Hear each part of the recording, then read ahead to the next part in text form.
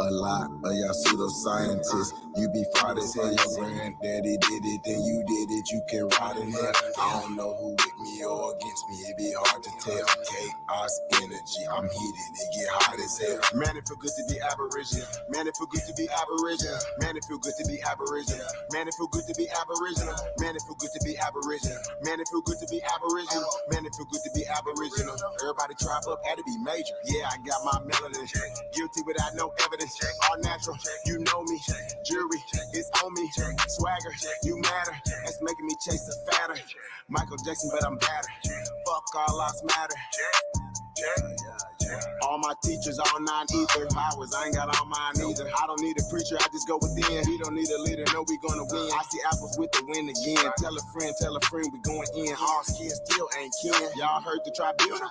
They sweat us dead like funerals. Winning record like 2-0. Fly a lot like UFO. Joe Biden, you a hoe. You a hoe and you not original. We ain't going nowhere, you pitiful. We keep coming right back, residual. We over here lit. You know fuck about who you with. We just correcting our status and shit. What do you know about your citizenship? What do you know about your status and shit? I hate suffixes like shit. Whole system ain't shit. Do something about this shit. You ain't gotta say it something like a king. This is what I seen when I had a dream. Shoulda had a scene. Do the right thing. Carbon-based beam.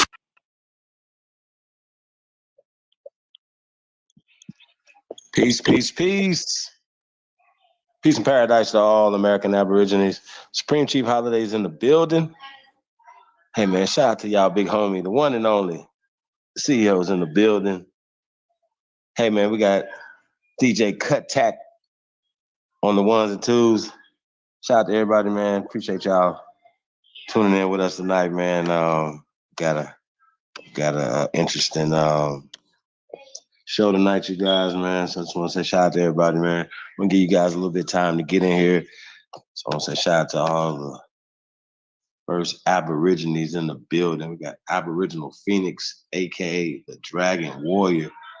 First Aborigine in the building. Sun Baby is in the building. Peace God. Snake God. Reginald Jones. Peace to the guys, man. Thank you guys for tapping in, man. Hey, do us a favor, man. Like, share, subscribe, man. Put this on all y'all social media platforms, man. Hey, man, this is a must-watch show tonight, man. Hey, man, we just gonna keep applying pressure, man. We're gonna get some infamous Trey Ali. We be right back, y'all. Let's go. We don't do it for him. All right, well, that's not infamous Trey Ali. Hey, we got Drop Bricks. Yeah. That's right. Royal. All of my needs, they royal. All of my needs, they loyal. We ain't the same, we ain't normal. We adore you. Baby girl, I adore you. Pretty face and she loyal. So the fiction crime, girl, you royal. Wait, royal. All of my needs, they royal. All of my needs, they loyal. We ain't the same, we ain't normal. Wait, adore you. Baby girl, I adore you. Pretty face and she loyal. So the fiction crime, girl, you royal. Wait. Woo. I just had to catch my breath. I just had to stack my checks. Shorty got ass, God bless. Damn. I just had to stack my chips. I just had to grab my grip. A lot of niggas mad I'm rich. I'ma have to smash they bitch. Pull up in a maxed out fit. VLN on the logo, moving solo with the stick. Block jumping like a pogo, come and pull up on the strip. Told her pull up and get lit. So she pulled up and she stripped. Damn, I don't need all the attention. I just need all of the pension. Ran the bill up like a piston. Wait, told them but they didn't listen. Fuck it, I teach them a lesson. I ain't got time for the stressing. Damn dog, is you kidding me? You know that we Aborigines. I don't give a fuck if you feeling me. As long as you watch how you grilling me. My knee G's making history. Brother, some diamonds at Tiffany's. She a carbon queen and she feeling me. So you know she matching my energy. Royal. All of my needs, they royal. My knee G's making history. Brother, some diamonds ain't normal. Wait, adore you. Baby girl, I adore you. Pretty face and she loyal. So the fiction crime, girl, you royal. Wait, royal. All of my needs, they royal. All of my needs, they loyal. We ain't the same, we ain't normal. Wait, adore you. Baby girl, I adore you. Pretty face and she loyal. So the fiction crime, girl, you royal. Wait. So the fiction crime, girl, you royal. You ain't got time for the low vibes, but you know I'm feeling your vibe. You a black woman, you go God. Hey, you could trust me, girl, I promise. My only choice, to be honest. I feel like it's perfect time. When we hit your party, we getting it lit. Hitting YBs if I need me a fit. He got the sauce, yeah, he got the drip. We gon' keep grinding it. When we hit your party, we getting it lit. Hitting YBs if I need me a fit. He got the sauce, yeah, he got the drip. We gon' keep. When we hit your party, we getting it lit. Hitting YBs if I need me a fit. He got the sauce, yeah, he got the drip. We gon' keep grinding until we get rich. Exotic, I need me a zip. My aborigines be with the shit. Rushing your shit and I call it a blitz. We tryna find us some money to split. Can't put then you fake, then you fake then. Free all my guys out the state pen. Her only wet, yeah, it's leaking. She said she want me to eat it. Had to ice her out, now she blinging. Dying for what I believe in. Dropping new heat every season. Call me a vet cause I'm seasoned. Call me a vet cause I'm healing the dogs. Roll me a wood, I ain't talking the law. Brought me some land, about to buy me a mall. Stand up nigga so I cannot fall. Chasing clout, then I won't get involved. Oh, that's your girl, then I'm testing the jaws. Said you was lame, so she gave me the draws. Feeling like Rick Ross, be boss, roll you. All of my needs, they roll you. All of my needs, they loyal you. We ain't the same, we ain't normal. Wait, adore. Baby girl, I adore you. Pretty face and she loyal. So to fix your crime, girl, you roll you. Wait, roll you. All of my needs, they roll you. All of my needs, they loyal. We ain't the same, we ain't normal. Wait, adore you. Baby girl, I adore you. Pretty face and she loyal. So to fix your crime, girl, you roll you. Wait.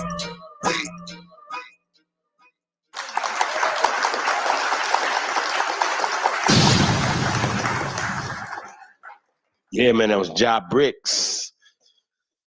Royal. Yeah, man, we're just gonna keep this thing going, man. Like I said, y'all, we're gonna keep applying pressure, man. We got some infamous Trey Ali from the Cowboys and Indians. The return of Doc Holliday. Legends never die. Let's keep applying pressure, y'all. It's pressure. Let's go.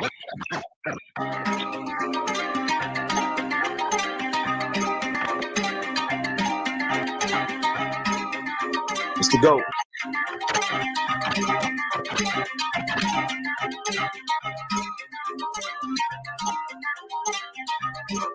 Cut! You're killing them.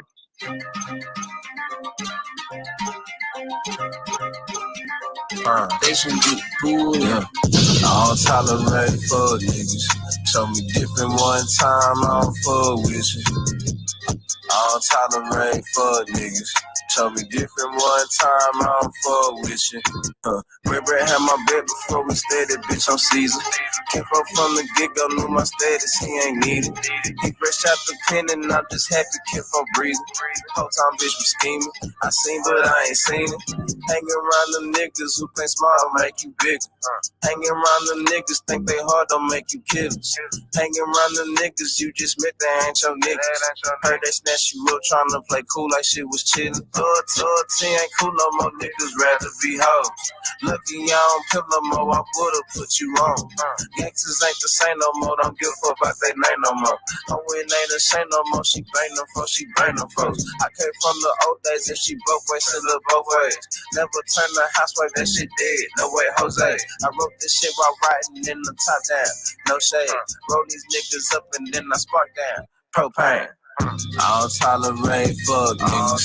Show me different one time, I don't fuck with you. I don't tolerate fuck niggas.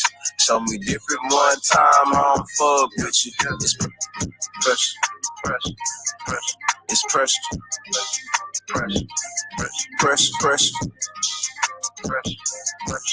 Pressure. It's riding in the floor, I do not kick it with form. AK only fans, all my choppers doing porn. Driving in they chest, them hollows, break this fucking insurance. Cock that bitch backwards, triggers pushing forward. I don't want your paper fee, our money got no gold. Fuck them reparations, restitution, get them gone. Tired of being target, so I target on my own. Handy with the chrome, John Wick, tombstone. Say positive. I don't want your paper free, our money got no gold. Fuck them reparations, restitution, get them gone. Tired of being target, I target on my own. And they with the chrome wig, tombstone. Say positive like COVID when testings and an investment. Voiding jabs like critical, they can't stand me. Crazy with the bird versus 10 for caption. Padded room, tools enough, fumes of masses. At the nose like gases, just me and some ratchets acting ratchet. We don't need extendos cause we aiming at your pimple. So much stuff up in the air, you swear the room on fire. Bodies everywhere, these bitches looking crucified. I don't tolerate fuck niggas. Different one time, I don't fuck with you. I don't tolerate fuck niggas. Different one time, I don't fuck with you. It's pressure.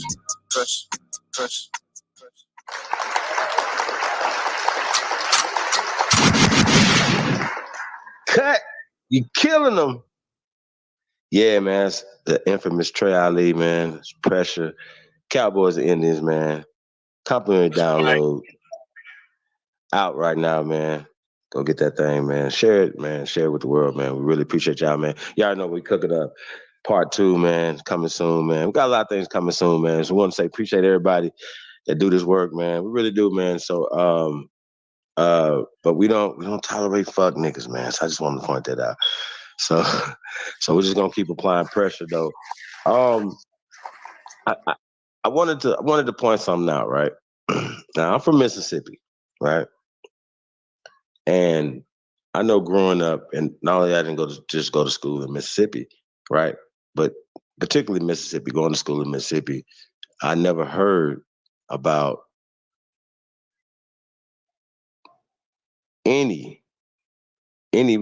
anybody of color fighting in any capacity, not even as a slave for their master at the time. Nobody, because that would have been too close to, going to the truth, right? You know what I'm saying? But it was never told that. It was always told the slave narrative was always pushed. You understand what I'm saying? And I know you guys, if you guys been around for a while, you guys have heard of the Daughters of the Confederacy, how they rewrote history and how then they adopted it around the country, right? What a lot of times though, when we're talking about pencil whooping somebody, it just doesn't apply to cheating in spades or something like that. No, but it actually, we're talking about paper genocide. What do you think they're using? They're using the pencil or now the computer. But the pencil, the pen is mightier than the sword. Okay, so y'all got to keep that in the back of your mind. This presentation is this video. This brother has a dope channel. So if you haven't subscribed to him, definitely, you guys got to definitely check this brother's channel out. Got a lot of great content.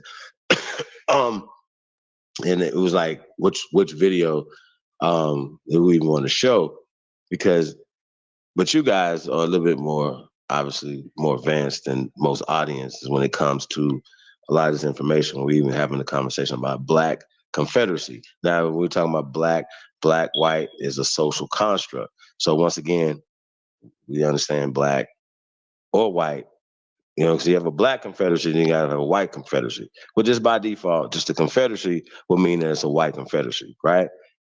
That the Confederacy is white. Now, what you guys are gonna see tonight, it's gonna blow you top of your wig all the way off. You know what I'm saying? You might have to tie it down or something, you know what I'm saying? Sew it back on, but it's about to blow your top off, man. It's really gonna be interesting. But when we talk about not being taught this history growing up, like, this is American history that's been hidden. Why are they hiding it? Right? Why are they hiding, the Black Confederacy, right? And when I'm saying Black for a reason, or the Colored Confederacy, right? Now, once again, I shout out to Tayshawn when we talk about the Confederate flag, as a thumbnail, you guys. Dope thumbnail, by the way. That's super dope. So I just want to let you know that. Dope thumbnail. When we talk about, like I said, I just remember growing up not even having a problem with the Confederate flag. The General Lee, I pointed this out, we talk about the car to General Lee that has a Confederate flag on the top of it. We were watching the Dukes of Hazzard And that wasn't crossing our minds. So, so just start thinking, just start going back. And they didn't teach us in school that the Confederate flag, especially in Mississippi, was a negative thing, right? Okay, so just start, when you start thinking back in your childhood and your schooling, even when you went into the university, or even sometimes you guys are students now, you're going through university or going through high school, middle school, whatever you're going through right now, you're learning something that somebody is programmed for their empowerment. So you got to always remember that. And we talk about words and word spells. Shout out to Lotus, the show he did earlier, breaking down words. Right? And so I just thought this would be a great that show was a great segue into this one.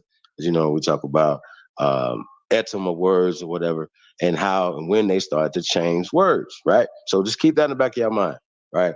I don't know if we're gonna be ready to pull this video up yet.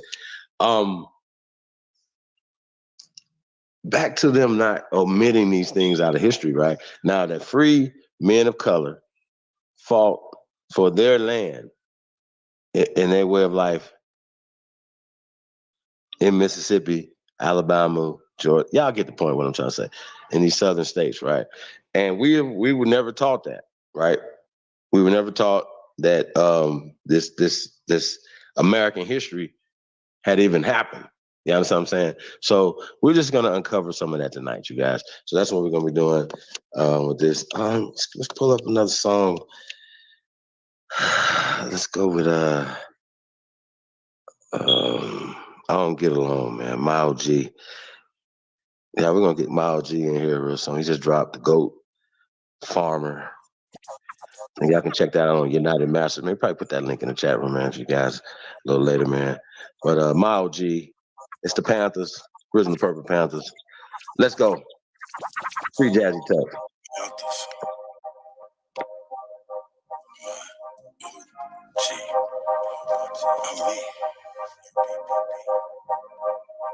I don't get along with niggas, I get along with bitches. I'm affiliates with gangsters, I don't conversate with snitches. Only move with the fam, we congregate for business. Only thing we got in common is to concentrate on riches. If somebody said we done it, confiscate the witness. Made $100,000 working out at Planet Fitness. Somebody said we done it, confiscate the witness. Made $100,000 working out at Planet Fitness. Somebody said we done it, confiscate the witness. Made $100,000 working out at Planet Fitness. Balled in my city, keeping it the trillest. So the hater world record, gon' put them in the Guinness. If you're real, then you fake. If you're fake, then you the real. Turn the game around, so now they celebrate the stitches. Yeah, I ride around with that Drake, cause these niggas is vicious. They'll clean a nigga house and they won't even do the dishes. See, these bitches act like niggas, and niggas act like bitches. All these bitches ready to fight, these niggas scared and toting switches. Try to imitate these rappers that's living so fictitious. Disrespecting dead people in their songs and making disses. I don't get along with niggas, I get along with bitches. I'm affiliates with gangsters, I don't conversate with snitches. Move with the fam, we congregate for business. Only thing we got in common is to concentrate on riches. If somebody said we done it, confiscate the witness. Made $100,000 working out at Planet Fitness. Balled in my city, keeping it the trillest. So the hater world record, gon' put them in the Guinness. I can only be me, let God be my witness. Did some shit when I was young, I had to ask him for forgiveness. But you only be me, let God be my witness. Did some shit when I was young, I had to ask him for forgiveness. But you only be me, let God be my witness. Did some shit when I was young, I asked him for forgiveness. Been betrayed by my family, and friends who turned snitches. I have yet to met a woman who did love to burn bridges. Time when I was younger, I ain't get no visits. I was looking for the love, words that I must have missed it. I ain't going back and forth, so I ain't playing tennis. I've been flossing since a young nigga, so I ain't paying dentist. Use the kitchen like a lab, but I ain't playing chemist. Talk to get it till it's done, I ain't never saying finish. So whatever's been diminished, always be replenished. Really got it out the mud, everything I do authentic. I don't get along with niggas, I get along with bitches. I'm affiliates with gangsters, I don't conversate with snitches. Only move with the fam, we congregate for business. Only thing we got in common is to concentrate on riches. If somebody said we done it, confiscate the witness. Made $100,000 working out at Planet Fitness. Black balled in my city, keeping it the trillest. So the hater world record, gon' put them in the Guinness.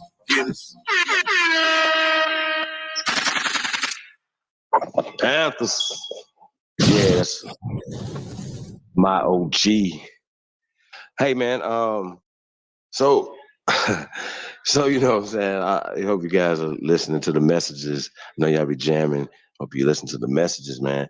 You know, I talk about this. We ready to pull this video up on Black Confederacy, right? But I just wanted to point this out, right? Some observations that I've been making. Like I said, real is not real anymore, you guys. I really think that we're living in a bizarro world at this point. The real talk. I'm just saying, you got people that say that they're living by certain codes and rules, right? But then those same codes and rules don't apply based off of popularity contests or some, I don't know. This guy has a budget or some money. It's just a lot of weird stuff be going on, man. I don't feel like that these things would happen unless the people supported it. Yeah, when we talk about supporting the real, like it's the real thing. Like just, I don't know, like the authentic shit don't get the support. Even we talk about like a lot of the great teachers that we talk about, some of them even had to get endowments. A lot of the great teachers that you guys believe in, they had to get endowments from the Ford Foundation and the Rockefellers and the Carnegies and all these other people. But you know for a fact that by doing that, they're not going to be able to be effective for any change or any upliftment of our people. You know what I mean? So that's what we're talking about with the propaganda, which is in the educational system, which is in most Abrahamic systems as well. It's embedded. They go hand in hand, which has infected the whole social construct of America, right? And it's just facts. So words matter. So like I said, you guys are going to be hearing words. You're going to be seeing things. You're going to be like, damn, that makes sense. Sometimes it's right under your nose, literally. And that's what we're going to be talking about. God, let's get one more song in, man. Let's go with CT. Let's go down to St. Louis, man. Shout out to St. Louis. Mound City. Yeah, man, it's Judgment Day, man. It's Judgment Day for all these fake people out here, man, putting on this fake information, man. It's Judgment Day, man. So we're going to be right back after this song, man. We're going to pull this video up for you. Let's go. Let's to go. With another one. No. Say what they gonna do when it's Judgment Day. Yeah. Brand new Glock just came today. Make 45 bands on a rainy day. I done ran on my cake in a major way. Hold on 1 second, just made a play. Had a combo with God, ready to pain away. See, I'm leaving too fast, take a day. Today, I'm a blessed for sure, so I say my grace. Gotta answer that door when it's Judgment Day. Brand new Glock just came today. Make 45 bands on a rainy day. I done ran on my cake in a major way. Hold on 1 second, just made a play. Had a combo with God, ready to pain away. See, I'm leaving too fast, take a day. Today, I'm a blessed for sure, so I say my grace. Gotta answer that door when it's Judgment Day. Days I was broke, I wasn't having no dope, they never knew cause I wasn't popping. I'm not a baby when I was there looking for money, I'm tapping off for my pocket. I was a young boy, no NBA, going broke again, there ain't no option. Houston, but I keep me a rocket. Dressing all white, got me feeling like Gotti. Judgment Day coming, I ain't scared of nothing. I got off my ass and I start counting hundreds. Started bags, started off as an onion. Finessing man, he ain't see that shit coming. His ass, butterflies in his stomach. Throw the window down, boy, start dumping. Like a shooter round, he got a bucket. He a shooter now, he say he thugging. From out of the band like he David Ruffin. Gun in hand, he look ready for something. He Superman, he feel like he the tough thing with a plan. Don't keep pressing his buttons. If it's up, then he go in the dumbest. Pole, you would think he a bummer. On his ass, hop out right on your butt. Oh, you stepping with this nigga be stomping. Block this came today. Make 45 bands on a rainy day. I done ran on my cake in a major way. Hold on 1 second, just made this late. Had a combo with God, ready to pain away. See, I'm leaving too fast, take a day. I'm a blessed for sure, so I say my grace. Gotta answer that door when it's Judgment Day. Brand new block just came came today. Make 45 bands on a rainy day. I done ran on my cake in a major way. Hold on 1 second, just made a play. Got rid of pain away. Tell me moving too fast, take a day to day. I'm a place for show, so I say my grace. Gotta answer that door when it's judgment day. Y'all shall not judge, they do anyway. Sour niggas mug, turn to lemonade. Don't care who we was, we not that today. Don't show me no love, you not here to stay. Like a bug, they be all in your face. Off the mud, they ain't do me no favors. I got too many flavors. Call us up, but ain't all y'all good players. Hey man, I be ballin', they bitches be calling, so often. I swear that I do. These niggas put trust in the hoe and don't even know she the one talking. That's all. As soon as you see them, no need to ID them, they laid in the coffin. Be careful when looking for trouble, might knock on the door of a slaughter. Brand new Glock just came today. Make 45 bands on a rainy day. I done ran on my cake in a major way. Hold on 1 second, just made a play. Had a combo with got rid of pain away. Tell me living too fast, take a day to day. I'm a blessing for sure, so I say my grace. Gotta answer that door when it's judgment day. Brand new Glock just came today. Make 45 bands on a rainy day. I done ran in a major way. Hold on 1 second, just made a play. Had a got rid of pain away. Tell me living too fast, take a day to day. I'm a so I say my grace. Gotta answer that door when it's judgment day. It's the go. Cut, you killing them.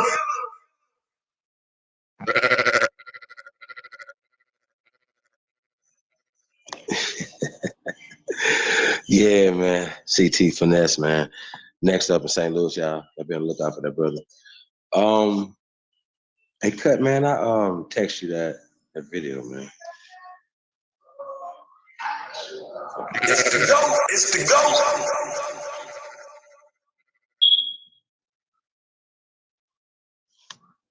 Say shout out to all American Aborigines, man. We got a copper tone, follow our heritage of tone in the building.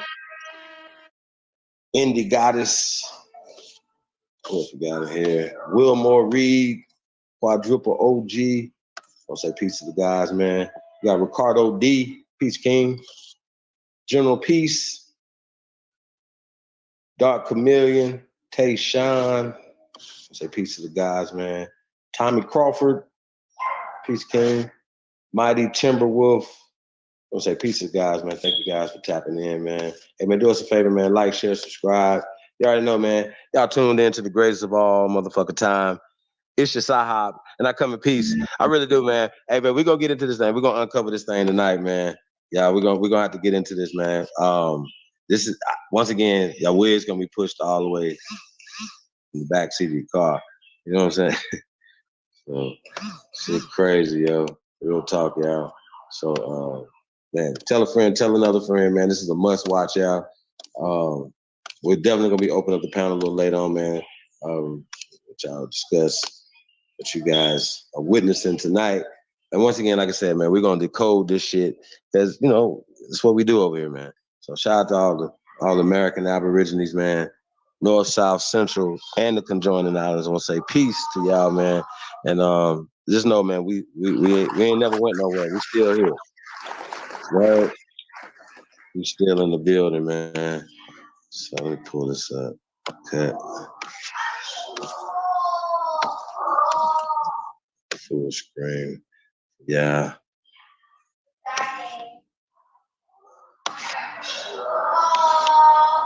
You might want to make a full screen of your end. Kuttack.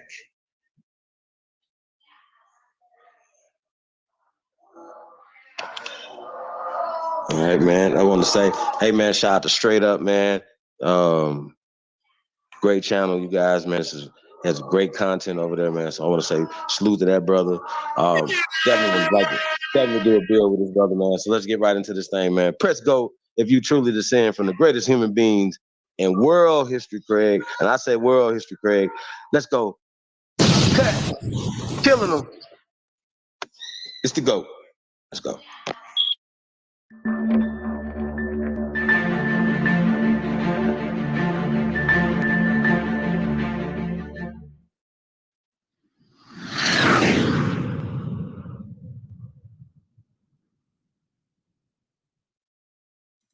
Hello and welcome to my channel. If you are a subscriber to my channel, welcome back and thank you for your interest and support. If you aren't a subscriber but you'd like to see more, please like, subscribe, and click the notification bell so you don't miss any new interesting videos.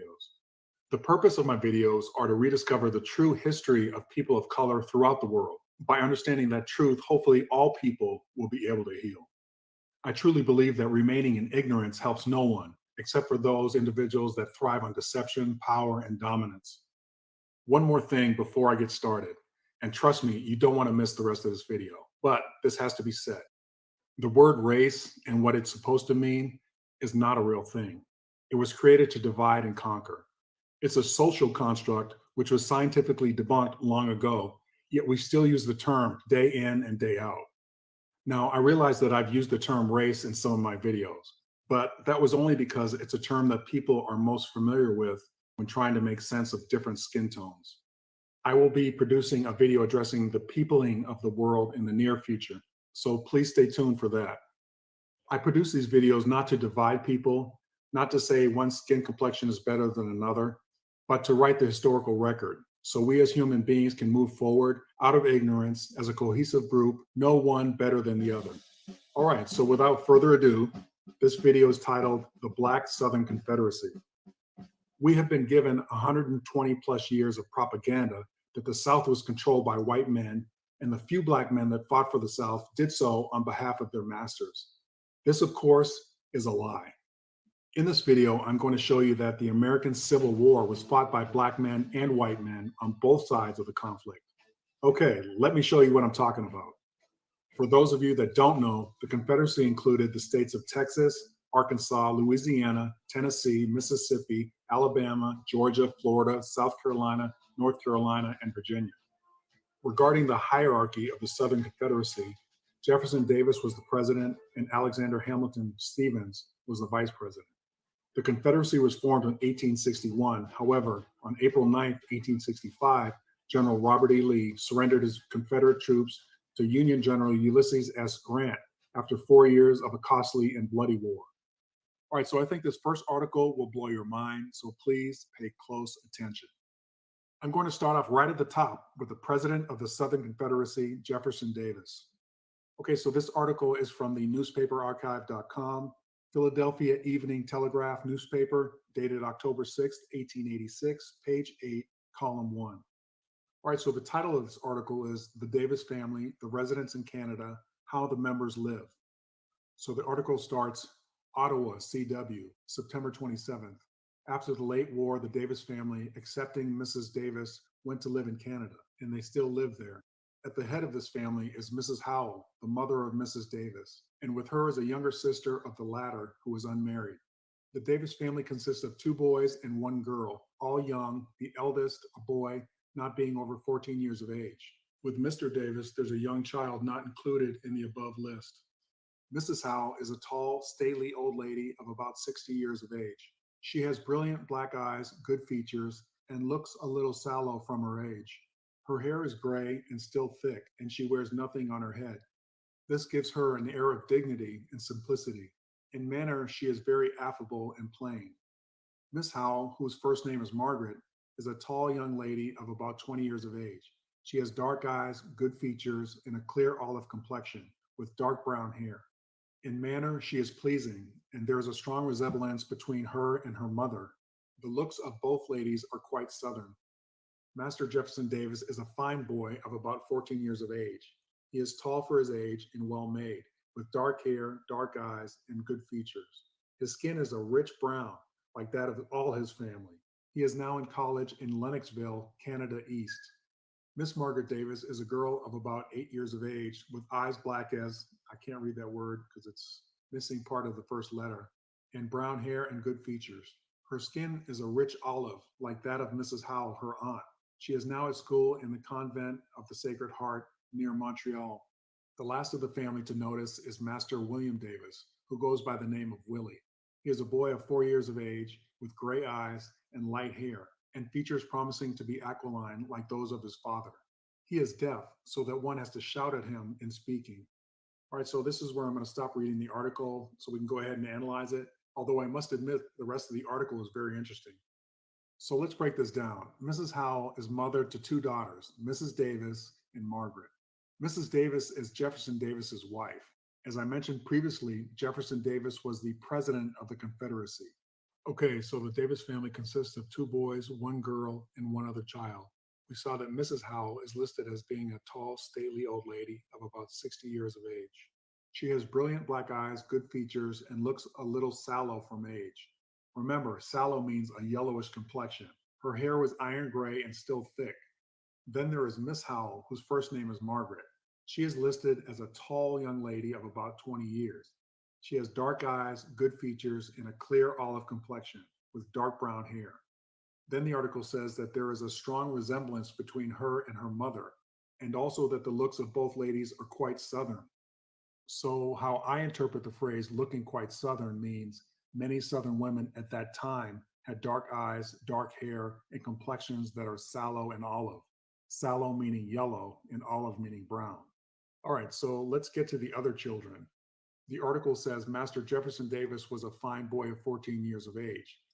He is tall for his age and well made, with dark hair, dark eyes, and good features. His skin is a rich brown, like that of all his family. Folks, is that sinking in? I'm going to go ahead and repeat that last part, like that of all his family. So let's go ahead and look at the next child, which is Miss Margaret Davis. She was a girl of 8 years of age, with eyes black as unreadable, and brown hair and good features. Her skin is a rich olive, like that of Miss Howell, her aunt. All right, so let me reiterate what I just said. I said a rich olive, okay? They didn't say regular olive, a rich olive, which means it's an enhanced color, a darker color. All right, so looking at the last child, Master William Davis, he is 4 years of age with gray eyes and light hair and features promising to be aquiline like his father. He is also deaf. Wow, right? Weren't we taught that the Southern Confederacy was basically all white? Weren't we all told that only white people were in charge of the South?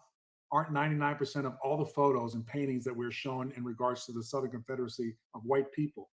I'm not making this stuff up, folks, but there is a reason it's been left out of the curriculum. What I'm showing you here is that Jefferson Davis, the president of the Confederacy, had a black family. Let that sit with you for a minute. Remember, when I read the description of Master Jefferson Davis, the 14-year-old, it says he has a rich brown, not a light brown, not a sallow, a rich brown complexion like that of all his family. Please remember, words are key. That's why I'm emphasizing these important descriptive words so that it really brings home what this family looked like. Folks, this war was not about black and white. This war was a fight about cultures, money, and power. Southern black men, black women, white men, and white women were fighting for their way of life. Of course, I think it was disgusting to fight to keep the institution of slavery. These people and that part of their culture were sick, but that was part of the Southern culture at that time. What I'm saying to you is, we have been lied to regarding who these people were and who had the power at that time in history. The reality was, the South was full of families of color that were wealthy plantation owners, statesmen, bankers, doctors, preachers, teachers, soldiers, farmers, etc. This is not to say the South was not overrun with Negroes that were enslaved. However, as I will explain later in the video, and I'm sure I've touched on it in prior videos, Europeans of color at this time were not to be confused with American Negroes, aka Indians. I have over 25 articles of accounts of wealthy colored people and families in the South and Midwest, and that's not including wealthy families of color in the northern and western parts of the country. I will have to do a video on those wealthy families of color in the very near future. Also, these photos we are shown today are not legitimate. These photos we are shown have been substituted by photos of white people. I think some folks watching my videos believe the photos and paintings of white people that I present are of people of color passing for white. That is not the case. The reason I show you these photos are to highlight and emphasize the contradictions between the descriptions that are written and the photos we are given representing these various historical figures. I believe the original photos and paintings, etc., have been destroyed or hidden away. Maybe that's one of the reasons why many Southern states passed laws against Negroes learning to read. I just wanted to clear up this issue about photos I'm presenting going forward. Okay, I'm going to move on to another article, and this one is about Verena Davis, the wife of Jefferson Davis. This article is from the Army.mil website. Basically, it's the U.S. Army's website. Anyway, this article was published on January 30th, 2015 by Eric Durr, New York State Division of Military and Naval Affairs. All right, so this article reads, Saratoga Springs, New York, October 8th, 2014. A university professor who is also a former government code breaker and a retired college financial aid director teamed up to transcribe and decode the secrets in a 150-year-old Confederate diary discovered in the collections of the New York State Military Museum in Saratoga Springs, New York. The Military Museum is administered by the New York State Division of Military and Naval Affairs, the state agency which oversees the New York Army and Air National Guard. Written in 1863 and 1864 by Confederate Army Lieutenant James Malbone, an officer in Company B, 6th Virginia Infantry, the diary records information about soldiers in his unit, items he's bought and sold, his African-American slaves, the faithfulness of other officers' wives, Confederate deserters, women, and military movements. You know, before I go forward reading this, I just wanted to comment where it says African-American slaves. Obviously, back in 1863 and 1864, the term African-American obviously was not used, but it also indicates that these folks writing the story want to portray that the people of color at that time were all from Africa, and that is far from the truth, as we are witnessing by all the videos that I'm producing, as well as other videos being produced that pertain to the same subjects. In essence, it's a way of disassociating European people of color from their heritage and American Negroes/Indians from their land. To keep some of this private, Malbone used a code of letters and symbols. Among that coded information is Malbone's speculation about race of Varina Davis, the wife of Confederate President Jefferson Davis. Encoded in his diary, Malbone recorded that he saw her and that she was dark complected and had a very, very brown skin, dark eyes, and high cheekbones, wide mouth. This was undoubtedly a reference to African-American features and possibly ancestry, said Dr. Kent Boakland, who broke the code. Again, you can see that reference to African-American. All right, so it goes on to read further. In the slave-owning Confederacy of 1864, these musings would have been explosive statements, said Boakland, a Queens College associate professor of computer science and National Security Agency trained cryptographer. Boakland, who has decrypted other historic documents, said people used codes in their diaries to keep military information, gossip, and ruminations about sex a secret from prying eyes. Malbone's diary contained a little of each. So I'm not going to read the entire article. I just wanted to read the section on Varina Davis because the first article I read to you didn't specifically describe her appearance. But now you know how her children got their looks. All right, so back to this article. Do you see where it says Malbone recorded that he saw her and she was dark complected and had very, very brown skin, dark eyes, high cheekbones, and a wide mouth? Now, they're saying that this was a reference to her African-American features and possibly ancestry. However, I hope if you've been watching my video series, you realize that she probably came from a European family of color. There is also a possibility that she was mixed with indigenous American blood, AKA Indian blood. So let's take a look at what photos Google has for Mrs. Davis. Let's see if they portray her with this very, very brown skin. These photos aren't even close to matching the description. So let's take a look at the Davis family children. I sure don't see a rich olive or rich brown skin on any of them. Maybe it's just me, but do you guys see it? All I see are very pale complexions. Let's look at a painting of Varina Davis in a pendant from the Smithsonian Museum. Again, do you see a very, very brown skin? How about a brown skin? How about a light brown skin? This is what I'm trying to reveal to you. These paintings, photos are all bogus. All right, so let's look at one more example of what Mrs. Jefferson Davis looked like. This page comes from the book, The Davis Memorial Volume, Our Dead President, Jefferson Davis, The World's Tribute to His Memory by J. William Jones, D.D., copyright 1889. All right, going to page 313. This page goes on to read, Mr. Davis was received here with distinguished honors, and quarters were assigned him at the Spotswood Hotel, which then stood at the southeast corner of Main and 8th Streets, but was destroyed by fire December 25, 1870. Here speeches were made, welcome after welcome extended, and crowds pressed forward to be introduced to Mr. Davis and the members of his family. Mrs. Davis was thus described. She is a tall, commanding figure with dark hair, eyes, and complexion, and strongly marked characteristics which lie chiefly in the mouth. With firmly set yet flexible lips, there is indicated much energy of purpose and will, but beautifully softened by the usual sad expression of her dark, earnest eyes. Her manners are kind, graceful, easy, and affable, and her receptions are characterized by the dignity, suavity, which should very properly distinguish the drawing room entertainments of the chief magistrate of a republic.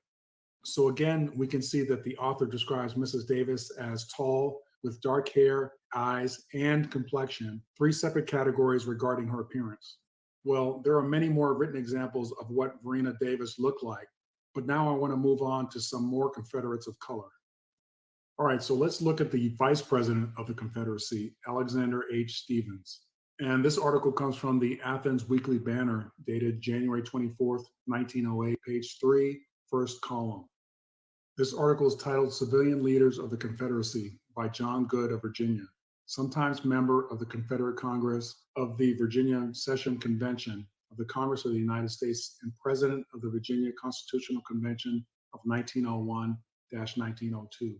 The article subheading reads Alexander H. Stephens, and the article goes on to read, the first I ever saw of Mr. Stephens was on the 22nd day of April, 1861. He had been sent as a commissioner by the government at Montgomery to negotiate a treaty of alliance, offensive and defensive, with the Commonwealth of Virginia, and I had the honor to represent the convention as a member of the committee appointed to receive him. It will be remembered that Virginia was, for a short time, an independent nation. She had seceded from the old nation, but had not accepted the new one, nor could she do so until a vote was had by the people upon the ratification or rejection of the ordinance of secession. Mr. Stephens impressed me at the time as a most remarkable man. In personal appearance, he was very slender, his complexion 100 pounds. He had a metallic voice of far-reaching power and a wonderful penetration. All right, for the sake of time, let's just get to the heart of it.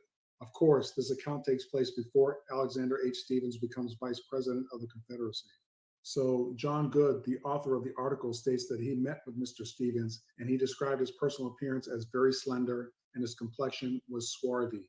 In my opinion, the author didn't mention his hair color or eye color, but went right for the distinguishing feature, which was his complexion, aka skin color. All right, so let's look at a photo of Alexander H. Stephens. This one was found on Google. Not seeing the swarthy complexion? Don't you all find it weird so far that these descriptions are published in many sources, but as I mentioned in previous videos, no one talks about these people's descriptions, only their deeds. Although if they did happen to mention their descriptions, for some reason, and I say this facetiously, they generally talk about hair color and eye color, failing to mention their complexions, skin color, or hue. Maybe it's just that they don't want to get into a discussion about it. All right, I'm going to take us away from these articles for a minute so I can show you real quick that Mr. Stephens' swarthy complexion, and basically all swarthy complexions, generally refer to complexions assigned to people of color. Let me show you real quick what I mean. Again, I'm going to preface this. I'm not speaking about white people with tans. There's a huge difference. And as Judge Judy says, let's not play with each other. Now, I have plenty of viewers commenting on various videos stating that swarthy complexions are not assigned to people of color. They believe that swarthy complexions refer to either white people with dark hair and dark eyes or white people that have tans from being outdoors.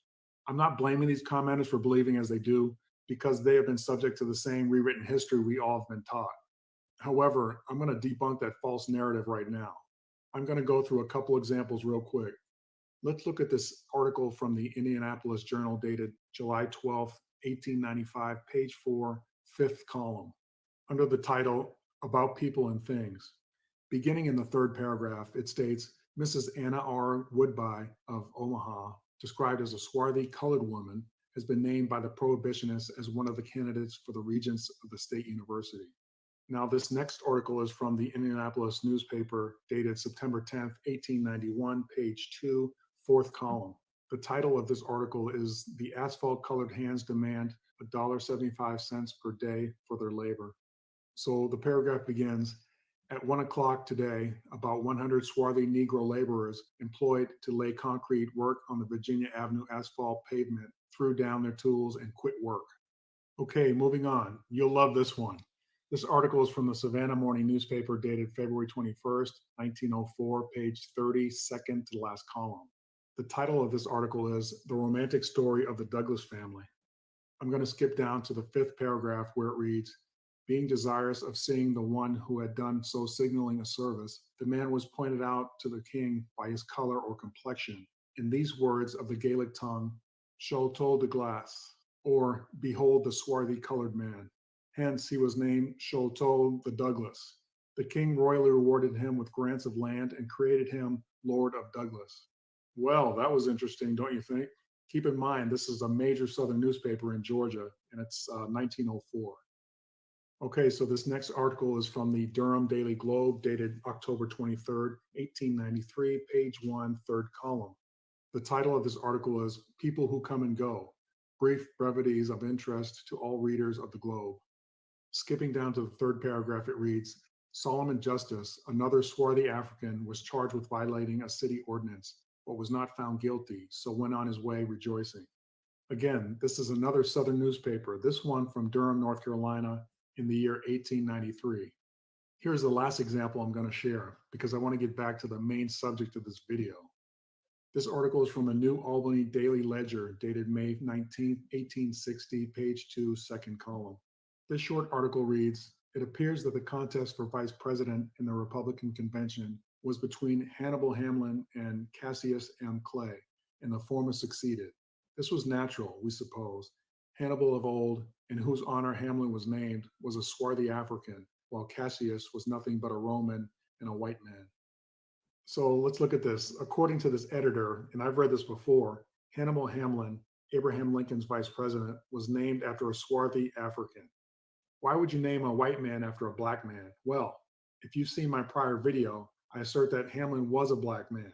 You also saw where the editor states, this was natural, we suppose. I believe he made that statement because Hamlin was black, but also because black men were numerous in the Republican Party at that time. So basically, the editor jumps to a conclusion thinking that Hamlin was only voted in by the Republican Party at the convention because he not only is he a black man, but he has a black man's name, where his opponent was named after a white man. So of course, they're not going to choose him. So why would this editor have this sarcastic view? Well, here's an interesting fact, and I did a little digging. According to the Carnegie Center for Arts and History, they state that this newspaper editor sided heavily with the Southern cause, yet he still assigned the term swarthy to an African man. So my whole point here with these particular articles is to point out that the term swarthy was used to describe dark-skinned people, whether they be Africans, Europeans of color, or any dark-skinned individuals. Okay, as always, I have plenty more examples of the term swarthy describing people of color, but the video must go on. Okay, so let's move on to the next article. And this one is from the Cincinnati Daily Commercial Newspaper, dated October 20th, 1865, page 2. The title of this article is Alexander H. Stephens, the ex-rebel vice president, and John H. Reagan in the Metropolis, Mr. Stevens' appearance, future movements of the party. This article starts out, Alexander H. Stephens, ex-vice president of the Confederate States, accompanied by his brother, Judge Linton Stevens, who remained 6 weeks in prison with him in Fort Warren, and ex-Postmaster General John H. Reagan arrived in this city last evening on the 8 o'clock train and put up at the Astor House. Okay, I'm going to skip down to the next paragraph that reads, John Reagan, his companion and fellow sufferer in the same cause, in appearance is the real type of true Southern gentleman. He is tall and commanding in form, we should say 6 feet in height, with an uncommonly well-built frame, and head well balanced on shoulders that Apollo might envy, with dark brown hair within a shade of black, a full beard and mustache of the same color, a dark complexion and flashing black eyes that set off admirably by their brightness, their dark surroundings. Reagan is what the world would call a handsome man. Unfortunately, this article describes Alexander H. Stephens in every way except his complexion. Fortunately, we've learned that his complexion was swarthy from the previous article. And might I add, we have now confirmed who swarthy pertains to. Okay, so what I've gleaned from this article is that John H. Reagan was the Postmaster General for the Confederacy under Jefferson Davis. We also see that he is described as the real type of Southern gentleman. So in my mind, that means he looks like the typical Southerner of that era. So let me get back to his description that makes him the real type of Southern gentleman. The article describes John H. Reagan as tall and commanding in form, 6 feet in height, uncommonly well-built frame, head well balanced on shoulders that Apollo might envy. Dark brown hair within a shade of black, a full beard and mustache of the same color, a dark complexion, and flashing black eyes that set off admirably by their brightness, their dark surroundings. Reagan is what the world would call a handsome man. Now, look at the photos I found for him. Where is the dark complexion? How are his eyes set off by the dark surroundings? What I do hear is that Southern gentlemen have dark complexions, something that I was never told in school. Now, there is one more person in the article. His name is John Linton Stevens, Alexander H. Stevens' brother. He was a Supreme Court justice for the state of Georgia. Let's take a look at his description. All right, so this paragraph starts off, Judge Linton Stevens, brother to the late vice president, is a very fine-looking man of full habit and ruddy complexion, and the last man who would be taken as the brother of Alexander.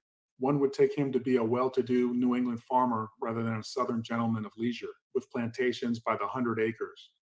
All right, so looking at this, Judge Stevens has a ruddy complexion, who apparently resembles a New England farmer rather than a Southern gentleman of leisure. Okay, real quick, ruddy is a reddish-brown color.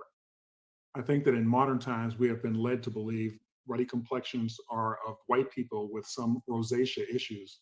That is not a complexion. Look at this photo of what I mean by rosacea. And remember, the term complexion denotes the skin on your entire face and generally your body. I had several people comment on previous videos regarding the definition of a ruddy complexion, saying it was like a reddish brown color. I would tend to agree. However, just like the word brunette, the meaning was unofficially changed in the early to mid 1900s to validate the rewritten history we were all taught.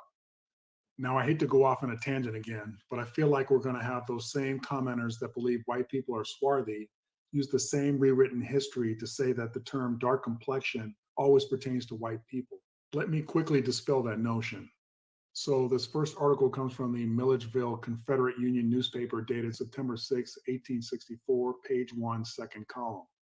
The ad states, "Stop the runaway. Runaway from Macon, Georgia on the 14th day of July instant. A Negro boy named Charles, aged 20 years, 5 feet, 10 inches, dark complexion, flat nose, and weighs about 165 to 175 pounds. I will pay a suitable reward for his delivery to me at this place or his confinement until I get to him." All right, so this next article is from the Augusta Weekly Chronicle and Sentinel, dated March 5th, 1856, page 6, last column. The title of this ad is Public Sales, Burke Sheriff's Sale. And as you can see, it's a long list of Negroes for sale. I'm not actually going to read the whole list because that would take too long, but feel free to pause the video and you can read the list for yourself. All right, so it goes on to read, will be sold on the first Tuesday. Unfortunately, I can't read that part because it's messed up, but it picks up in said county within the legal hours of sale.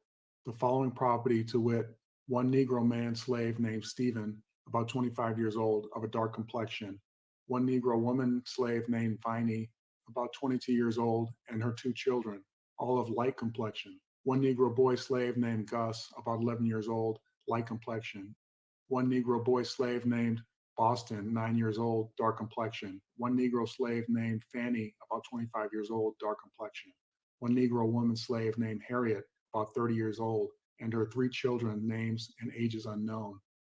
Bill, a boy about 8 years old, Carter, a boy 6 years old, both of the last mentioned of a dark complexion. Charles, a man about 32 years old, dark complected. Aaron, a man about 45 years old, light complected.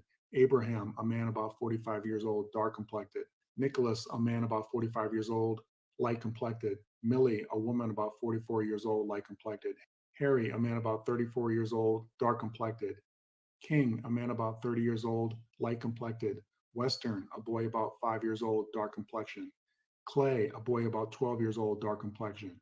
Taylor, a boy about 10 years old, dark complexion. Doc, a boy about 8 years old, light complexion. Nick, a boy about 6 years old, light complexion. Moselle, a girl about 1 year old, light complexion. First of all, this turns my stomach. This is what we refer to as human trafficking today, but a lot worse. Unfortunately, history is filled with the good, the bad, and the ugly. Okay, so looking at this list, we can see 2 main complexions attributed to these people referred to as Negroes, dark complexions and light complexions. Do those complexions look familiar? They should, because they mean the same thing, Black people, AKA people of color. I want to bring your attention to another point that's quite obvious to me now. After researching for several years and listening to other researchers, generally, when I see the word Negro in literature from the 1600s to the late 1800s, the term Negro was assigned to the indigenous population of America, AKA Indians, or the indigenous population of the Caribbean, Most often, Negroes were given first names or they assigned themselves a first name. This is how you will most often see them referred to. They generally did not have last names. They obviously had indigenous names, but of course, those were probably too hard for Europeans to pronounce. Plus, psychologically, I'm sure it was an attempt to break them mentally from their culture. So, in my opinion, to facilitate that mental break, they were only given first names. I will tell you this, Europeans generally felt that the indigenous, aka Negroes, were savages, no more than animal. Of course, there are always the exceptions to the rule. There were plenty of marriages that occurred between the two cultures. However, this loathing Europeans had was evident in the countless literary works published over the centuries. Europeans would never give Indians their last names. This was a ridiculous notion. Europeans prided themselves when it came to their family names and family crests. When you do read about a Negro with a first name and last name, generally it was because they were a runaway, posing as a freedman or a European of color. Often when seeing runaway ads, you will see it say something like, runaway Negro, calling themselves, insert first name, insert last name. Or there were plenty of instances where free Europeans of color were kidnapped from a non-slave state and forced down south and sold into slavery. So please, wake up and smell what's cooking. The reason this propaganda was put into a rewritten history was to again validate why so many Black people have European names. All right, I hope you start understanding the sheer magnitude of this research. All right, are you saying WTF to yourself yet? If not, you might after this next article. Let's take a look at one of the most exalted Confederate generals, Robert E. Lee. So for this gentleman, and I say that loosely, we go to the United States of America Congressional Record. It's titled Proceedings and Debate of the 90th Congress, Second Session, Volume 114, Part 7, March 28th, 1968 to April 9th, 1968, by the Government Printing Office, Washington. Okay, so why did I read you that long title? I read it to you because this is the Congressional Record, an excellent primary source, and they are discussing Robert E. Lee's family line. So on page 8727, they are speaking about Richard Lee, who was the first Lee in America. He was the sixth generation ancestor of Robert E. Lee. Now, turning the page to 8728, it goes on to read, Richard's descendants prospered through the following century until the time of the Revolution. There were no more illustrious names in the annals of the new republic than the Lees, except that of Washington himself. Such Lees as Richard, Henry, Arthur, Thomas, William, Francis, and Lightfoot were men of station, ability, wealth, and integrity. 2 were signers of the Declaration of Independence. The list of members of Congress, governors of Virginia, and other holders of public office was endless. Young Robert E. Lee grew up in the midst of this tradition. Robert E. Lee decided on a military career at a very early age. In fact, as a young boy, he decided he would go to West Point. He finally ended up there when he was 18 in 1825. When he entered West Point, he had brown hair, a dark complexion, gray eyes. He was 5'10" and weighed 180 pounds. Robert E. Lee was the son of Henry, Light Horse Harry, Lee of Revolutionary War renown. It was he who coined the patriotic phrase with reference to Washington, first in war, first in peace, first in the hearts of his countrymen. So we can see here that Robert E. Lee was described as having dark brown hair, a dark complexion, gray eyes, and he was 5'10" and weighed 180 pounds. So we can see that he's described with 3 main categories: dark hair, dark complexion, and gray eyes. That said, looking at photos of General Lee, where's the dark complexion? I don't see it. The real question is, where are all the real photos of all the people that I'm presenting? As I've said in other videos that I've made regarding people of color, Robert didn't develop this dark complexion on his own. It was obviously passed down by his father, mother, or both. All right, are you guys ready to continue down the rabbit hole? Here we go. Now, let's take a look at Alfred Lee.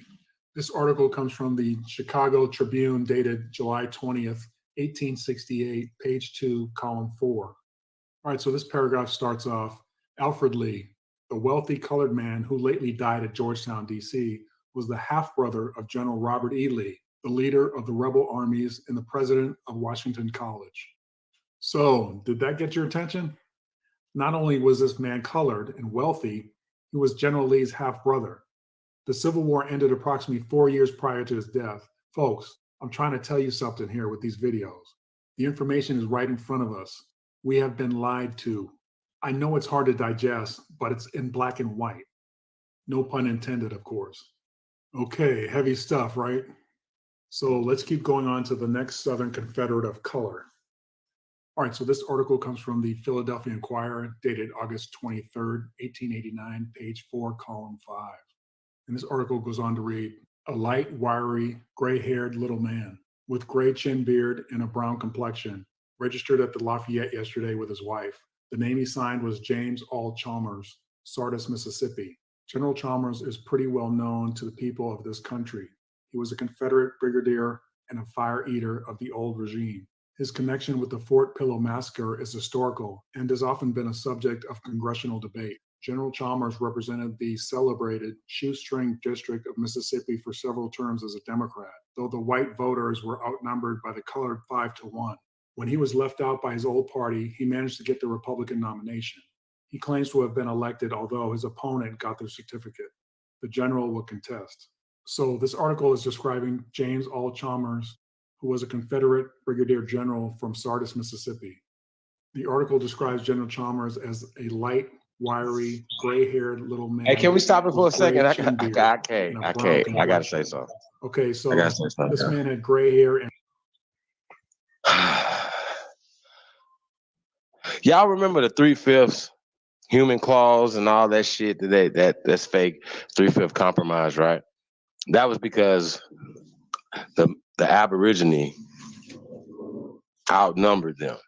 Okay, so they're telling you right here in Mississippi, right, that the Negro outnumbered them 5-1. So that's probably more like 50-1. You understand what I'm saying? But they, you know what I mean? So I got, it's a lot of other things I want to address, but I had to address this right here because just imagine what we're saying. We still outnumber, we still the largest voting bloc, especially in the South. We still have the majority still in the South. Let that sink in just a little bit. Just let it sink in just a little bit. Let's go. Let's get back to it. Shit. Shot straight up, though. Yet his complexion is still brown. I hope you're hearing me. Again, he had a brown complexion, not light brown, not tawny or sallow, brown. Okay, there was one other thing in that article that I thought was very important. It mentioned that white voters were outnumbered by colored 5-1. To me, it sounds like a real motive for white supremacists to try to take over because guess what? Colored people had the right to vote after the Civil War, and they were going to get outvoted every time. So what do you think they did? And this outnumbering in Sardis, Mississippi was not exclusive to them. It was all over the South. So in response, they formed the White Leagues and the KKK. Now, unfortunately, I can't get into this right now, but I will be doing a video addressing this very issue. All right, so let's keep marching on to the next Confederate general. All right, so this article is from the Cumberland Daily Times, dated May 18th, 1887, page 3, column 5.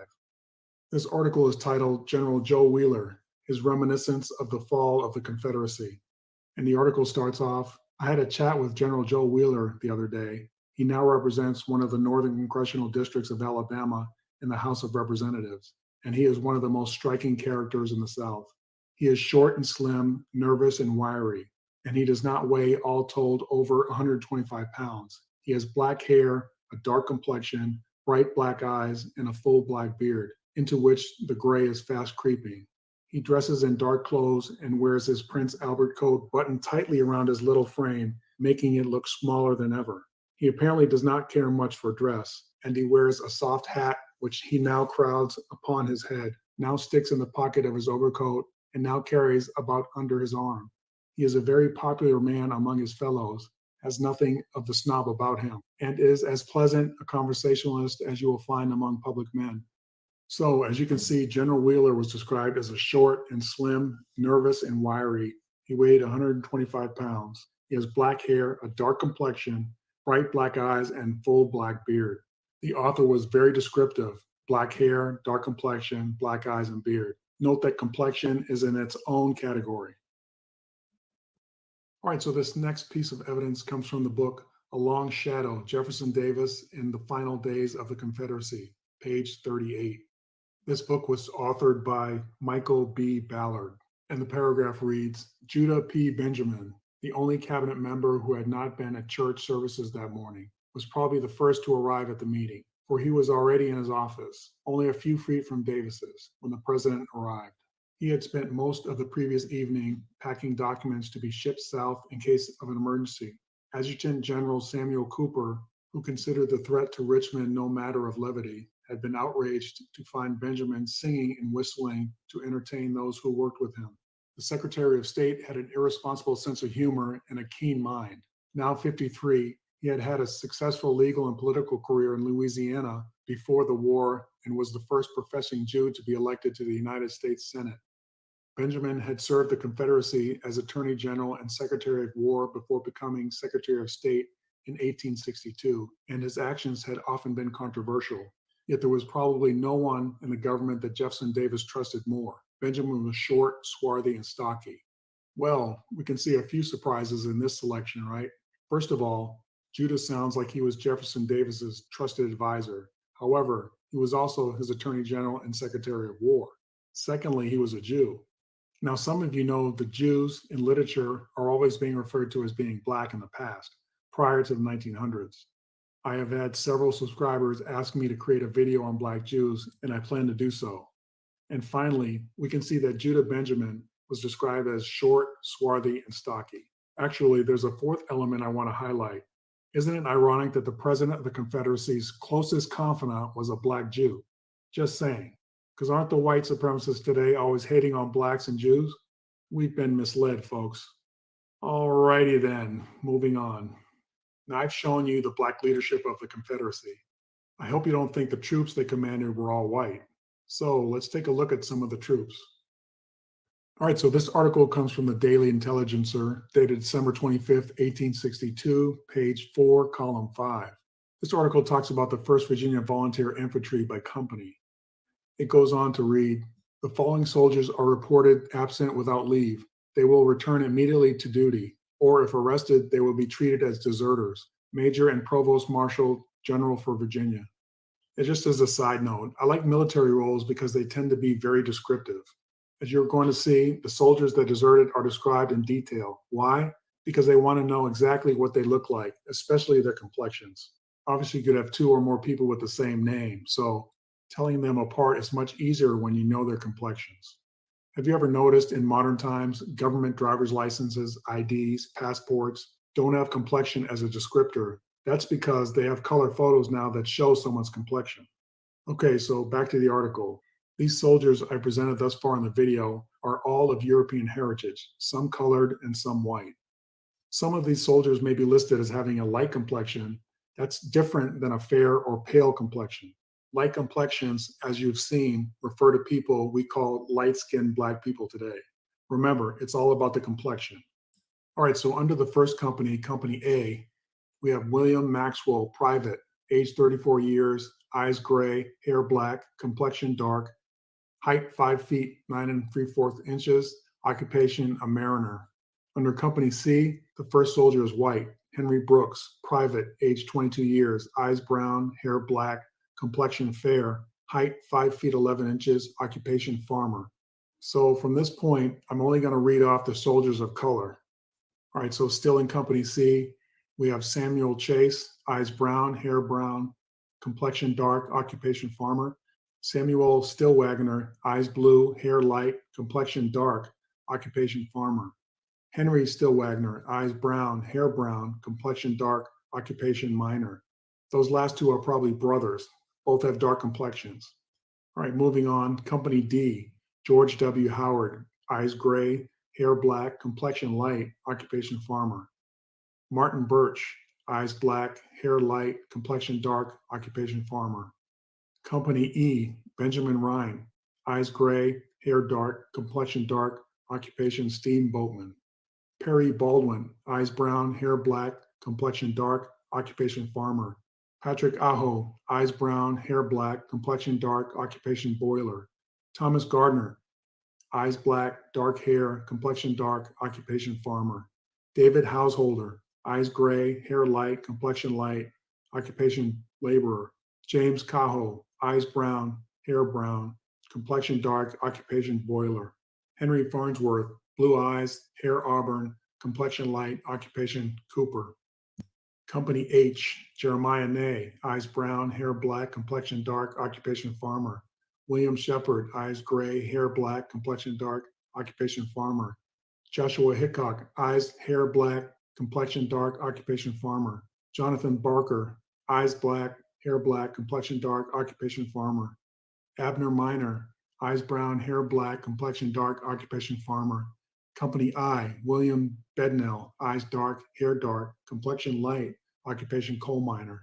Company K, George M.V. Pierce, eyes blue, hair dark, complexion dark, occupation laborer. William Kirkland, eyes black, hair black, complexion dark, occupation farmer. Okay, that took a little bit of time, but as I mentioned, complexion tells the story. There were 34 soldiers listed in this article. 21 of them are men of color. That tells me something. These soldiers were from Georgia, and a majority of these men were of color. That gives me insight into how many soldiers of color were fighting for the Confederacy.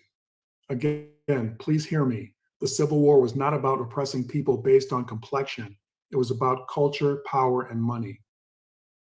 All right, let's take another look at the list of soldiers. And this list was published in the Athens Southern Banner newspaper, dated January 14th, 1863, page 7, column 3. This article reads, $990 reward, headquarters, Camp of Instruction, Camp Randolph, Decatur, Georgia, December 9th, 1862. A reward of $30 will be paid for the apprehension and delivery at this camp of any one of the following named deserters. For the sake of time, I'm just going to go down the list faster than I did on the first one. I'm going to read off the name and then their complexion. All right, first we have James Massey, dark complexion. James S. Ayers, dark complexion. Lewis Walker, ruddy complexion. Thomas B. Powell, pale complexion. Michael Spain, dark complexion. Thomas Townsend, ruddy complexion. J. Madison Brownlee, dark complexion. Michael Hoynes, dark complexion. Michael Sullivan, florid complexion. Thomas E. Ballou, dark complexion. E.B. Ridgway, dark complexion. J.N. Johnson, dark complexion. William G. Cannon, fair complexion. James D. Walker, ruddy complexion. Hannes W. Fuller, dark complexion. James W. Dooley, ruddy complexion. William Bennett, dark complexion. James P. Shirley, light complexion. Azara Fuller, light complexion. F.M. Eaton, dark complexion. Alexander Ugly, dark complexion. Andrew J. Apington, light complexion. John Webb, fair complexion. Neil McCannon, dark complexion. Benjamin Franklin, light complexion. George W. Arnold, dark complexion. Michael Conway, ruddy complexion. George Sullivan, light complexion. James Cummings, light complexion. John Briggs, dark complexion. David Norris, dark complexion. J.W. Rucker, dark complexion. Okay, so we have 32 soldiers listed. Of the 32 soldiers, 17 have dark complexions, 6 have light complexions, 5 have ruddy complexions, 2 have fair complexions, and 1 has a pale complexion. And then there's another one with a florid complexion. So that means of the whole list, only 4 of the soldiers were white. Now, you might say to yourself, these soldiers of color were deserting in much higher numbers than the white soldiers. They must have been afraid to fight. If that was the case or not, the numbers were higher for them because they were the majority of the enlisted soldiers. Okay, so now I'm going to make a comparison. Stay with me now. Keep in mind all of the soldiers' complexions that I read off to you. I have just shown you the same complexions assigned to enslaved people from the same state, the state of Georgia, at approximately the same time period. Why am I showing you this? It's to prove to you that these complexions assigned to these soldiers that rewritten history has told us are white is BS. These soldiers with the same complexions as Negroes were black, aka colored people. Something else that stood out to me while researching these Confederate soldiers was that we were all taught, as I mentioned previously, that people of color were regulated to fight in their own separate units, and I'm speaking exclusively about the Union soldiers. When it came to the Confederacy, we were taught that there were very few people of color that fought for the Confederacy. However, the few that did so at the behest of their slave masters. This, of course, was another lie. Okay, so let's quickly look at these 2 ads regarding Negroes from Georgia. All right, so this first ad comes from the Atlanta Weekly Intelligencer newspaper dated February 10th, 1859, page 7, column 4. The title reads Fulton Mortgage Sheriff Sale, and the ad begins, will be sold on the first Tuesday of April next before the courthouse door in the city of Atlanta between the legal hours of sale, the following property, to wit, a Negro woman of dark complexion by the name of Isabel, about 16 years of age, and her child, a boy named John, about 10 months old, of dark complexion. Now, as you can see, both the Negro woman named Isabel and her child, John, are listed as having dark complexions. All right, so moving on to the second example, and this one is from the Augusta Daily Chronicle and Sentinel, dated November 6, 1860, page 2, column 5. All right, so the title is ad is $20 reward, and it goes on to read, Runaway from the plantation of the late Edmund Beaudry of Columbia County, 2 Negro boys, Henry and Gary. Henry is about 20 years of age, 5 feet 10 inches, well built, and is very active, of a dark complexion, is probably lurking about Augusta. Gary is about 16 years of age, 5 feet 10 inches high, rather slender in his build, and of a dark complexion, no other mark recollected. So we can see 2 Negro boys, Henry and Gary, both listed with dark complexions. As I always say, I have many more examples. However, I'm doing my best to condense these videos down to a digestible amount of time. All right, so I hope you're seeing what I'm trying to explain to you regarding dark complexions, light complexions, swarthy complexions, and ruddy complexions. These are all complexions that describe people of color. Okay, so let me wrap up this video with some quick insights to help you get a better understanding of where I'm going with my video series. All right, so I'm going to give you the 1,000-foot view of this video I've produced. The United States of America prior to the late 19th century, meaning the late 1800s, went into high gear with white supremacy. This was not by coincidence. This was a plan. There was a white supremacist group called the White League, which formed starting in Louisiana, along with the Ku Klux Klan, that sprang up and started taking hold all over the South. Why? Because many whites were poor and tired of people of color running things. Now I realize if you haven't seen my other videos leading up to this one, the statement I just made regarding people of color running things will not make any sense and may even sound foolish. But that's only because you haven't seen my previous video. Please do me a favor before you start commenting saying things like, this guy's crazy or this guy's a few sandwiches short of a picnic. My videos build on each other, so go check them out.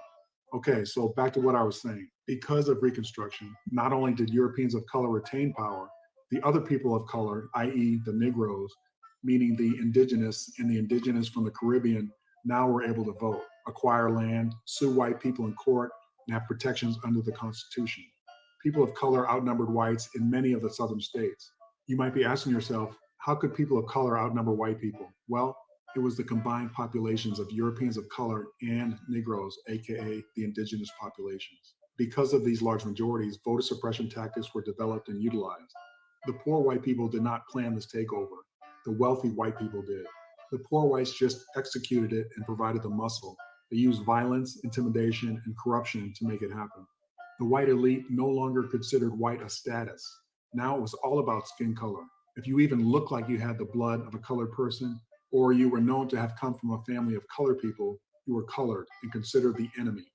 This takeover happened over a 25-year time period. Based on news articles, I estimate the timeline to have occurred towards the end of Reconstruction, around 1875 to approximately 1924. This takeover included the reclassification process that was spearheaded by Walter Plecker in Virginia with the Racial Integrity Act, categorizing into 2 categories, white or colored. This way of thinking was pervasive and spread among the states. I will be producing some videos on the creation of the White League and the KKK in the future so that you can see that I'm spot on with my theory. Of course, as I've mentioned in previous videos, Woodrow Wilson and his administration put the final nail in the coffin for people of color. If you've seen my video called Prominent Americans You Assumed Are White, towards the end of that video, I touched on some of the damage Woodrow Wilson did to millions of US citizens of color. I also showed how Princeton University remarked on the serious and long-lasting systemic damage Wilson did to people of color in the United States. I personally believe that historians at Princeton and other institutions of higher education understand to what extent Wilson and his sycophants went to suppress not only Black people as a group, but their wealth and their role in European and American history. If this is the first video you've watched on my channel, please check out my other videos so the information will make more sense to you. One last thing, I didn't cover all of the Confederate leadership and soldiers of color in this video due to my own self-imposed time constraints. Also, I'm sure many of you are wondering, what was the deal with the Union Army, and did they have any generals or soldiers of color? The answer is, of course they did. If you study the Civil War, you will come to understand that frequently there were members of the same family on both sides of the conflict. I'm going to produce a video on the Union Army in the very near future. I encourage you to start conducting your own research. Now that I've explained to you which complexions are attributed to people of color, you will start to understand who people of color were and the huge role they played in our history. Well, I would like to thank you for watching this video. I have many more coming your way, so please like and subscribe to my channel so you will not miss any of my new videos. And thank you for watching.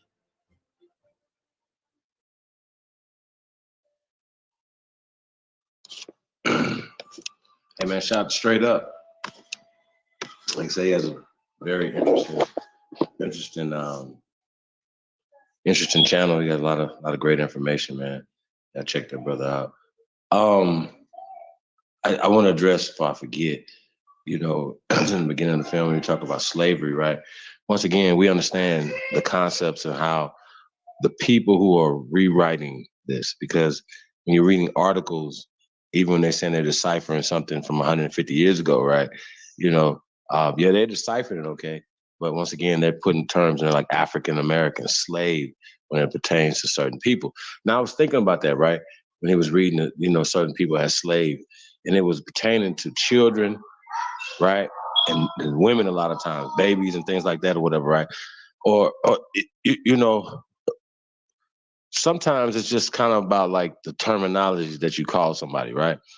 And if they didn't have, say, adoption agencies or certain things are going on or whatever, or, like say, for instance, somebody was called a ward of the state, you know what I mean? Or prisoner of the state. And say you're a prisoner, right? I'm just using this as an example, you guys, just so how things can be changed and just worded differently, right?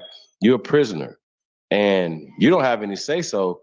One prison sell your ass to another prison.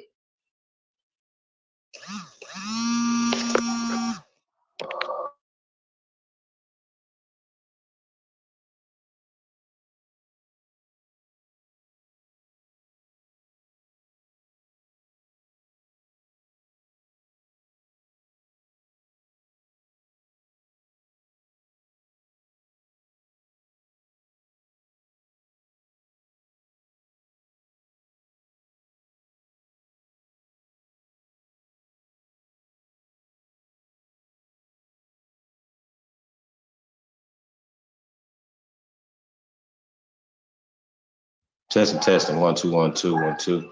I don't know what mic's good. Sound good. Okay. What was that? Cut the shit. I'm over here. You say something? No, I'm muted. You good? All right. So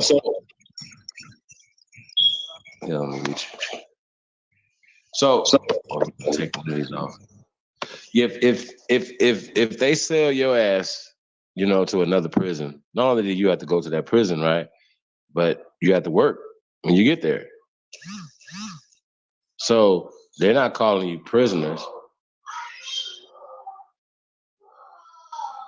They're not calling you slaves in that paradigm. Once again, it's just about terminologies. So you got to look at it like that too. You know what I'm saying? The terminology that they choose to use for certain, for certain people. We're just talking about a status, even in that, okay, well, these people are connected to something or somebody.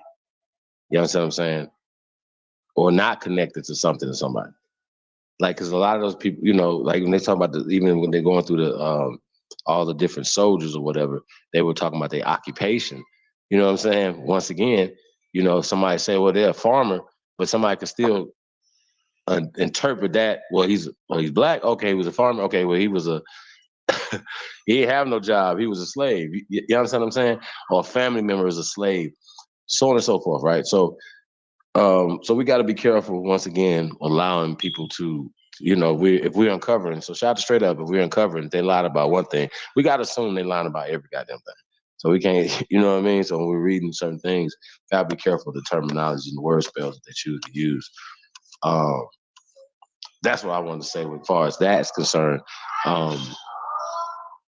What else that stood out to me?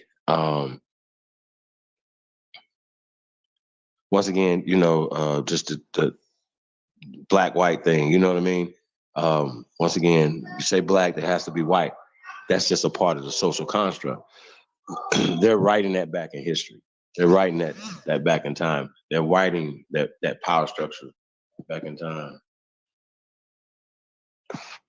No, yeah, we good, Cut. Matter of fact, we're gonna get another song in. Man, let's get that Job Bricks Feather Girl. For all the feather girls out there, man. Y'all better get y'all a feather girl in 2022, man. Get your life right, man. Shout out to all American Aborigines, man. Appreciate everybody tapped in, man. Hey, man, like, share, subscribe, man. Y'all already know, man. Y'all tuned into the greatest of all motherfucking time. We're gonna put the link in the chat room in a minute, but I definitely want you guys to we got to talk about it. I see not a coincidence. Shout out to not a coincidence, but I don't understand like why people are so mad about like. And for this instance, not a coincidence. So anybody that don't believe, you know, these people have rewrote history or whitewashed history and turned people certain things or whatever. So what would be the pushback from any documentation or whatever? You know what I'm saying? I don't even think that matters though. What the end result is still the end result. Some of you guys are still doing the work to put our people in a negative position, you know what I'm saying, and continue to keep us pushed down. And I say our people, we're talking about the American people. All the American people get hurt by NAFTA. Everybody gets hurt by high crime rates, murder rates, and all these other things. That hurts everybody. So you shouldn't want that for your neighborhood or somebody else's neighborhood. You know what I'm saying? Not here in America. You know what I mean? So we want peace and we need the truth. And so that's what we're here for, man. We're here for the truth. Shout out to Mr. C in the building. Bragging rights.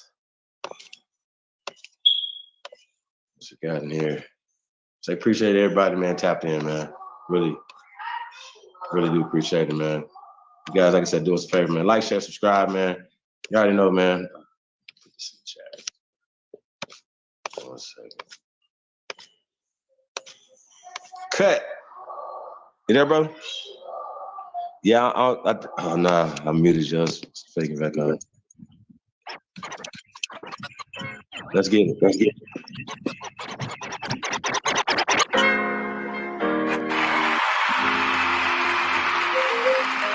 Yeah. Honestly, just looking for a feather girl, you know? It's the go. Just get it. Vision be fooling. What's your name? What's your sign? I'm just trying to make you mine. Chocolate girl, you know you fine. Do I ever cross your line? Get it wet, make it rain. Be my weather girl. I'm just looking for a bite. Won't you be my feather girl? What's your name? What's your sign? I'm just trying to make you mine. Chocolate girl, you know you fine. Do I ever cross your line? Get it wet, make it rain. Be my weather girl. I'm just looking for a bite. Won't you be my feather girl? Yeah, you bad. Yeah, you fine. I'm just trying to make you mine. You ain't worried about these pennies, girl, cause you know you're a dime. And I knew that I would have you. I just had to wait my time. Had to know you past looks, cause you know that love is blind. Met you at the powwow, asked you what's your tribe. You asked me, mom, we politicking, then we caught a vibe. So you rocking your feathers, you can say you caught my eye. From that moment, girl, I knew that I could probably make you bride. Girl, you the truth, shorty, what you wanna do?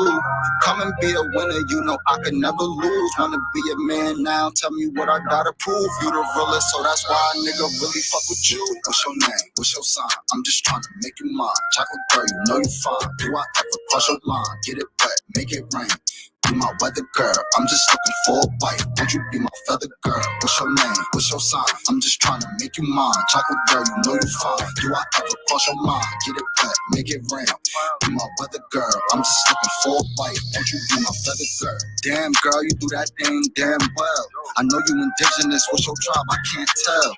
Are you Choctaw, Chickasaw, Cherokee? No interracial girl. I only fuck with chicks that look like me. I like a long hair, melanated vibe with no guidance. Shorty, I'ma be your guide. Let me show you how to live. It's not enough to just survive, and maybe have a couple kids if I end up between your thighs. Real.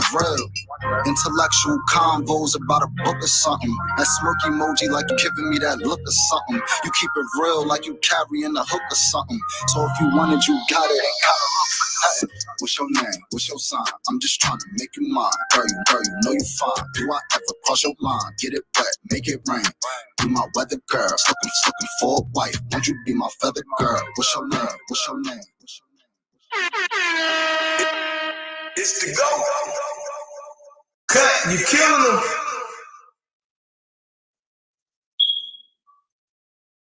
Yeah, man. Hey, man, shout out to everybody, man. Hold on, man. I'm put the link in the chat.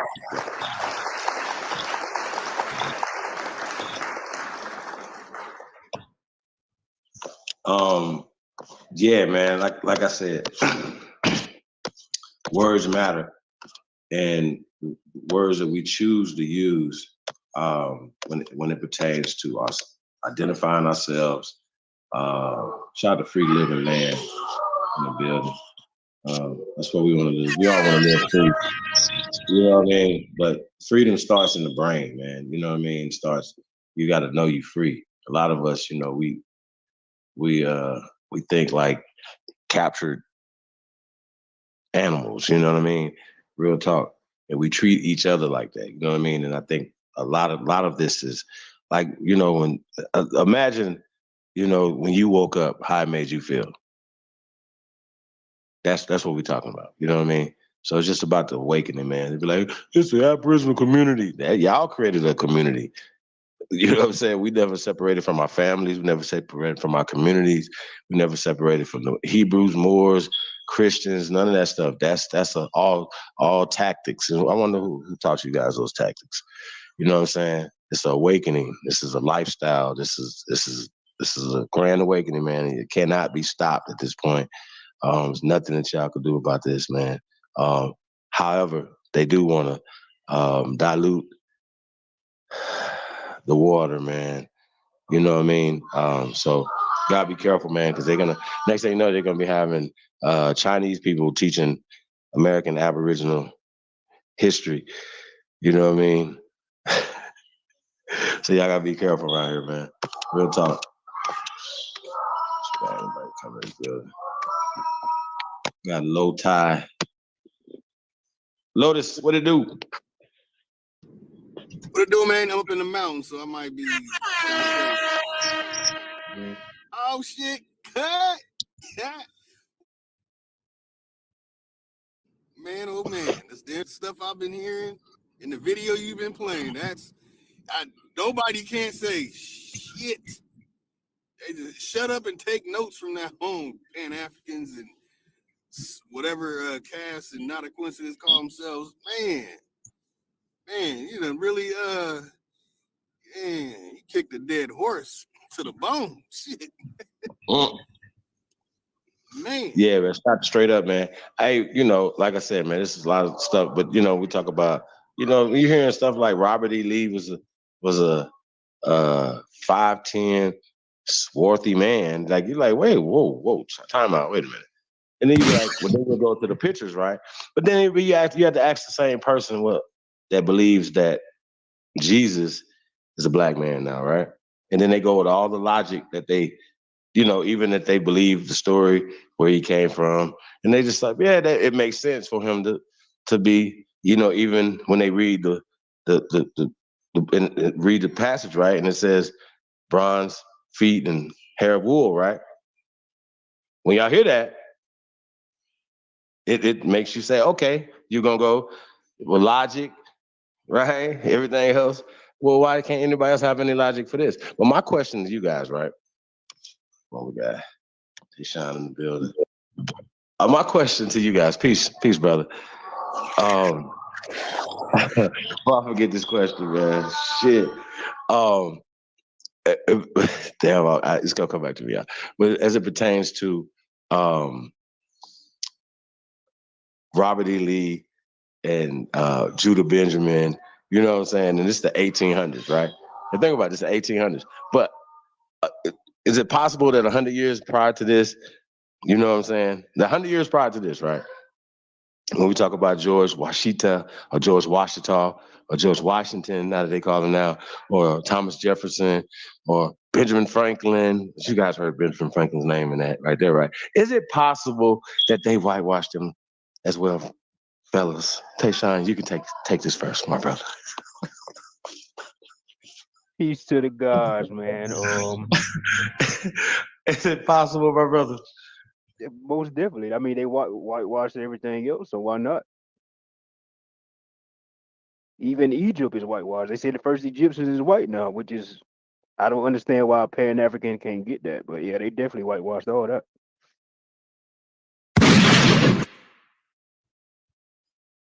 That's just awful. It's just awful, man. So Tayshawn, did you hear anything in that video that struck a nerve with you, brother?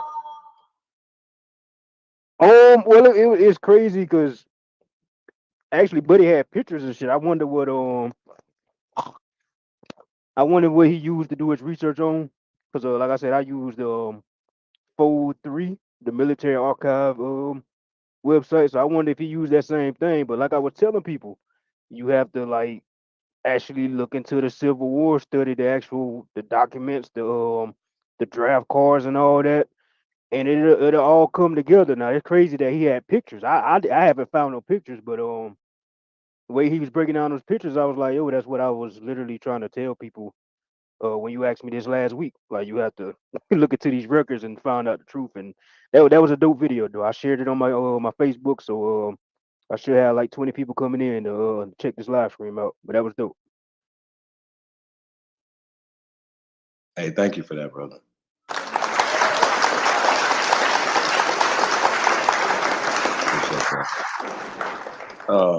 Lotus, what about you, brother?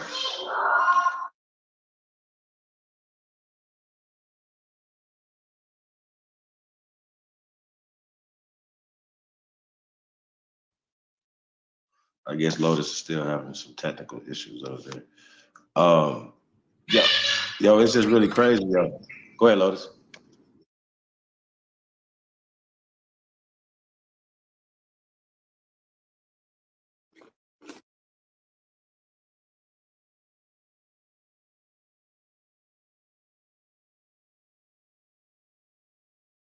Bye, check, Lotus. If you talking, we can't hear you, bro.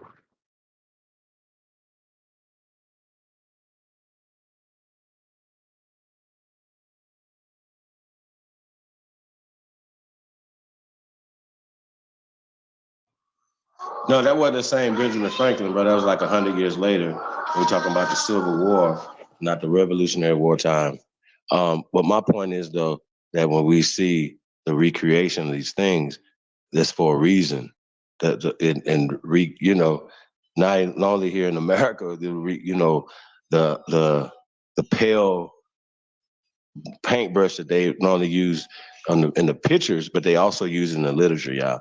That's what y'all gotta understand. Period. Across the board, I'm not gonna. It's just what it is, man. Y'all can respect it and check it, but you got to do the research for yourself, and that means something because once again, it's psychologically you still feel it as well.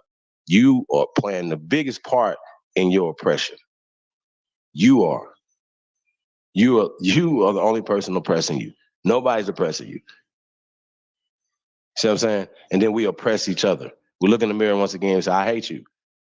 You cannot go outside or look at your children or your spouse or anybody else in your community and say that you love them and you can't look in the mirror and love yourself. So that's just what it is, man. Real talk. You know what I'm saying? Like, we just got to stop the bullshit, y'all, at this point. Real spit. Real talk, y'all. Like, it's getting bad. Like, and it's like we like self-inflicted wound. You know what I mean? Like, we're just doing it to ourselves. Shout out to Black Knight in the building, Seduction, Doll, What's we got here? Oh, in the building. Piece of the guys, man. Hold on. What else we got in here? Yeah. Antonio Hines. Go ahead, bro. Nah, I was just gonna say, man. I mean, y'all been killed the Pan Africans, killed the Israelites, killed the Native. Y'all been did that, but after the night, it shouldn't be no more talk. Like the reason why I stopped doing YouTube videos is because I realized I had no new information to bring. Y'all put this shit out 5 years ago, 4 years ago, 3 years ago, 2 years ago. Like, what more do people need to see at this point? I don't get it. Hey, bro, we show them bones. We show them documentation. We show our old family records. We show everything. You know what they show us? Lucy bones, monkey people, man, and conjecture and a movie. They never have nothing real, and that's a problem for me, fam. Especially for them to have this much energy. But once again, we know they're funded. We know what the play is, man. We got why are we acting surprised? Like we supposed to be like, oh yeah, we know what you're doing right now at this point. Hey, you know what? You even threw a bone to the Hebrew Israelites on that one right there, for real. You know, with the Judah being the Jew and he being the dark skin.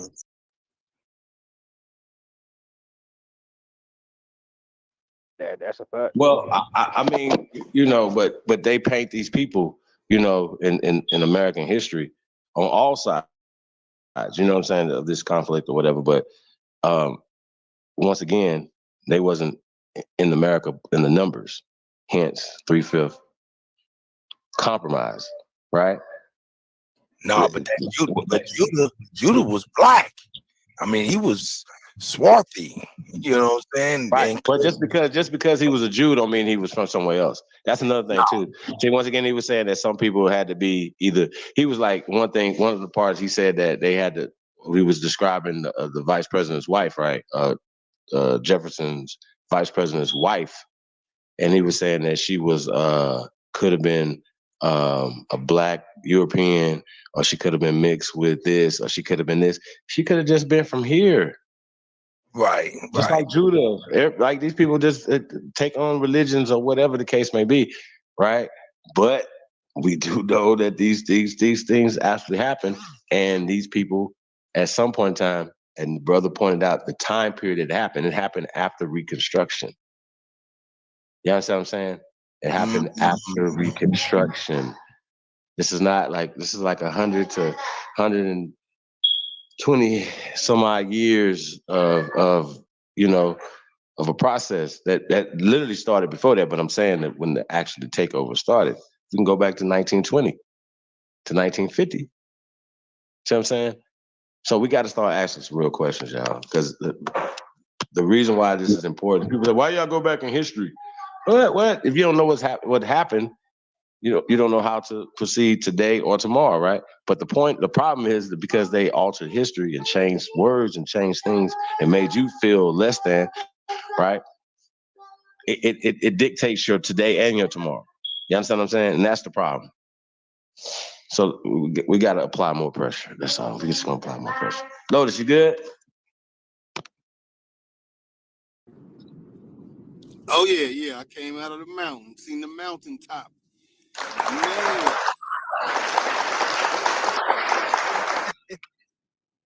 Yeah, you know, we had an interesting conversation with one of the I call him Subject Cast now. He's reduced to Subject Cast.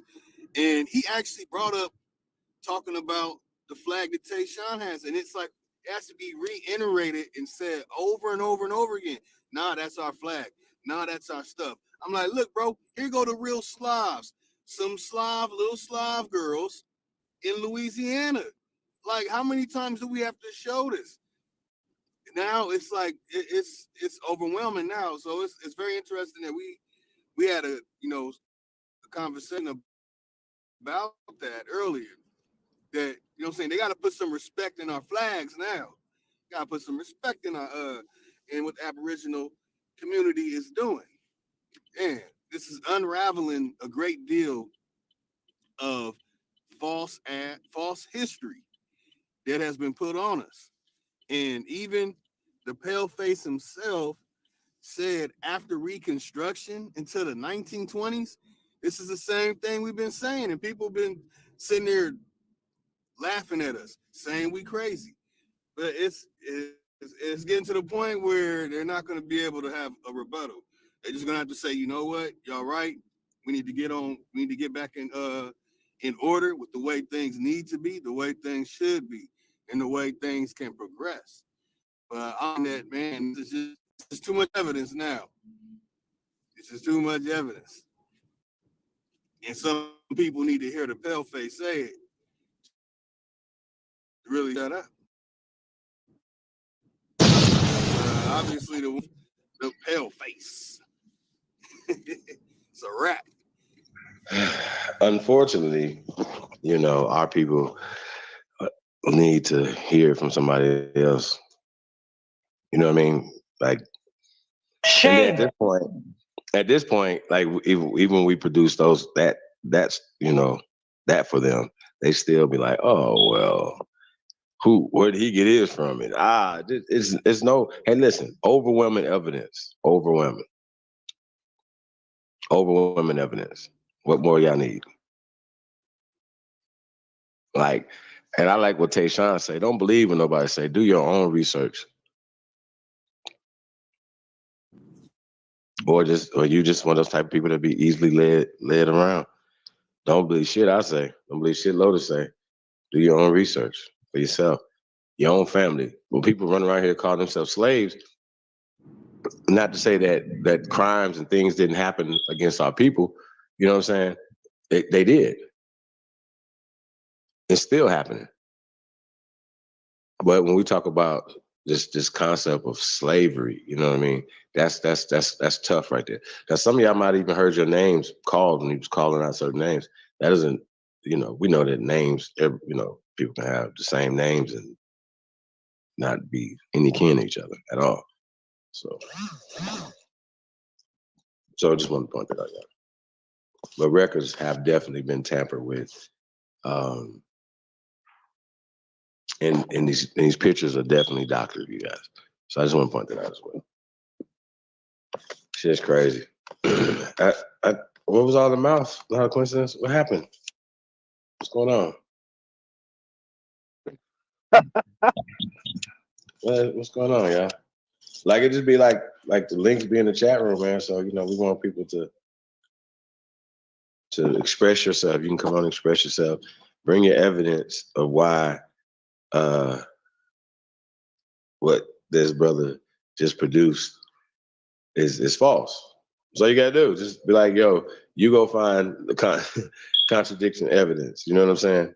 For anything, when we say George Washington is an aborigine to this land, was a black man, but a lot of it or just represents a system of people, certain things, whatever. They just created this. Bro, this is a story. It's not real. And I know it gets confusing. Yeah, okay, cool. What does it matter sometimes, right? When you think about it, like when we talk about Christopher Columbus, what does it matter that he discovered America or not? What does it matter? Why would they create that story when he never even came to North America? And I'm sure that they don't celebrate it anywhere else but here. Why does it matter, you guys? Why do you think it matters for them to push that story? We know it's false. Why does it matter? Italy's way over there. It has nothing to do with Britain. It has nothing to do with none of that, right? Right? Or does it? It's a system. And that's what we're talking about. It's all about a system of mental oppression. It has to start there first. You can't enslave free people.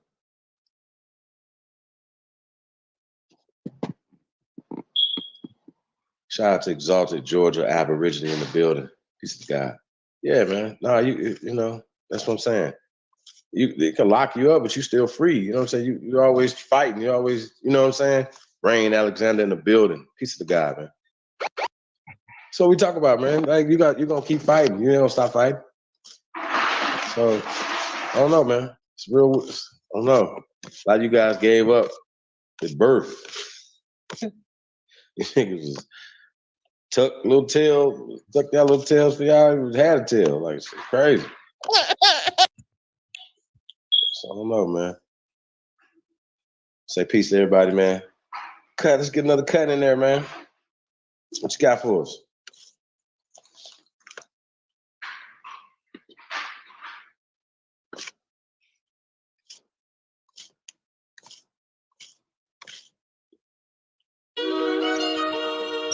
All right.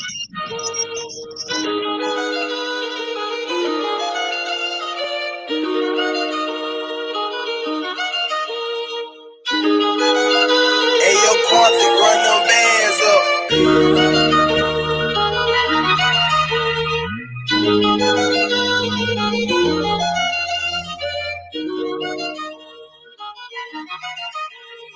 Yo, we got homie on. Nigga flow so sick, hit rewind. Little bit, call my phone, hit decline. Nigga want me to phone, but tell him keep trying. Been ballin' on niggas out of retire. Yeah, one time, turn the beat down. Let a nigga go crazy, see now. Fell off, got a back, had to retry. Bitch out when shit, had to re-me. Flow so sick, hit rewind. Little bit, call my phone, hit decline. Nigga want me to phone, but tell him keep trying. Been ballin' on niggas out of retire. Yeah, one time, turn the beat down. Let a nigga go crazy, see now. Fell off, got a back, had to retry. Bitch out when shit, had to remind. Let's get him. It's big dog, straight drop. Yeah. I'm right, lay up.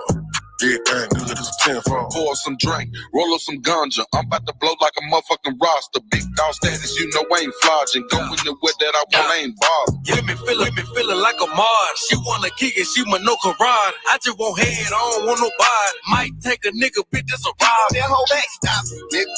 Ain't no motherfucking option, nigga. Oh, I got your little hoe up on my side like a motherfucking option, nigga. Big black nigga, my persona. Yes, I'm guilty, your arm. Of killing these niggas and fucking these bitches. Yes, I admit to the charges. ABR be the mafia. Tell them ain't nobody stopping us. Lot of sucker niggas wanna copy us. Still dripping on the floor, you can mop it. Let me pop my shit. Niggas be killing me. Gotta swap my shit. Niggas watch my shit. Since you niggas stealing, well, let me lock my shit. Let me stop my shit. Yeah, I'm from the bottom, but that don't stop not shit. Bitch, I'm an underdog. Underhog. Still, nothing top my shit. Truth. And I showed you over and over again. This shit ain't no fluke. I set the bar in this bitch, and I'ma raise it like a roof. They out. Yeah, they gotta be tripping. I don't know shit about addition. Subtracting myself. Many things bullshitting. I move forward this position. Music. Now I gotta move different. Be damn, I move without a tools. And rappers is dangerous. And I just can't be caught slipping. Be damn, I let a nigga do it. I ain't no killer, but I ain't never scared to shoot it. Don't run up on me like a groupie. We got some beef. Nigga shells come included. This won't be a Taco Tuesday.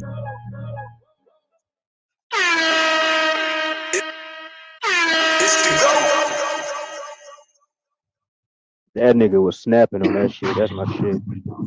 Yeah, man. A-State Band Runners, man. Mr. LV, 421, Yay Mills. That's Underhog. Arkansas, stand up. Hey, man, if y'all ain't never been to the great state of Arkansas, man, y'all need to go pay a visit, man. Shout out to Lake Village, Arkansas, in the building. Hey, man, so it's your Sahab, man. We come in peace, y'all. We really do, man. Hey, but we got to tell the truth, man. Links in the chat room, man. For anybody, see, I wouldn't come up there trying to dispute that right there either, though. Really. I didn't even know what it was, the chitter-chatter in the chat room. It's really crazy. Once again. Hey, Tayshawn, you know what's really crazy, right? That when they ask for us for sources, right? I tell them, I go to bones. I go to pyramids. I go to mounds. Pyramids, the same thing. Mounds, pyramids.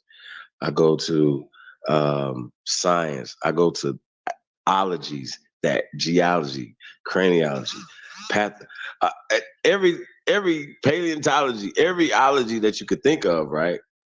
That has been cross-referenced to come up with a fact. This is not a theory or a hypothesis that we come from here. This is our land, that we sprung from this soil. It's not a hypothesis. This is a fact, right? Now, I can't tell somebody else where they come from, but they're trying to tell us where we come from with no evidence, bro. You know what they do? You know what they go to? They say, what's the source for them? a book. I don't give a rat's ass.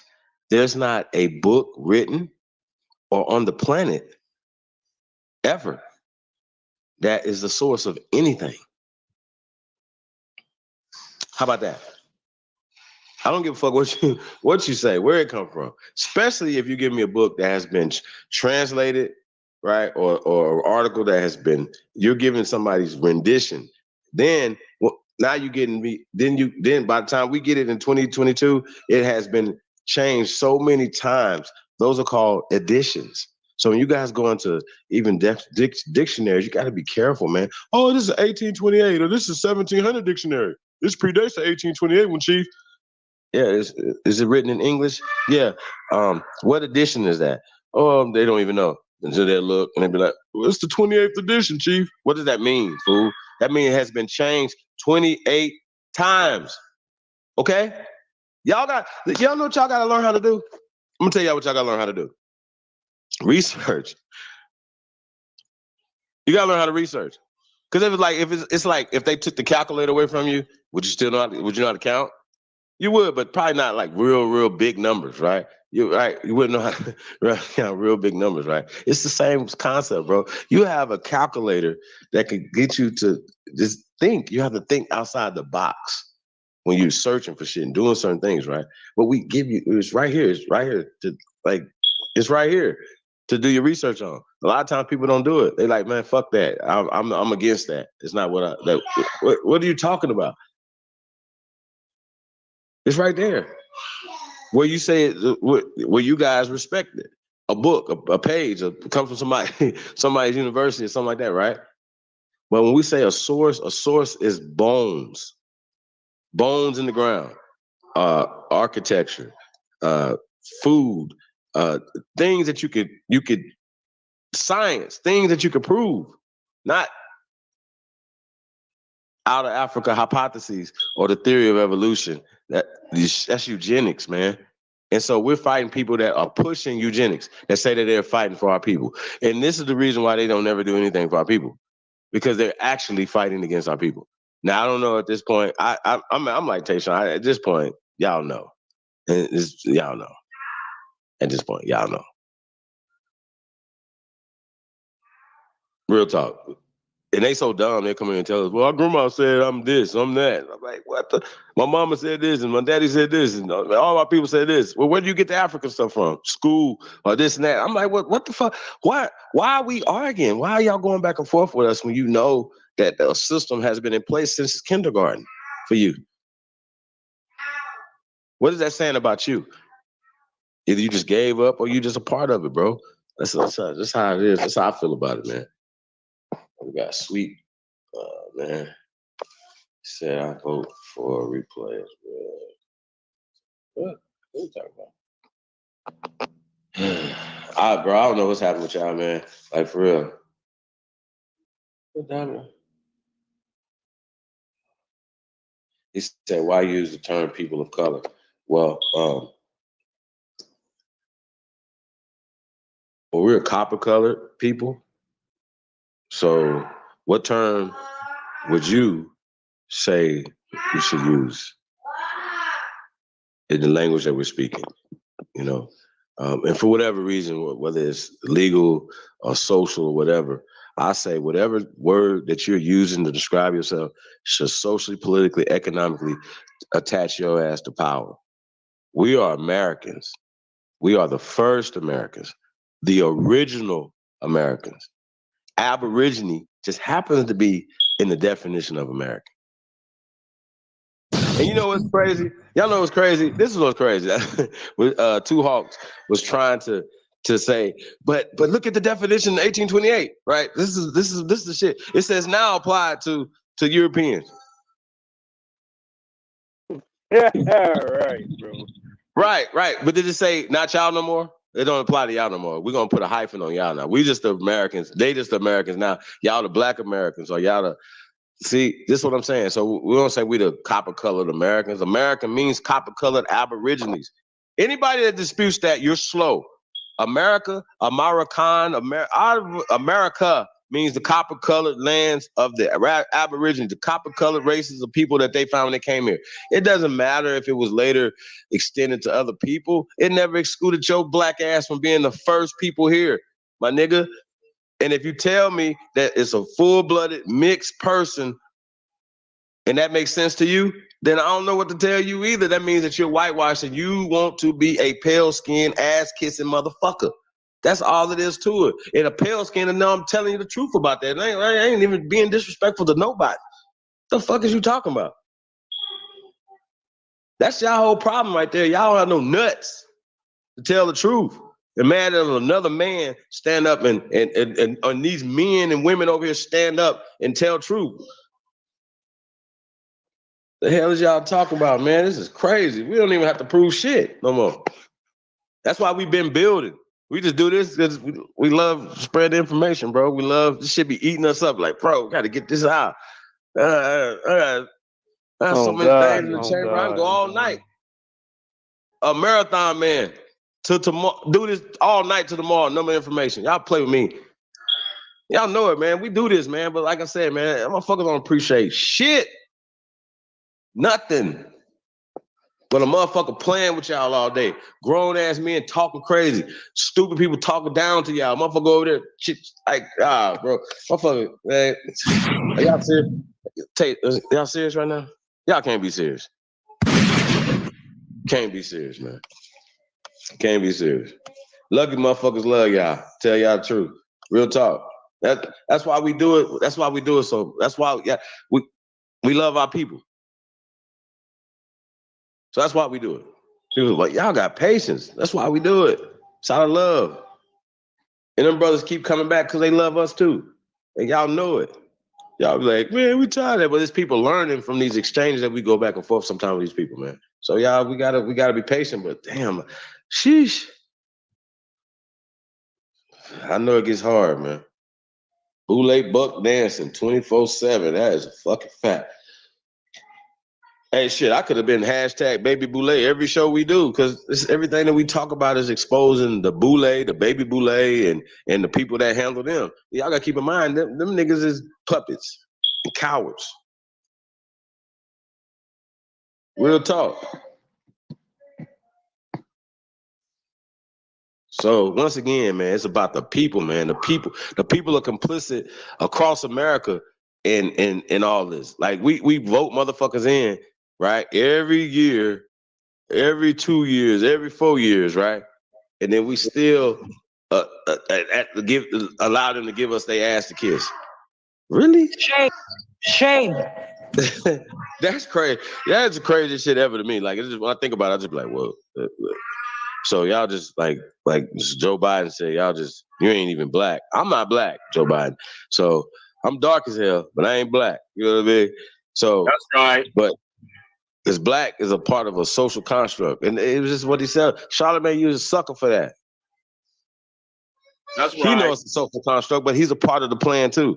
Now I wonder how what they're gonna do this time when they're trying to reelect these fools to get these fools back in office. They the worst politicians in world history, Craig. World now, because in the world stage now, world history, Craig. Real talk. And y'all voting right in. And if y'all say that Hillary Clinton was bad, well, Kamala Harris is a part of all those same groups. Let's say Joe Biden wrote the 94 crime bill that still affecting. I mean, come on, y'all. Millions of us, man. What are we doing? Are y'all serious right now? And y'all gonna turn around right back around and go vote for these people again, expecting anything different to happen that never happened before. Like y'all got to make this make sense, bro. We got to shake the world up, man, and we have the power to do it, man. And we got to stop being so scary. You know what I'm saying? You got to leave here anyway. What the hell you scared of? You ain't gonna go out like some fucking cowards, man. Real talk, cowards. I said it. Cowards. You ain't gonna go out like some cowards. So, hey, man, let's get this Jazzyville, USA in here, man. I'm gonna say BCS. That's Brian, College Station, man. I'm gonna say free Jazzy Tuck. Y'all already know, man. It's the original Purple Panthers, man. Red and blue makes purple. Y'all know what it is, man. It's about peace, man. Purple means peace. It's the Panthers, man. Let's go. Shout out to Swipe 3 times. TYT Drizzle. Jay Jeter. Let's go. It's the GOAT. You niggas ain't ready for tuck. Steady be talking about Tucker. Go get you some money, cause bitch, I been running it up. Don't give a fuck about nothing you niggas be talking about. I know you ain't gonna do nothing. Don't give a fuck about none of these niggas that's mad about they little hoe sucking me up. Swear that I really get bucks. I know they hating on me. I ain't giving no fuck. I swear that I really get bucks. I know they hating on me. I ain't giving no fuck. I swear that I really get bucks. I know they hating on me. I ain't giving no fuck. I swear I've been living. Swear that I really get bucks. I know they hating on me. I ain't giving no fuck. I swear I've been living. Cut. My fingers so Hey, cut. My bad, brother. That's Jazzyville right there, bro. Let's put Zab Zuda in there, brother. We'll come back to that record later, y'all. Free Jazzy Tuck. Let's get this Zab Zuda up in there. Zab Judah. Shout out to Judah. Benjamin. Let's go.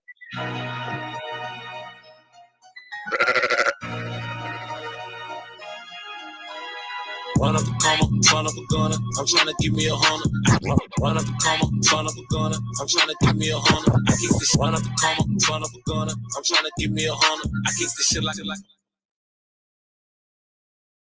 Run up a comma, run up a gunner. I'm trying to give me a hundred. I keep this shit like a punter. I keep a stick like a hunter. Shit to the jungle. I came in straight out the dungeon, ready to rumble. I get the ball on phone. Said it that raw, I draw. I jump out the get your ass up at your mom.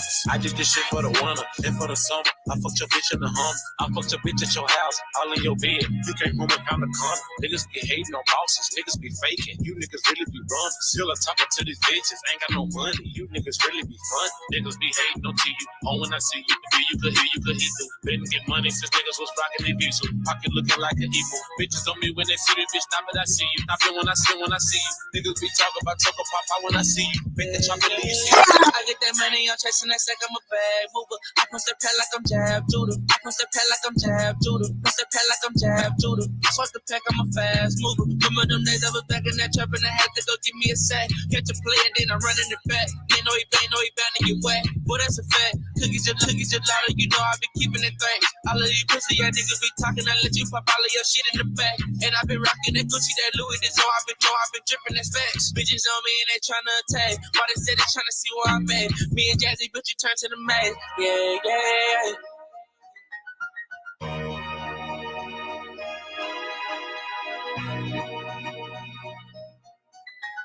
To go. Blowing money fast, feeling like me, slide through with a bro, trying to sweep the whole street. Blowing money fast, feeling like me, slide through with a bro, trying to sweep. Blowing money fast, feeling like me, slide through with a bro, trying to sweep the whole street. Designer down, so you know it ain't cheap. Pay the still, so I'm walking on fees. This shit that I'm smoking, I'm barely can breathe. You mention my name when you come to the east. Big dog status got rank in the street. They was up, now I'm up, now them boys underneath. Took off on these niggas, they wish they can catch up. So my little hitters, I shoot from the neck up. Drizzle got now, young nigga been next up. No young thug, I got me a check. Bro ain't got a check, so I do it like Nike. I up with this Drake, it's gonna bite you like Tyson. One stitch and one photo, I put that on the Bible. I'm strapped with this chopper looking for my ride. I'm swinging it still like I'm Harry Potter. Pour out the paint, we don't pour out the bottle. Ain't talking schoolwork, got problems we solve. This bitch that I'm fucking, she bad like a model. Babies in the trap, but ain't talking about time. You rapping my sons and most of them my dogs. We just fight like a pit, we don't do too much walking. I'm still in the trap, make it jump like a Carter. That water, gotta go harder. I'm trying to whip up a Laura. Used to be broke at the bar. This shit getting cold, gotta stay with that guy. If you other day, another nigga getting shot. If I go, I got you. I'm not. Feel they bitches, they know they get with up. I'm low, my Glock up, ain't holding my head up. I feel a little better when I get the west side. I'm from that 20, 40 loaded 30. Niggas ain't stepping on me. I leave you dead in the street. Spin your block with choppers, back to back, hit it, repeat. Niggas know what it is when I slide through. A bitch said she wanted, I brought her too. Cause I want a pilot, she kinda cool. And I like the stunt, so I got her too. Like I'ma give it, I got her fool. All I deal with, about the bitch fool. If it's the day I started, been a down fool. King G. It's the GOAT. Cut, you killing them. DJ Kuttack on the ones and twos, y'all. Going in, man. Hey, man, we got 111 Truth Searcher in the building. Peace to the God, man. What's up, brother?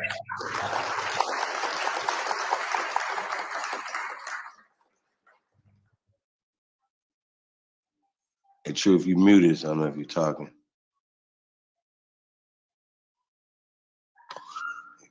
Step away for a second, y'all. Okay. Yeah, man. Hey, man, this shit crazy, y'all. When you just think about it, though, going back to the subject matter of tonight, talk about the Black Confederacy. Just Confederacy, like, once again, if you look at the sheer numbers, you can't say it was a black, then the whole Confederacy would have been black or predominantly black, if we're going to go with these terms. You know what I mean? And that's how they're beaten. And once again, you could just be like black and even if you're telling a story, right? You'd be like, hey, this is a Black Confederacy, right? Oh, okay, as if the Confederacy is white.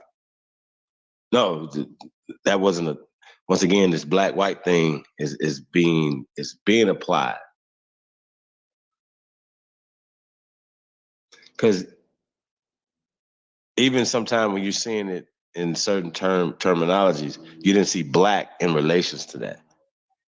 So once again, are they even when you're reading it and they're saying white? What are they saying when they're saying white?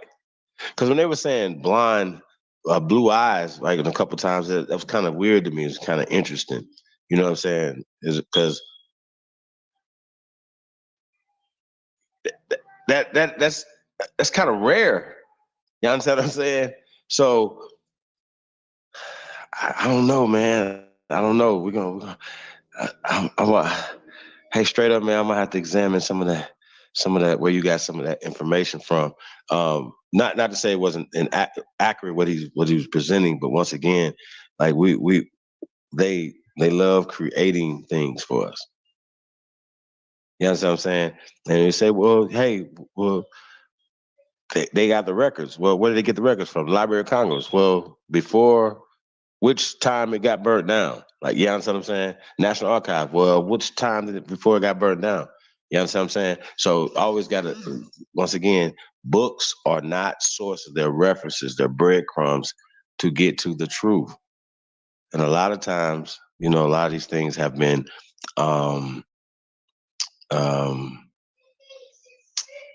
what I want to say, destroyed, hidden, changed up. You know what I'm saying? Altered. Yeah. You back, True? Yeah, I'm back. What's up with it? Okay. You good, brother? Yeah, I'm good. What's going on? Oh, man, we're just on here doing a thing, man. I had to drop this Black Confederacy. Yeah, this shit was fire as fuck, bro. I appreciate you. I had to get him, man. So shit, man. What did you see anything, man, that caught your attention, man? Especially you being from Mississippi as well, man. Did they teach you growing up, anytime, anywhere, Mississippi or Chicago, that niggas was fighting for as free men in the voluntary? It wasn't even a draft, too, by the way, y'all. We got to talk about this, man. But were you taught that, brother? I mean, not by school, bro, but man, family, like, yeah, I got a certain part of my family that every man born by that line and shit fall in the war. Shit, like damn near, got a lot of family members that fall like damn near every war. Now I'm gonna keep it real, man. You might have noticed this shit too. Like, a lot of my family down south, they really got a disdain for northern niggas, bro. Always have, bro. Real shit, man. I this ain't even no fuck shit. Even though we got family up there, but they don't like northern niggas, bro. You feel me? And do you think that goes both ways, though? Do you think niggas in the north like have an animosity as well for niggas from the south? They kind of look down on them like they better than them in a way, like they don't know no better. You feel me? You know what I'm talking about. Niggas. Yeah, some uppity ass Negroes, bro. Huh? The most ratchet. Some old Jabari ass niggas. Nah, old bro. Two-Hawk ass niggas, huh? Nah, it'll be the most ratcheted ass nigga, bro. And to go down south. Hey man, I got another video for y'all, man. Hold on 1 second, man. Truth, you got it, man. Hold on, I got another video for y'all, man. Nah, you good? Play that shit. Yeah. I don't know if the CEO back, but man, we got this Professor James Smalls, man. He did a video. It's pretty interesting, y'all. It's short, but it's pretty interesting. So I'm gonna find this, man. Y'all got the floor. Truth, man. You gonna chop it up about something real fast? I'm gonna get this video queued up, y'all. This thing is interesting, man. Something to just add to this, man. We just talk about it's all relating. When we talk about just history and how people are a lot of times we don't get this history until we leave our families or until it doesn't come from our household. You know what I'm saying? It's a totally different history. You know what I mean?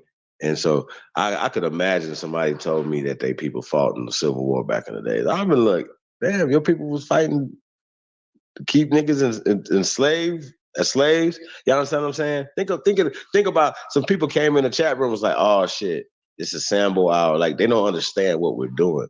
This is the total opposite. This is the most revolutionary thing ever.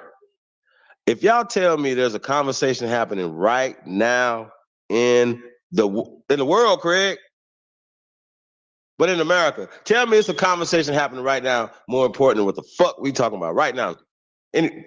Type that shit. I'm gonna stop this bitch and I'm gonna go there. Please tell me. That's right. Tell me. See, that's the shit I be talking about right there, man. Pootie Pie got probably about 80,000 motherfuckers in the chat room right now. You know what I mean? Think about it, man. Niggas ain't shit, bro. Man, listen. Hey, but you know that think, man, soon everybody that's in here right now, man, the internet's weirdos. It's a bunch of weirdos out here. Sheesh. What you say, brother? That nigga not a coincidence. You know, he ran, bro. You know, he in the chat talking about some, oh, y'all niggas pushing white man information. So I basically asked the nigga, I'm like, bro, show me one professor or historian that is pushing the narratives that niggas is originally from America, bro. All that shit you kick, nigga, is the I was shit wondering what the question was. I couldn't find it. all that shit that nigga kick is what they pushing. And even when you show us a nigga showing that shit, if you trace each one back, eventually it's gonna lead you to a white person. So even when you be like, oh, this nigga learned from that nigga, and that nigga learned from that nigga, but by the time you get to that nigga, it's a white motherfucker that taught him. So all your shit, regardless if it come from a nigga or a white person, this is the narrative that they pushing, bro. So when niggas talking about some we pushing white man's information and shit, hey, it's not our fault that some of the sources we use happen to be pale people and shit, but they definitely not pushing the shit that they teaching, nigga. And that's why niggas is just now stumbling on the shit in this day and time. You feel me? Right. You know, nigga, shout out to the internet. Hey, yeah, man. I mean, but once again, you still got to know how to research though, right? You know, like even when you're looking at newspapers, like once again, that's a go back in time. And you know, like you when you hear African American, you can just look up and you already know it's something that was written new after 2000s and shit, right? So you already know that, right? So when you go back and you're looking at microfiche or old newspaper articles or things that are not have not been altered, because things can be like right now we can Photoshop shit, man, change shit up. That can happen. I don't know why y'all acting like motherfuckers for to make money. What the fuck y'all think they can't make books and shit? What is yo, y'all know what? I get it. I'm telling you, I think motherfuckers is crack babies. I'm telling you, something is wrong out here, man. Something is wrong. Something is wrong. There's too many dumb people running around this bitch, bro. Like just in general, not just all people, bro. All people are sitting around implicit in their own demise, fam. And I just be thinking to myself, like, because they be talking like, if something was, it wouldn't even take much for motherfuckers to go crazy. Because we programmed sitting around watching Purge and motherfucking Walking Dead and all these other things. Motherfuckers is crazy. Motherfuckers will panic. We are easily, and we wonder why things happen in mass things happen and why people are complicit and it's only a small group of people are pressing the button for a large group of people. We seen that in this last election. how they used George Floyd's situation, murder, right, to push everybody's buttons to go vote for the worst politicians in world history, y'all. It don't make any sense at all. And the other guys telling you like, yo, hey, bro, they did this to y'all. I ain't did nothing to y'all. And motherfucker, I tell y'all, anybody that's of color that's mad at Trump, only the question you ask them be like, what did he do? So y'all gotta ask him. I'm not a Trump supporter like that, y'all. So I'm not endorsing nothing. I'm not endorsing the Democrats. I'm not endorsing. Well, he talked mean to us. I endorse you guys. I want one thing. One thing. Somebody type that shit in the chat room. One motherfucking thing. Cause I'm a rational person. I don't listen to the crowd. And your vote should be a business decision. It shouldn't be attached to your heart at all. It should be economics attached to that. It should be power attached to that. Every time that your vote, it should be more valuable than any donation that the motherfuckers is getting. How about that? Fuck out of here. You don't work for them. They work for you when they go into DC. You don't work. They don't work. You pay their salary. Then they got the nerve to go take money from foreign international corporations to fuck us over. NAFTA. The fuck? Shouldn't even that treason. That's what that should be called. Against the American people. Suzanne Thompson in the building. Peace, Empress. T1 Production. Peace to the guys, man. Appreciate you guys tapping in, man. Hey, man, it is what it is, man. I don't know what to tell these fools, man. What y'all gonna do? What more? Hey, man, I'm gonna pull out the monkeys next week for y'all.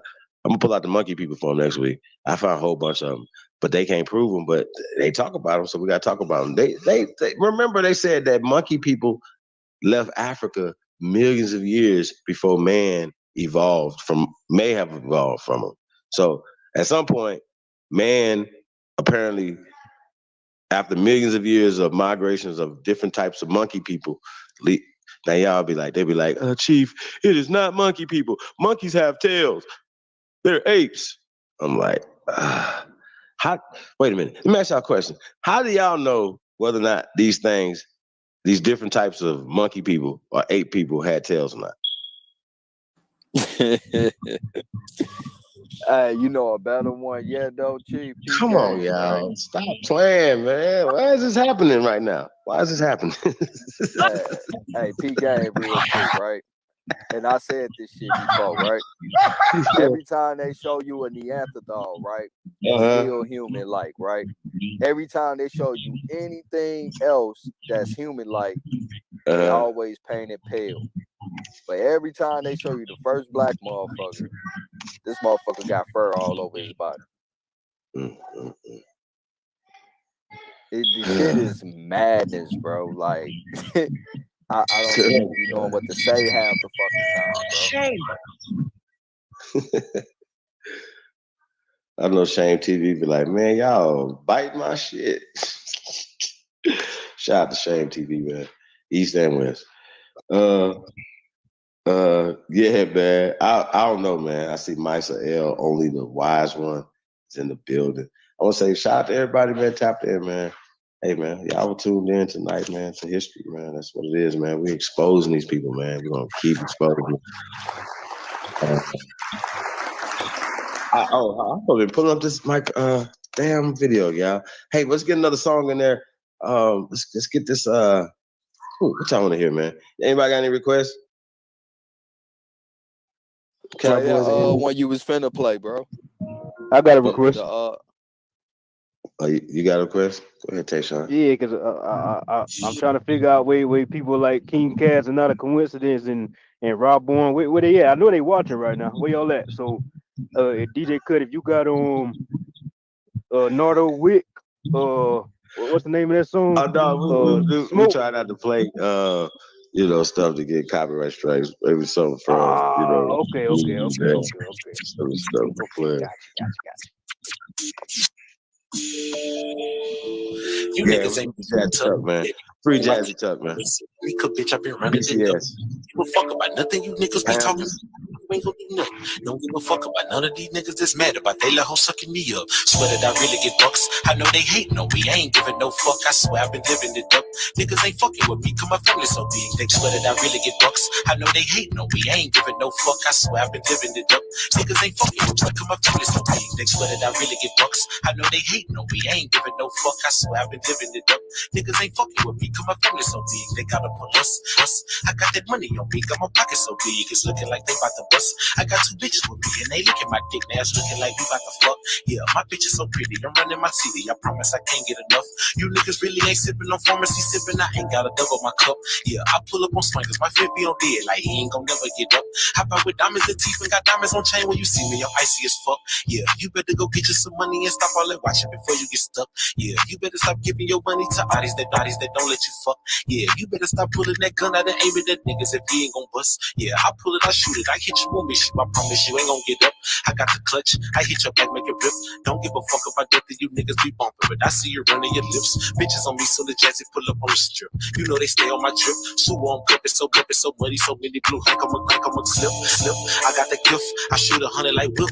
You play with me, you get killed. I fold them up like a quilt. Stay out the streets, you ain't built. Check out the way I appeal. They think I'm walking on stilts. I ran it up with no guilt. Pull up my fifth on the real. My bumper get till. They see me, they know that I'm here. They like, yeah, he here. They ain't tryna come see what I wear. Cause the shit that I wear made me look like I'm flying through the air. Little bitch over there talking about I ain't shit, but I fuck that whole ass shit. Niggas hate on me, they think I don't know, but the truth is I really don't care. I get money, swear. Young nigga getting paid all year. I got hundreds for there. I got a whole bunch of 20s over there. I'ma spend my money on shit. When I was broke, nobody wasn't there. Now they mad at me, it ain't fair.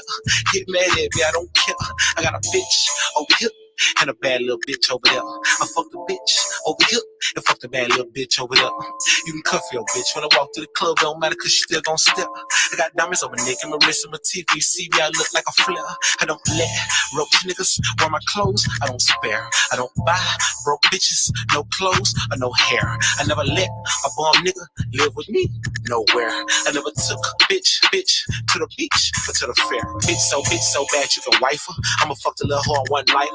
I got a badass bitch on my dick right now trying to fuck with me, but I don't like her. I'm on fire, slide cause it stays like Michael. Eating this shit like a tiger, king on the sire. Tighten this shit like some pliers. Walk a little bitch across the wire. Older got wiser, and I got flyer. Hop by stunt like MacGyver. Had this in the city on the title, put it on the Bible. Flow wet water like a title. Diamonds on me wet like a diver. Diving, I be sitting back smoking on Bible. Ain't never worried about a rival. Slide up, slide him. Have a nigga crawling like a spider. Niggas be mad cause I'm look at bitch, living with a diaper. Shit on a nigga from the Eiffel. It should be coming on my piper. Slap a biter. Fuck that bitch like we fighting. Spit these bars like a cipher. Gas out of car like I'm about to go riding. Whoopin' hoops like Bryson. Flow hitting hard like Tyson. Shine right. Yeah. Ain't ready for took. Steady be talking about took. Go get you some money. Don't give a fuck about nothing you niggas be talking about. I know you ain't gonna do nothing. Don't give a fuck about none of these niggas that's mad about they little hoe sucking me up. I swear that I really get bucks. I swear that I'm living it up. Niggas ain't fucking with me, cause my family so big, they gotta pull up in the bus. I got that money on me, on my pocket so big, it's looking like must. Cause ain't ready for tuck. Steady be talking about tuck, go mine. RP my nigga, yo dub, nigga. Love you, nigga. Same time, every time, shit. It's fucked up for my nigga, I'm going all the way in. They know what the fuck going on. I put on for my city like none other. They know when I do what I do, yeah. Yes, sir. Steady be talking about tucker, go get you some money. Don't give a fuck about nothing you niggas be talking about. I know you ain't gonna do nothing. I swear that I really get fucked. Free Jazzy Tuck, man.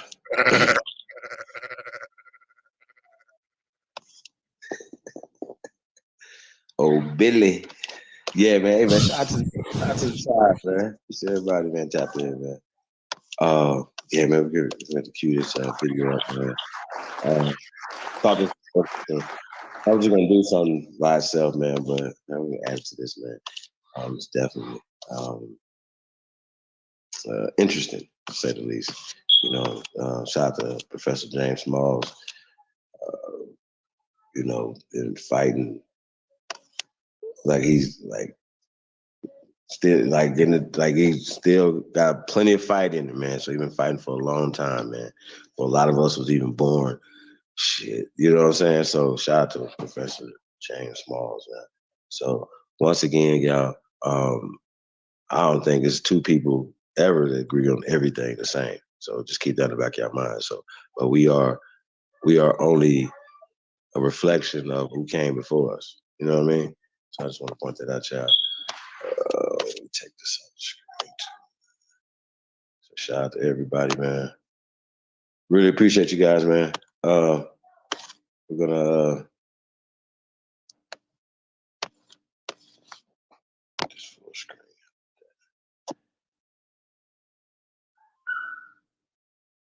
Hey man, let's just get right into this thing, man. Shout out to 7.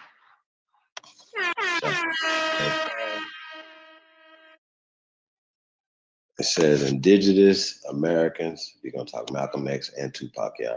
It's part 1. So let's go. Let's get right to this, man. Press go if you truly descend from the greatest human beings in world history. Hey man, if they haven't told y'all, man, before, man, you tuned in to the greatest of all motherfucking time. It's your Sahab, and I come in peace. I got DJ Cut in the building. Cut, you killing them. Got Truth in the building. Y'all know, man, y'all big homie, the one and only. The CEO's in the motherfucking building, man. Hey man, let's get right to this video, man. Appreciate y'all, man. Let's get right to it, man. Fair use. And y'all know what we say, man. Fuck fair use. Let's go.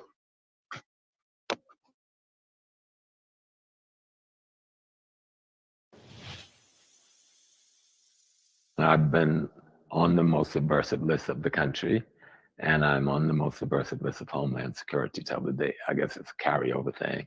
They won't give me my files. I've had a lawyer file for my files, but they said I'm active. Because I'm old, I'm not active in anything anymore.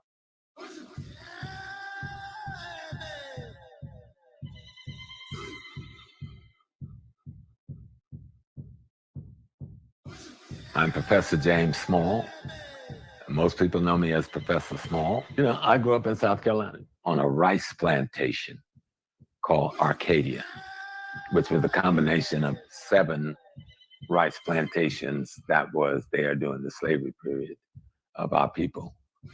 My family was not enslaved on that plantation. They came in the 30s to work in Georgetown. Georgetown has a large African population, and we have multiple villages all around that town that we've had since the days of slavery. They come from the Freewood, which means the maroon community. So we don't know a time when our family were enslaved, because we ran away in the bush. Keep going. Bushes. I was where the blacks ran away in the thickets, in these forests and these swamps. And that's where my people come out of, the swamps. But they call us the Freewood niggers. You know, that's what white folks call us. But we didn't call ourselves that. But we were the Freewood niggers to them. And so that population, man, if there's only one generation out of Africa, they raised me. And so I'm theirs. But the area where we lived in the area where blacks had lived for hundreds of years during the enslavement process. And the village we lived in was an African village. We did everything they did in Africa the same way. We carried stuff on our heads. And you wouldn't even believe the things those women carried on their heads. We fished. We had a farm. We raised chickens. We raised pigs. We had cows. We milked the cows. We used the same nets they use in Africa. Whenever you go to West Africa and see the big net, we call it seining. We use the same needle to fix the net that they still use in Africa. All of the fundamental principles of Africa was in play. I didn't know it then. But everybody in my community, all the young men and women in the village, was 13, we were rounded up and taken into the church. And there was a big meeting. And we had to choose a church father, the men. That's like choosing the African uncle in Africa. And the girls had to choose a church mother. And then for a year, they tutored and trained.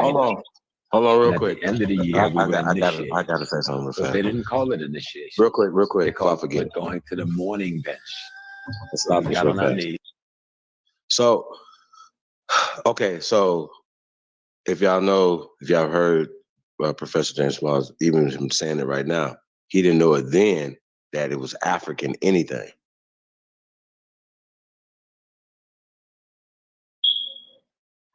Okay, he didn't know anything about Africa, and he's going to talk about that. But I got just when you say something has a large African population, that's what he's calling it now. But he didn't know anything about Africa then, and his people didn't know anything about Africa then. You understand what I'm saying? And Africa wasn't passed down to them in any African culture or anything like that. So I just wanted to point that out to you guys. So before I forget, yeah, man, that's crazy. But once again, we know that Africa is it's a colonizing word, first off, but it is not indigenous to the continent of Africa or the African people. It does not come from the tongues of the people on that continent. And I'm going to put a period at the end of that. Press go. Let's go. It's the go. For a period of a week. And they would bring in a preacher from out of town, not your preacher, who could throw down. I mean, straight up had people singing and shouting and jumping over the benches. And during that period, you had to get possessed in order to rise up. And once you got possessed, and while you're on the bench, your family is singing over you, your special song. So each person on that bench family had a song just for them, but it was the rhythm, that went with the song. And I got up like on the third day. And you can't get up and fake it, because there are people that are testing you to make sure you're really possessed, right? And you're dancing and you're singing, and and once you get possessed, you get to sit away from the others until everybody goes in turn, rises up. If you don't rise up, then you have to wait another year. But you lose your place in your age group.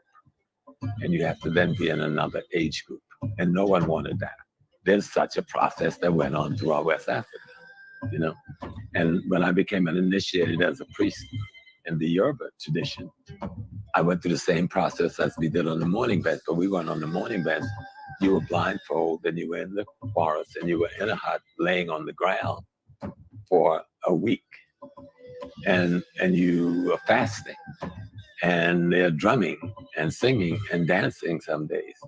And you have to get possessed, and you have to have out-of-body experiences where you go on what they call, the Native Americans call dream quest. But you don't know this until you come up out of all of that, and you have to tell the elder priest. Hold on, time out. What you saw. Again. I think I missed this the first time I see this. Hold on. If we got to rewind that back about 30 seconds too.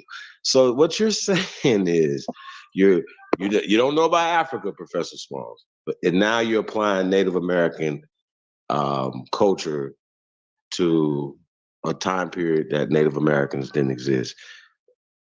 Hence, Native American culture didn't exist. Okay, that's how that worked. Don't fuck with me.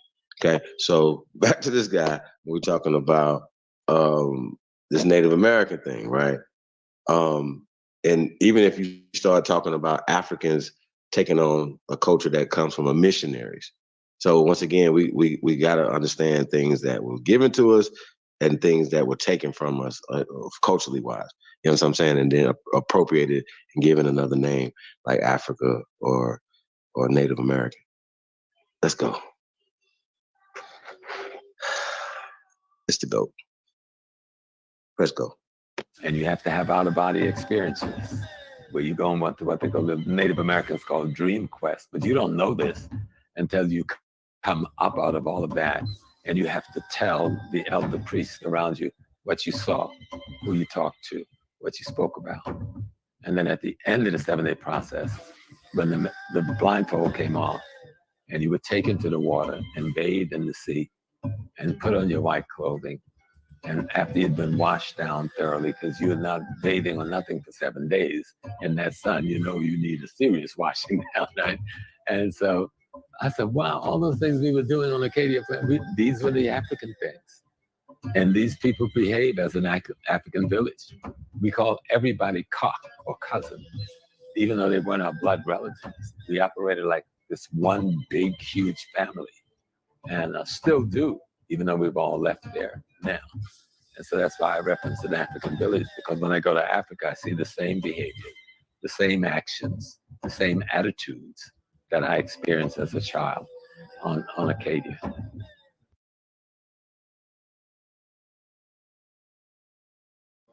You know the market, like one who can optimize this, balance that, launch these, and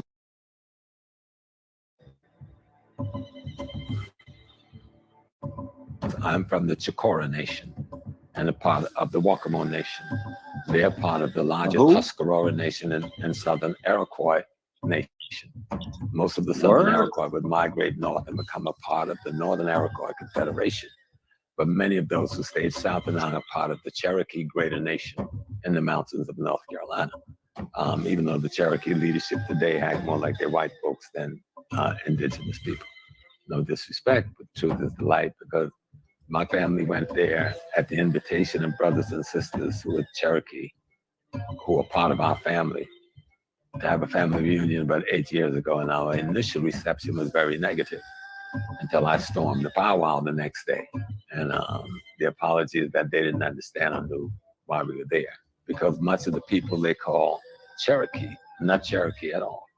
They're part of a multiple group of nations that live in North Carolina, South Carolina, northern Georgia, that the white men just dump all of us on that reservation up in North Carolina. People tell us we had lost everything and forgotten everything, and I realize we haven't lost or forgotten most of what we brought to America. We just put different clothing on it and hid it in different places, and now we can't find some of it, and we don't recognize the garments we put them in. But once you start going to Africa, everything becomes clear. It's like a mirror. They have different names they call us for the Africans who lived in Venezuela and Argentina. Well, we know we live all over, but somebody else came and called us Indians. We're just the people. We're the humans who found when we got here. My mother's mother, Susan, her name was Hope. And she married my great-grandfather, Pajo, who came from Uganda. But he was Tutsi. When he was 16, he was already almost 70. So he escapes from the plantation in Virginia. And with his mom and his brother walked back to Georgetown, South Carolina, where they were sold, thinking they could make it. 7-foot nigga ain't escaped But she was a traditional priestess, because her father was a traditional priest. They call them root people down there. So my grandmother was the root lady for our village, and much of that area, everybody came to her, even white people. And a root person is really a physician, a herbalist, a spiritual visionary, someone who can read your spirit and so forth. But mostly they came to the herb and the medicine when people were sick. And she delivered something like 40-something babies in her lifetime. She was also a midwife. And so that's who raised me primarily. Our parents was in the house, but when you live in an African village, the parents don't have that authority over you. The grandparents have the authority over you to rear you, you know. And then I had an uncle, Uncle Snowy, that's my mother's brother. He had more authority over me than my father did. And that too is clearly African. Hold on. I gotta say if I forget this part. Let's stop this real fast. I'm sorry. Is the one in charge. Okay. So remember we talked about like them destroying our generational wealth, what grandfather them said. It was all a hierarchy thing. Think about how strong the family is even in that system. Not only financially, but how strong the family will be. That's what creates peace. That's why we built and developed the things that we developed on that system that they abolished. That niggas, the color didn't matter. Color don't matter if the same result happened you understand what I'm saying? The abolition of our system. And we are rooting. They make movies and have us rooting for Denzel M. Fuck Denzel M. Y'all understand what I'm saying? In Glory? Y'all follow me? And this is what we dealing with, man. We dealing with it's really crazy. But he keeps painting it African, and he knows it's not Africa, right? But yo, it's That part right there, I had to address that when we talk about them abolishing our system and then saying slaves, right? Now imagine somebody that's 25 years old, right?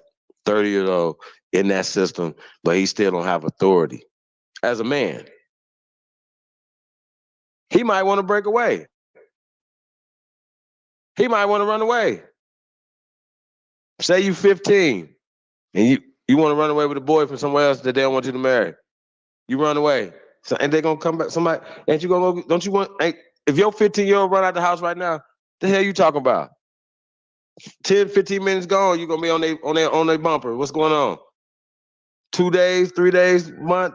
Y'all gonna go crazy. Stop it. You're gonna send them coppers to go find them within 48 hours. So let's stop it. Let's stop it with the bullshit. But once again, they always paint the picture as Africa, Africa, Africa. And clearly, once again, it's not Africa's. And we're talking about root. And we're talking about the root lady. And he talks about voodoo and voodoo and all these other things. And it's being the root of everything. But root is the root of everything. So root, that's what we call root. Root. That's what we put roots on somebody. That's voodoo. Or what they call them voodoo, which is new. Our shit don't have a date on it. And so we got to address this, man. Y'all have dates, times, and all this other stuff. We don't. So let's get back to this video right here, man. I had to address that. I couldn't let that go. And I might have forgot it at the end of the video. Hey man, press GOAT if you truly descend from the greatest human beings in world history. It is the motherfucking GOAT. Let's go. Uncle Snowy, that's my mother's brother. He had more authority over me than my father did. And that too is clearly African. The mother's brother is the one in charge of raising the mother's boy children, even though the father's still their father. And so I had that kind of upbringing. And when I started going to Africa, I go, oh my God, I've been in Africa all of my life. Most of it was the same. The indigenous people of this country, well, I don't want to call them indigenous. That's the wrong word, because Africans were here before the Asiatic got here. The reason they're red and not yellow anymore is because of the amalgamation between the African black and the Asian yellow. That's what produced the red man. So we got to get that straight. And then, but like on the East Coast, a lot of the indigenous Africans were still there. Anybody can look at me and tell and know that I'm one of them. But the whites raided our villages, burnt our camps, and enslaved all of us. That they all look like Africans anyway. So let's just put them all in slavery.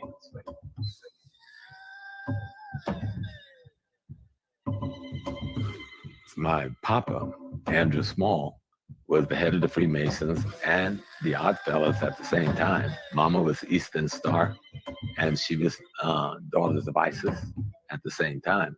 And this is my grandparents. And my parents came north and they became a part of the workers' movement, the union movement. That's who introduced me to Malcolm and being in the struggle.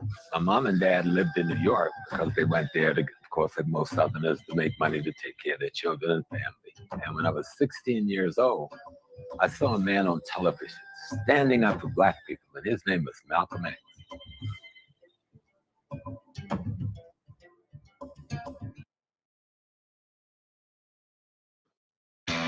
What does it mean to go first? We're Aborigines. You have a drive to You make and I a are difference. Aborigines, but you don't want to be Aborigine. You don't want to say I called my mother and said, I want to meet this man. So she came to South Carolina for the summer and brought me back to New York in the summer of '63. And I had an opportunity to meet for about 15 minutes. El-Hajj Malik El-Shabazz, Malcolm X, on 147th Street and 8th Avenue in front of the Food Family Supermarket where I was packing groceries at the time. And the one thing he told me was, stay in school, get an education. Education was going to be key in freeing our people. And I tried to live true to that. I would later go back to South Carolina, thought I was Malcolm X, got into a lot of trouble. We were picketing the lunch counters in Georgetown and the theaters. And our grandparents were stronger than we were. They didn't want us picketing the theaters. And I remember not understanding at first, because I lived in the countryside. And so you had the country blacks and you had the city blacks. But I went to high school in the city. The country blacks didn't want to beg whites to be a part of their work. So I come Whoa, out of that. whoa. Black, I black, gotta stop this again. I gotta stop this community again. I people, gotta my stop grandfather. this again. I'm sorry, guys. Hey guys, listen. I'm done. I'm about to. Hey, we have to shut this thing down right here, y'all. The fucking credits should start rolling right now in this motherfucker. The Knights. What is happening? Like the African music need to get turned off and put on some motherfucking General Hospital Guiding Light. It's go to the light. It's over. This shit is over. You motherfuckers, hey, y'all, it's over. Do y'all understand what I'm telling y'all, man? Niggas got all that, bro.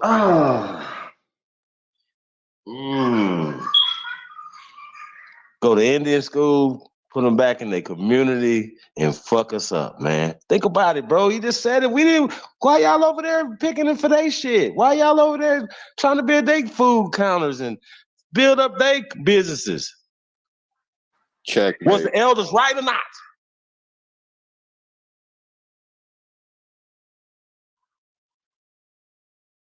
Come on, man. Y'all gotta, man. What is happening right now, bro? If we all understand, and it's no knock to this great man right here. It's no knock. No. Our ancestors are nothing that came. Look, people made mistakes.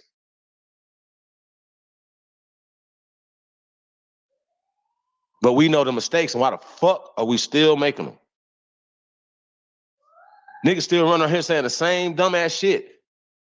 Picking and doing all this weird ass shit and this spying on our people or whatever. Oh man, y'all, what the fuck are we doing right now? For real? For real. Yeah, please take that back just a little bit. Y'all gotta hit this shit again. Let's go. Shit. This is crazy, y'all.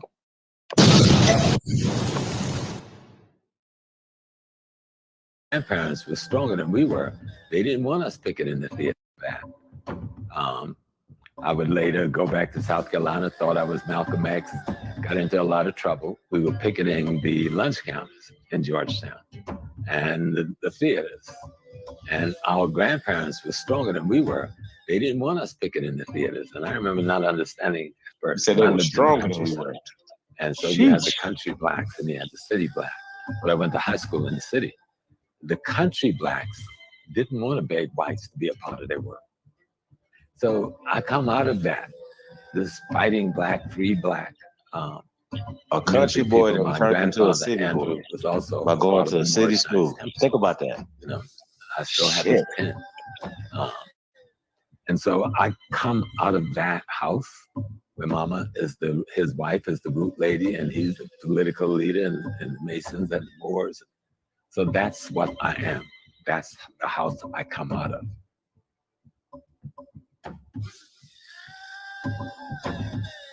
And so I'm involved in the picketing and the demonstrations in high school. I'm a teenager with all of this going on. So when I get in the Navy, I find that the same racism is there. So I hooked up with some brothers from home and some others, and we formed something called the Split Brotherhood. And that Black Brotherhood, which covered a whole fleet, we must have had something like about 20 ships where we were organized, the blacks were organized. And that was true throughout the military, especially in the 60s. And I was a part of the Blood Brotherhood. We walked in, we were on Guantanamo Bay, and we walked into the enlisted men club. No women is there, this is all men. And somebody accidentally hit the hot dog out of the hand of a young white man, one of our group, about 8 of us. And Jimmy immediately offered to pay him and apologize. And the young man was amiable to that. Some hand came out of nowhere and slapped the money out of Jimmy's hand and said, "Don't take that nigga's money." Well, that person ended up dead when all was said and done. And the fight, you know, that had to ensue in an instant, he lasted like about 2 weeks in the hospital. And so from that point on, we were all like targets of our own military people. And some of us went to jail. I didn't. Jimmy got out, I got out. They would arrest you for small things and give you maximum time.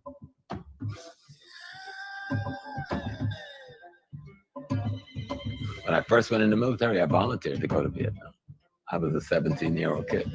I thought this was real. But by the time I get to 20 years old, I'm saying, no, that ain't happening. And they told me, you have orders, you'll be forced to go. So I retorted that if I'm forced to go, the ship won't reach port. So I got court-martialed for that. I lost, but I got a minimal punishment because the captain was very close to me. I was the librarian. And so he had nobody he could talk to. And I'm isolated in the library to keep me from the general population and teaching, because I did this kind of talking back then at 18 years old. Him and I had a rapport that he didn't have with others. So he gave me a very light punishment and transferred me to another ship. I left the U.S. Navy. I owed them 2 years of reserve time. I refused to do that reserve time. I never served the 2 years, and they gave me an honorable discharge. I showed up at my court-martial that morning, man, a black beret, black leather jacket, black turtleneck shirt, a bandana, a bullet across my chest like the Mexican soldiers wore, a 25 Beretta on my hip, and black combat boots, combat pants. And they said, you can't go in the courtroom like that. I said, well, that's all I got, right? 3 years later, I got an honorable discharge through the mail. And I never served that time. But from that moment till now, I've been on the most subversive list of the country. And I'm on the most subversive list of Homeland Security till the day. I guess it's a carryover thing. They won't give me my files. I've had a lawyer file for my files, but they said I'm active. Because I'm old, I'm not active in anything. So that's what I come out of before I end up, you know. And of course, in the period of all of that, I go to Mecca and become the Hajj Amin Shaheed. And somewhere in there, I break away from all of that to a degree and go back to college, go to City College.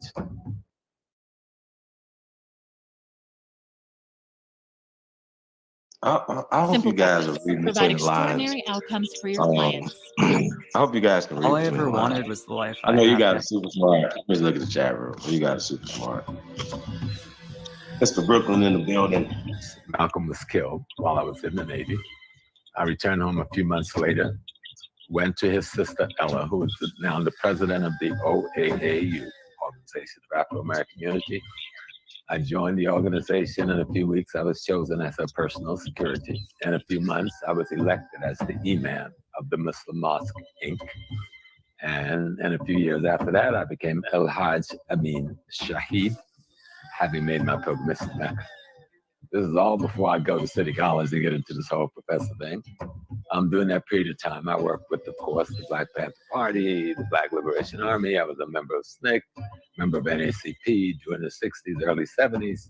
I was the liaison between the Black Panther Party and the OAAU. At the same time, I was Malcolm's sister's bodyguard. So I was in constant contact with Lumumba Shakur, who was the head of the Black Panther Party in Harlem. His brother Zaid Shakur, the husband of Assata Shakur, was the head of Black Panther Party in the Bronx. Zaid and I was much closer, because we were close in age. Matula Shakur, the youngest brother, the purported leader of the Black Liberation Army, who was at Lincoln Hospital running a detox program using acupuncture for brothers and sisters who was hooked on heroin. So that was the world I was in, and this is the time of the formation of the Black Panther Party, the Black Liberation Army. I was a part of the group that opened the first breakfast program for the Black Panther Party in New York City, and I opened the second breakfast program on 125th Street for the OAU. I've met so many kings and so many queens. Afeni Shakur.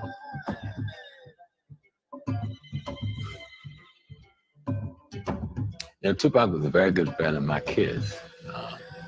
And it was one of my children that he was very fond of, who was very fond of him.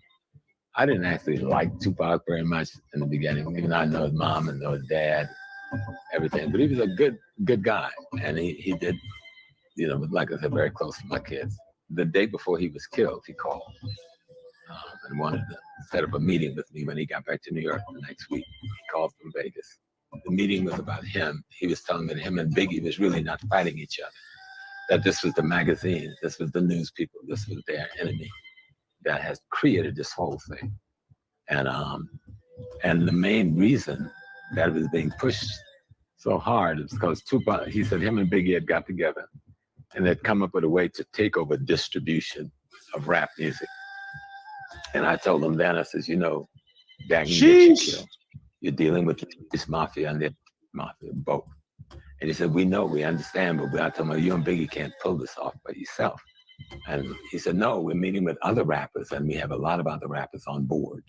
And he said, so Professor Small, when I get back in New York next week, we have a fight tomorrow night, get back in New York next week, and come up to the house, we're gonna talk.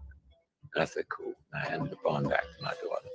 And that's, we would hear the next day that he was shot to death after that.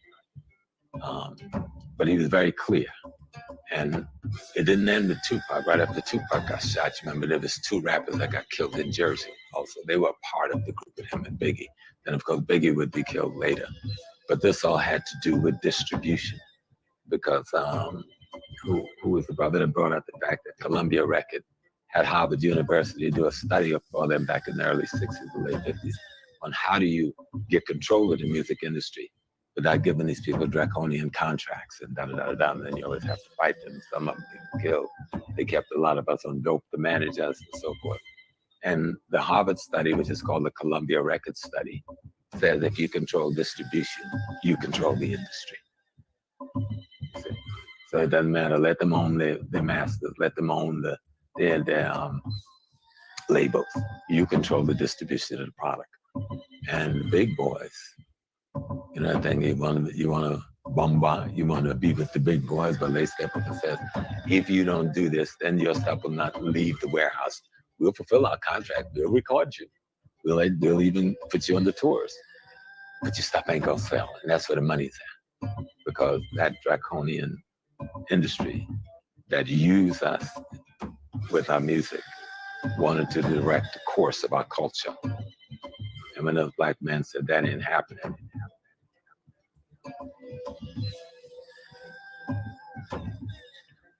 I've been lecturing for 50 years. You know, of course, I was very close with Dr. Ben, extraordinarily close with Dr. Clark, close with Brother Asa Hilliard, Brother Jake Carruthers, Dr. Francis Welsing. I met Francis in 1967, Dr. Welsing, at the Black Power Conference in New Jersey. She didn't just come up being Dr. Welsing. She was an activist in the movement. She was trying to get people to go and raid the jail and break a Mary Baraka out of jail that day. Y'all are men, y'all go and get him out of jail, go break down the doors. I come out of the struggle in that way. We were the voice of Black Liberation Army above ground. Proud of it, never been afraid to say it, ain't scared of nobody about it. But I always tried to be that kind of a low-key guy that always make myself look like I'm the security guy standing in the corner. And that has worked most of my life. So most people know very little about what my background in life was.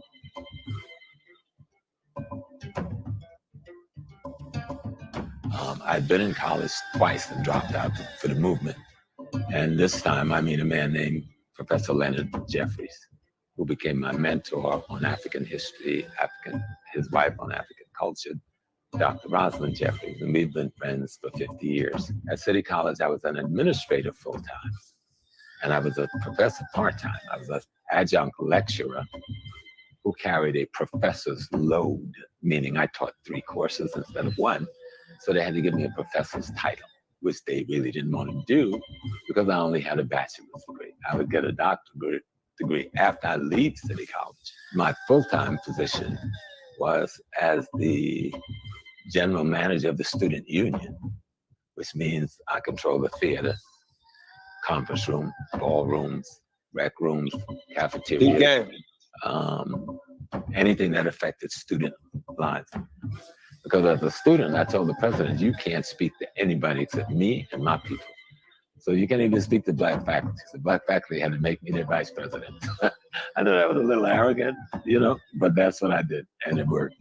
I had more money, $2 million in my budget, more than the president, and I had a staff of 60 people, more than the president. And we ushered in the Black Studies Department, which I'm proud to say I'm one of the persons that was the author of that process, and one of the technocrats that saw its implementation with Harold Cruz and Dr. Charles Hamilton from Columbia University. And we brought Dr. Leonard Jeffries. I'm sorry. I'm going to stop one more time. It's almost over. I know it's almost over. But I got to forget this. I got to say it. All right. So check this out, right? So Dr. Leonard Jeffries, shout out to Dr. Leonard Jeffries. Dr. Leonard Jeffries, I seen an interview he did. He was talking about the Carnegie family giving them $500,000 at that time was a lot of money. Still is a lot of money right now today. $500,000, right, to create Roots, the movie. Not only did they, like, this $2 million budget in City College, right, but who's funding that? Where does this money come from? And he's saying, which is interesting, that he had a bigger budget than the president, which gave him more power than the president of the university. You understand what I'm saying? To push Black studies. Now, what is interesting about Black studies, right? Now, earlier when we was on the show with Lotus earlier, I think we were talking to Cass and said something about Black, and he associated Black with Africa, right? Well, there's a reason for that, because they didn't start. He didn't even then push all the things that he was pushing. You know what I'm saying? As far as Africa and motherland and all that stuff, they would only still put saying Black power and Black. So it was Black studies in the 80s, which was turned to African studies in the 90s. Let's be clear.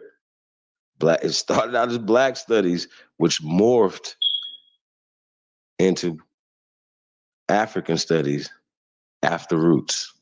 So once again, his mentor, Dr. Leonard Jeffries, was funded by the Carnegies. And if you guys know anything about eugenics, you guys know anything about what's going on, the Fords, the Carnegies, blah, blah, blah, all these different families, whatever, working, all these other things or whatever. Once again, to fund miseducation of the American Negro. You can respect it or check it. And this is a part of, whether you know or you don't know it, this is what you're doing, or have done, in this case with Professor James Smalls, which birthed the Reggies and the New Booties, Jabaris, and all these other people. So y'all gotta understand that. So we're gonna get back to this, man. We almost finished y'all right at the end. I should have let it go. But I had to say that, man. This is crazy. This is ape shit, bat shit crazy. Yeah. Ape shit, bat shit crazy. But I would love to have a off the record conversation with this brother, because there's things I want to ask that I don't definitely want to ask. I wouldn't even want to have it in a public conversation. I wouldn't even expect him to answer it. You understand what I'm saying? But he definitely knows a lot of things, ladies and gentlemen. This man knows a lot of things. So shout out to Professor Dr. James Smalls. Let's go. Let's finish this out, man. We're going to talk that.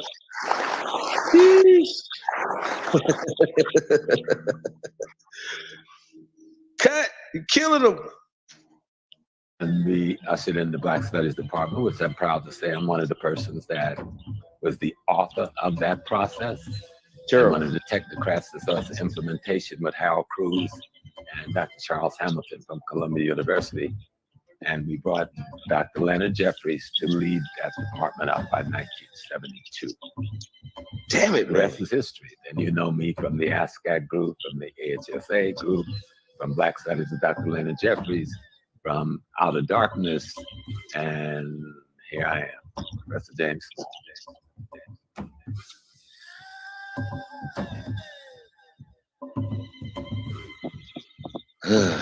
Shit.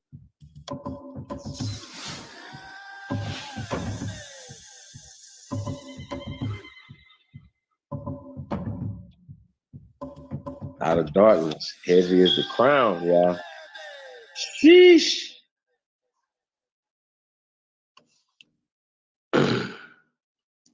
Truth. What do you think about that, man? Damn it, y'all. Damn it. I see American King going in. That shit was crazy, bro. This motherfucker, like, I can't believe that he's so intelligent, all due respect to the elder, that light bulbs weren't popping up in his head as he was speaking that shit. Like, it was just so much contradiction, bro. It's just so much misinformation. I don't know, bro. Like, what the fuck is what the fuck is going on? But you heard what he said though too, bro. Like I told people, bro, like it ain't even no shot. I grew up in the South and the North, bro. And a lot of motherfuckers from the South feel like that our relationships with so-called white people, bro, went sour because of these northern niggas coming down there stirring up bullshit, bro. You know, we didn't fuck with them. They didn't fuck with us. That was fine. The ones we fuck with, it was cool. But outside of that, you know, everything was in proper perspective, nigga. You feel me? The niggas came up there stirring up that shit with their educated ass, bro. I hate a smart, dumb nigga, bro. Well, it was one part though. He was saying that he's a country boy, come off a farm and all that, village and all that shit, right? But once he went and got miseducated, and then continued to be miseducated after he got back to South Carolina, he said that the elders who were stronger than them, as well as the country folks, and now he's a city boy now because he could speak. Y'all follow me? He could read now. He could he was educated. Peep it out. So, but the educated ones worked against the air quote uneducated ones who were stronger than them, who were on to something.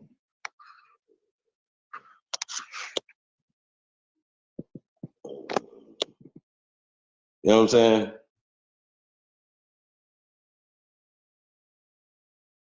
All right, for sure, for sure. All right, cut, man. No, man. Salute to everybody, the chat, everybody, man. I'm about to go ahead and lay my old ass down. I got an early day tomorrow. That's right. Man, peace to the God, man. I catch you in the AM, cut. You know, we never sleep over here. Peace, so brother. Shout out to DJ Cut, man. Appreciate you, man.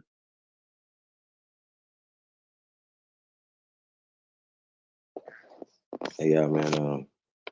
Anybody for DJ, weddings, bar mitzvahs, picnics, family reunions, whatever, man. Y'all need some great tunes, man. Live DJ, man. Hot your boy, man. chiefholiday@gmail.com.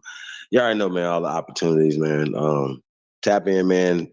Y'all builders, man. OnlyBuilders2022@gmail.com. Definitely, man, we working over it, man. So I want to say shout out to everybody, man, that's putting in this work, man. We really appreciate you guys. Yeah, man, that was crazy. Man, just going back to that video, man. It all ties back into the first video though as well. A lot of things that we say, it doesn't add up. Like the historical accounts don't add up to what our ancestors, what the actual data says. You know what I'm saying? Like, yeah, of course somebody can come with a slave narrative. There you go. It's a slave narrative. They ran away. They were slaves, but the pale skins that ran away were just runaway indentured servants or whatever. You know what I'm saying? So once again, they're projecting and deflecting certain things. You know what I mean? So what the first video though, what was interesting, and I definitely want to look into the dark skinned people with the blue eyes. And it was not just more, it was more than one. So what does that mean? You know, when they be talking about tall, dark, and handsome sometimes, depending on who you're talking about, it could be somebody with a tan. You know what I'm saying? So, that's really interesting to me. So, yeah, I'm definitely gonna look more into that information for Straight Up. So I want to say shout out to Straight Up, man, for real. That was a dope breakdown. Tayshawn back in the building. Tayshawn. Yo. Yeah, man. Nobody else got American King. Yeah, hey, Bright. Hey, man. The views and opinions. Huh? I said, Brightmo said get in contact with him, bro. He seen when you said you was looking for some fatter girls in that video, bro. Oh yeah, Bro man. We said are looking call for us now. talent. We looking for talent all the time, man. But definitely, man. May 28th, man. Atlanta, Georgia, man. It's gonna be the Atlanta, Georgia. It's like the 32nd carnival in Atlanta, man. We're gonna be talking about that, man. In a few days to come, man. So y'all be on the lookout for that, man. It's gonna be crazy. We're gonna be behind the scenes. Not only at the carnival with Job Briggs, but also the video shoot. Feather Girl. I remember I had to get Feather Girl. Let's play Feather Girl. See, yeah, you got that? Yeah, bro wanted to be We a played feather Feather Girl girl, earlier, right? man. I heard Feather Girl. I was about to say, we didn't play that tonight. We played Feather Girl earlier, guys. That's her Feather Girl. So y'all be on the lookout for that Job Briggs, man. Shout out to Job Briggs, as well as Feather Girl apparel, merchandise, man. So y'all be on the lookout for that, man. Just a lot of things, man. It don't seem like we super busy, but we are. We've been putting in a lot of work. We're gonna continue to keep putting in work, man, on all fronts. We're fighting on all fronts. So never let the laughs and giggles and jokes and you know what I'm saying, fool you. But I do want to point this out though. The video was very well produced, right? The music says everything, man. Like it's to put a person in a mind frame. If they would have had some flutes and sounded like some Native American stuff or whatever, you would have had a different mind frame. You know what I'm saying? But they needed to push an African mind frame. The producers of that piece. So I just want to point that out as well. So they had to have that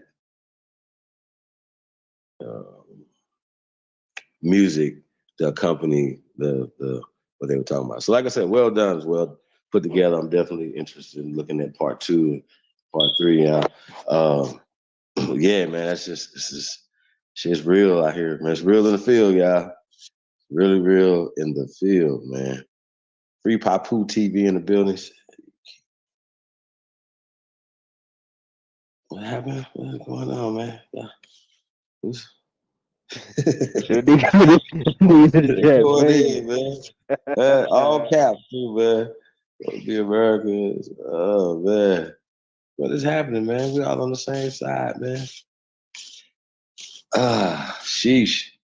But yeah, man, hold on. Let's link back in the chat room, man. Let's talk about it, man. Drop the taste. What y'all got going on? Tribe Tides is in the building. Peace to the guys, man. Yeah, I think it's really interesting, y'all. I really do. Oh God, I do. You know, even just like I said, going back to the first video, like they know for a fact that things have been altered, twisted up, or whatever. But when you start presenting evidence, they want to fight against it. Why do I think that is? Why do you think our people fight as hard against everybody else? Why they don't have a dog in the fight? Why they fight so hard about who we are and shit? Like we identified and we are reaching to obtain social, political, economic empowerment, right? We're talking about it, dreaming about it, eat it, and these motherfuckers is mad. Why? You should at least be in the fucking stands cheering, motherfucker. Why the fuck is you like? Why would anybody be rooting against us? I don't understand this. Like, it doesn't make any sense. I want to know that question. Any naysayers, I want to know. The question to you guys: why are y'all mad? What is happening? You should be like rejoicing that you're not slaves from. You know what I'm saying? You know what I mean? Like, y'all should be happy about it. It's like, no, we want to be slaves, chief. Y'all some Sambos. Y'all some coons. Why? Because we say we're Americans. And I asked them, are they Americans? They'd be like, but yeah, but y'all still some coons for saying we Americans. Like, wait a minute, man. Like, stop it. Like, y'all got to make this make sense, man. Listen, man. Y'all know how we have like mock debates, right? You guys. And we can't debate the opposite side of, like, there's no, like, you can't even be on that side to debate even in a mock debate, y'all. That's how stupid it is. This conversation is stupid. Like, you should be able to debate both sides. How can you debate something so stupid as monkey people and theories and hypotheses? How's that? You can't debate that.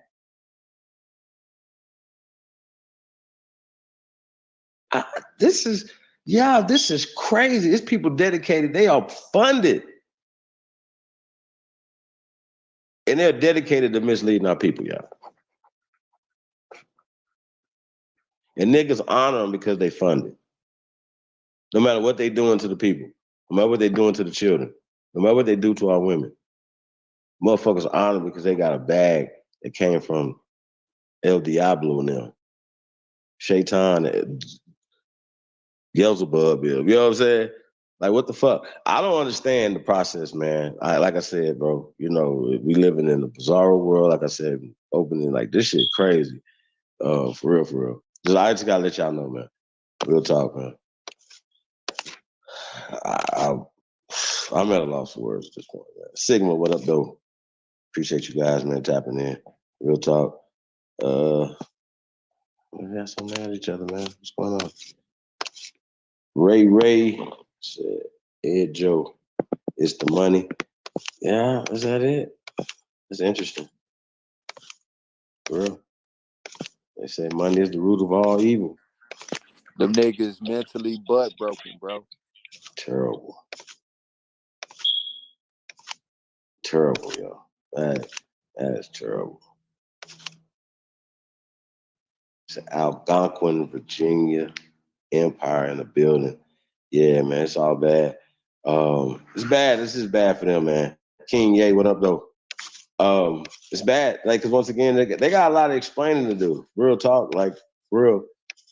Like, it's like, why push a lie, for one thing, right? But then especially the lie doesn't have nothing, no solution attached to it, no power attached to it, just begging, losing. Like, why would you teach that to a child? Imagine kindergarten or first grade, whatever you say you're gonna start teaching this child about this section of American history that y'all call the slave and enslavement period, right? Which is very interesting because I'm always trying to find out what's their enslavement period, and then we just try to fact check that, right? But the point is, right, this is the land of the free, the home of the brave. They brought slaves and slavery here. Now, enslavement is employment, it's marriage, it's family structure, it's penance, locked up. Remember, like, a motherfucker just steal something back in the days, a pig, a horse, and they were executing you, right? So things were different. So, of course, stole some apples or something, your ass might get put in a work farm, pick some apples for 6 months or something. You know what I'm saying? Think about it. Like, motherfuckers still getting their hands cut off in other countries right now for stealing the apple. That ain't extreme. So, I mean, I don't understand. Like, we're judging everything by time periods, and they was hanging motherfuckers for stealing somebody's horse. Could you imagine? The Grand Theft Auto would be so little right now. It wouldn't even be the game. Like, nobody would be stealing nobody's cars, catch your ass and cut you in half. You hear me? Motherfucker be like, nah, we're on the spot. Cut your ass in half, we're on the spot. Motherfucker ain't gonna be stealing nobody's cars no more. I say we go back to some of that shit. Real talk. Some of you motherfuckers need to be split in half. Oh, God. Real talk. Traitors, motherfuckers. Real shit. Just let that know. Pushed in a pit of fire, alive. You hear me? But it's my fantasy world. But yeah, man. Shout out to everybody, man. What's going on, man? They really doing that. Peace to the gods. Mr. Brooklyn. What's up, brother? How you feeling, man? Great presentation, Chief. Great show. Appreciate you, man. We just try to get the people, man. Something, man.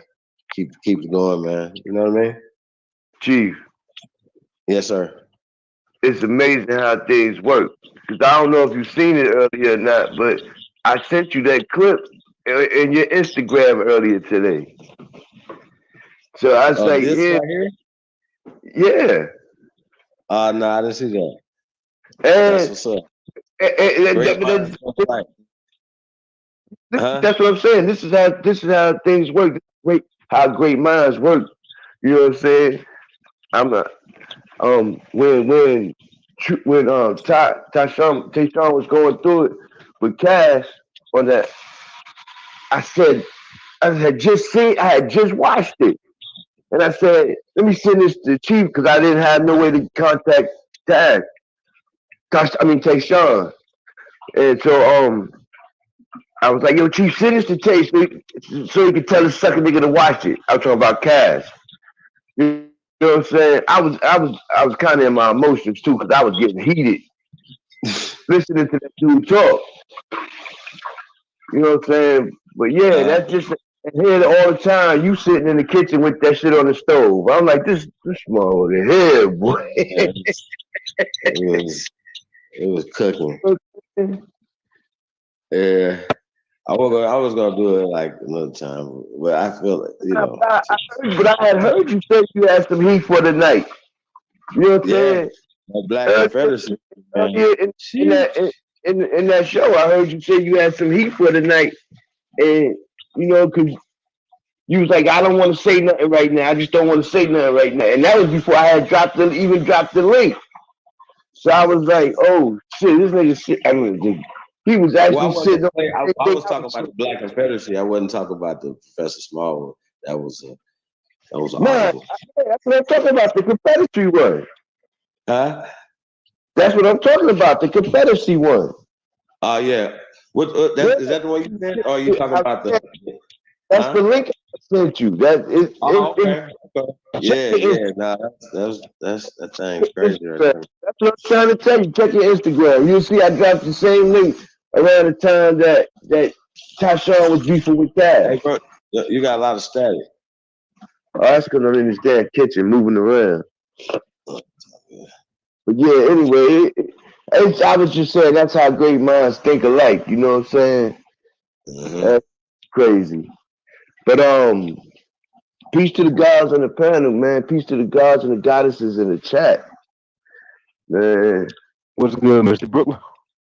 Shit up, man. Stop giving your energy. Try to go out and come back. Try to go out and come back in and see what I do. Or move around. Yeah, it sounds bad. All right. Let me go out. Damn, I always got this fucked up. Man, yo, so I really like I said, man, I try my best not to get involved in, you know, the bullshit in other people's business, right? But I feel like if everybody's paying attention to all these rappers going to prison or going to jail, right? RICO charges, right? Young Thug and Gunna just got a RICO charge, right? Now I was saying, I'm like, yo, and then the boy 42 Doug, I don't know what kind of case he just got, but I'm sure it was something, right? Have you guys ever heard of the hip hop police? Like, if you want to be a rapper, right? I'm just gonna let y'all know this is not one of the best professions to be in. I think it's one of the most dangerous professions, at least in America, to be in. I agree.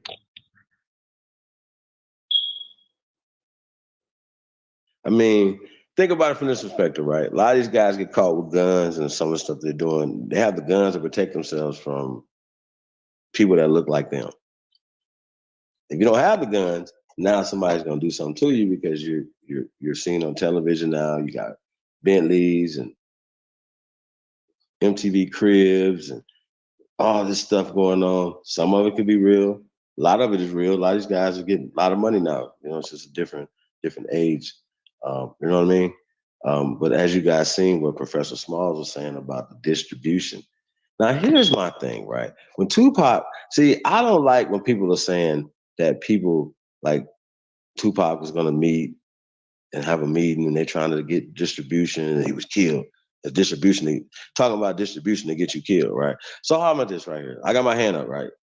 Now, if I have a bunch of land and I say, you know what, y'all, I want to grow pecans.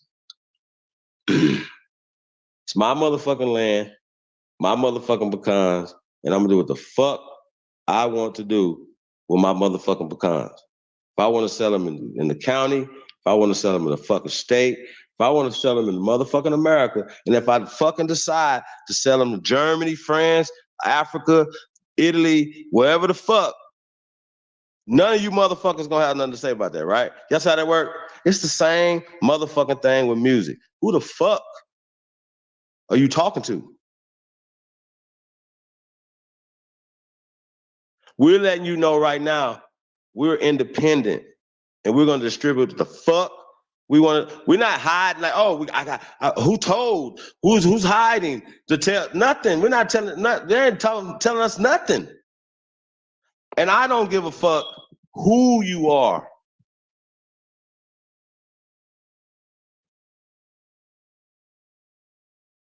How about that? So all this, man, that's fairy tales, man. I'm tired, man. All these rappers got killed. They had insurance policy on them. Motherfuckers get killed. Your job at your plant got insurance policies on you, fool. Fuck is you talking about? Like, y'all don't understand nothing. Why are we acting like just taking it? Like, they even know, how is this possible? But the reason why it's possible because of the social and the mental conditioning. And so you're so mad you don't have nothing to do but just fight once again against the people that look like yourself. Because remember, you look in the mirror, you hate yourself.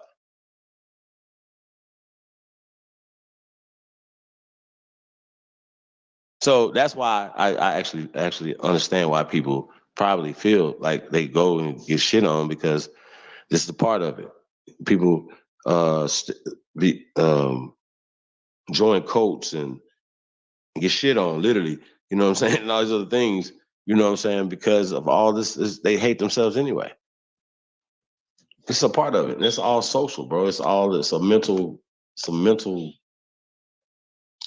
yo, it's terrible, y'all. Like, real talk. Like, you know what I'm saying? Like, we know how to fight each other. Real talk. We know how to do that. We definitely know how to hate each other. That's just crazy. But it's conditioning, because we'll start telling, grown niggas will start telling little kids that you're black. And it's gonna be hard for you. It's gonna be 3 times harder for you. And the kid like, man, I'm running circles around Billy Bob and him right here. Why is it 3 times harder for me? You know what I'm saying? I'm way better in classroom. I'm way better outside. Like, you know what I'm saying? You already are setting your child up for failure. But back to distribution though. Who the fuck are you talking to? Somebody gotta explain to me. Who y'all talking to? They didn't tell us back in the days when we was out our trunks what the fuck we could sell, who we could sell it to. See, once again, it's other things in place. We don't, once again, you go in their machine and want to be with their system and what they got going on. Why do we have to do that? Why do we value anybody that do that? Why do we value anybody that walks around with Gucci today? Anybody. Why? No disrespect. Nobody's wearing Gucci right now. Like, oh, I got Gucci on right now. But why do we value that? Of anything that we could say, you know what, that right there is a no-fly zone, right? It would be Gucci. Just an example, right? Of things that we, back in the days, we used to do that. Like, y'all remember British Knights? They was like, yo, that's for, and it was just probably a rumor. But once they told us certain things, remember when Ice Cube said, stop drinking the OE, the St. Ides is giving ends? Well, I kept drinking OE because I was like, St. Ides wouldn't give me shit. You know what I'm saying? I'm just kidding, y'all. But y'all understand what I'm saying, though, right? So once again, we had more sense when we didn't have the goddamn internet. Now we got the internet, we crazy as hell. We got smartphone and dumb as hell. Remember, we got a calculator and can't count. This shit is stupid. Motherfucker be like, 400 years. And then I be like, well, where'd you get the 400 years for? His calculator, he got his calculator, like, he still can't fucking count with the fucking calculator in his hand, my nigga. This is what we dealing with. We're dealing with some crazy shit at this point right now. I'm convinced it's a problem. Like I said, Tay Sean hit on the head, man. Either you niggas is dumb or y'all with it. This is what it is. You really retarded. If you come over here believing, especially after your people done told you you're not African, after all the evidence that you've seen, the people over there telling you not them, everything else, and then you still be like, nope, my spit says I am an African. You are dumb. Real time. Sorry, man. I'm sorry, y'all. I would want to be the first one to explain this. Oh, shit. Well, my online. That's what's up, Algonquin, Virginia Empire. Your online. That's what's happening. That's why sheesh, man. It hurts my feelings, y'all. Especially when this gas is $6 a gallon out here, man. Sheesh. How much is gas where y'all at right now, man? This shit crazy. $6. I'm about to get me a skateboard, like or something, like a scooter. Like, They man. bought a pair of sketches with the wheels on the back. Man, this shit get crazy, y'all. That's the pandemic. Stay home. Nigga be like, man, gas is fucked up. Nigga be like, why you on the bus? You got a car? Yeah, but sheesh. Gas is $16 a gallon right now. Crazy. Scheme in the building. He said, my spit says I'm 69% Aboriginal.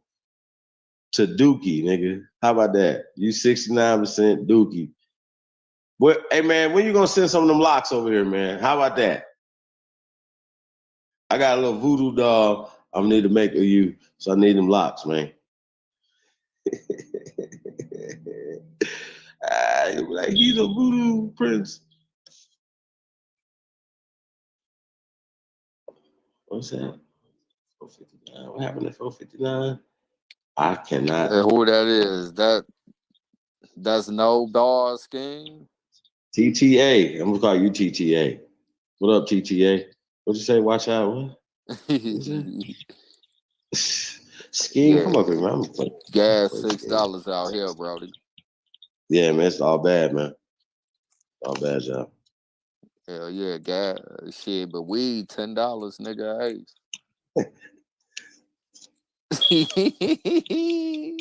You ain't gotta choose no more now, nigga. Sheesh. Man, it's all bad, y'all. Man, yeah, man. Scheme, no, he is not no damn African. Period. Or rapper. Yeah. Or rapper. I'm back. He said, or rapper. Hey, man, Scheme, what's up, brother? How you doing, man? Peace, power to the dark side. What's up? What's going down with you, Chief? Man, all good, man. Hey, real quick, man. I don't know how much you've seen, but we played 2 videos. We played Professor James Small's video. He just did Out of Dark, Heavy as a Crown, Part 1. And we played the Black Confederacy. Let me ask you a question about the Black Confederacy first. Have you ever heard of so-called black people fighting, free so-called black people fighting for their land? They volunteered to fight for their land in the South, brother. Have you ever heard of that before? You talking about the Civil War? Yeah. Yeah. Let's talk about it. What did you hear? Black people fought in the Civil War on the South, and black people fought in the Civil War for the North. I mean, if you're asking for the, fight for their land. No, it was the political reasons for the South and the political agenda of the North. It was the industrial age is coming in, and the South is trying to keep what they got going on. The North is trying to get the machines coming in, and it's a change going on. So, but And as far as black people, what we just are we just fighting with them. Like we're So not. hold on, bro, because he asked you specifically, have you heard about black people fighting in the war, Civil War for the Confederates in the South for their land? Like that was a specific question. Like for their land, but I not what you answered. think, but what you told. Like, No, have I you didn't ever heard say of what that? I thought. Who is that? Who's doing that? Who is that? It's Tayshawn, man. I'm because you all you had to do was say Okay, yeah or because no I'm to that trying to question. figure out what's going on because Chief asked me about black people fighting in the South, and he said let's talk about For their something. land. He said for their land though. Hey, yo, see, if I ask you, Go ahead, bro. can you slow down? If I ask you, is this red? And you say, yeah. And then I say, is this glass red? You be like, well, no, the glass ain't red, but like that's red though. That's behind the glass. Bro, you Like pushing it with that one, bro. You are inserting Right. that they're fighting for their land as if they're indigenous there. That those black people did not come off slave boats, weren't descendants from slaves. Okay, just say So you've that's never why heard I'm of that. having the problem here, sir. I'm not Because against you've it. never done the research on it. That's what I'm saying. Like just say Well, yes, a I yes or no can't question say though. that all black people were already here, sir. If they're Because you don't slaves, know. sir, there are slaves that were brought over here, and Can you prove that? So they're who was all the fighting free in the niggas? and their descendants are fighting in the Civil War, just like in the North. Who gives a shit? So what about all them free niggas that had slaves too, bro? Yes, it's According called to your this. theory. That what do you mean? That's business, nigga. So That's why is it nothing business? good. So why is it business with niggas, but when it come to white people, it's some How do old you torture think bro white bucking people shit, got the slaves, niggas? bro. Like you gotta think about it. Hey Niggas man, let's having just get back to the slaves question, is bro. nothing new, sir. All right, bro, but y'all motherfucker try to. All right, so when it's niggas with so-called slaves, Yeah. it's business. But when it's white folks, it's boats and butt breaking and rape and all that other goofy shit. Oh, if you're talking about the specifics Come of what's on, going man. on throughout the plantation, then yeah, it's a lot of nasty things going on. But what's that got to do with anything? Who was the first slave owner in America? Oh, y'all got to get to the points. I don't like those games. So you could just I prove just all asked your you a points. question. Who I was the don't first know. So slave you owner could in prove. America? I don't know any. I don't know. So can you prove your point? So why you speaking on it if you don't know? What? So I don't know. Wait. So I don't know the first slave owner. So now I can't speak on slavery in America. I mean, man, you That's pushing a bullshit. fallacy, sir. Slow down. I'ma just let you deal with Chief, bro. Go on here. Yeah, because I don't like games. Like we trying to have a Nah, ain't no discussion, and games. I asked you a you over specific here question. saying if you don't know this, then you can't talk about that. But that doesn't negate any points I've made. I mean, you So said we you don't didn't have know. time for those type of games, sir. We're actually I trying to have a mean, hey, scholarly discussion. look, sir. We asked you a specific So question, if you bro, can and get it to your went, and you point, took it every way, well, why bro. don't you expound on your point if you have a point? Bro, If not, the original question was talk about the blacks, so-called black people did fighting that. on the Confederate side for their land. Yes, I did that, and then Tashawn interjected and asked you the same question because you took it no, with some. They was just Tashawn, fighting just cause, bro. no, Tashawn pointed out the part about Ford land, and I said, For their land, the land that they slow own, down, bro. and I was God like, damn, bro. you good, bro? Like I'm trying. Y'all get too emotional, and then so basically you're trying to paint a narrative that it wasn't a political gain or wasn't an agenda that was set up in the South that was for their gain and for the North on their gain. You're saying black people were fighting for their land, and that had nothing to do with what the hell the South had going on, what they're fighting for. Like what? No, what do you mean, bro? You're confusing. You're confusing the No, situation. you guys are Exactly. confusing the Civil War First with off, Go we're ask black yes or saying no, people first bro. off, and okay, what are they're you fighting. hip? Are you hip to that it was more of us in the South? It was more of us fighting for the Confederacy Man, I than can't. Pale people. Are you hip to that, brother? Yeah, I'm about to just answer yes to everything so you can get to your point. Why y'all gotta do that? Well, here's my point, though, right? Here's my point, Get right? to the Here's my point. point. When we talk about voting, right? Voting means bodies, right? Like that means like majority of a situation would win, right? That even back in the Civil War, pre-Civil War, and then Reconstruction, the Negro still outnumbered these people here on this land, brother. Are you not understanding that? Y'all like saying, and that they are saying that nobody knows. We're saying that nobody knows anything about Africa until we're educated by these people who came here, brother. That's what we're saying. It is just that simple, bro. And we can prove it. And we just proved it. Like we prove this all the time, bro. We've been doing this for years, bro. Hold on, Chief. You said we can prove it. We just proved it. How did you just prove it? Okay, listen. You're not paying attention. Apparently, you're not paying attention, bro. Well, Professor James Smalls, just like a lot of our elders, have stories of their elders, brother. And they didn't know anything about Africa until it was taught to them. They put our people back in, right? They put us, after they take us in, when we go into universities and we go back to our communities, smart ass dummies, program about Africa. And then we go say, Grandma, we from Africa. And everybody grow up and say, what the hell is you talking about? We all have that story, bro. You probably even had that story. See what I'm saying? Like you go tell your people you're from Africa, they're gonna be like, they don't know nothing you're talking about, bro. Remember, now y'all we're went saying nuts. that slavery is fake.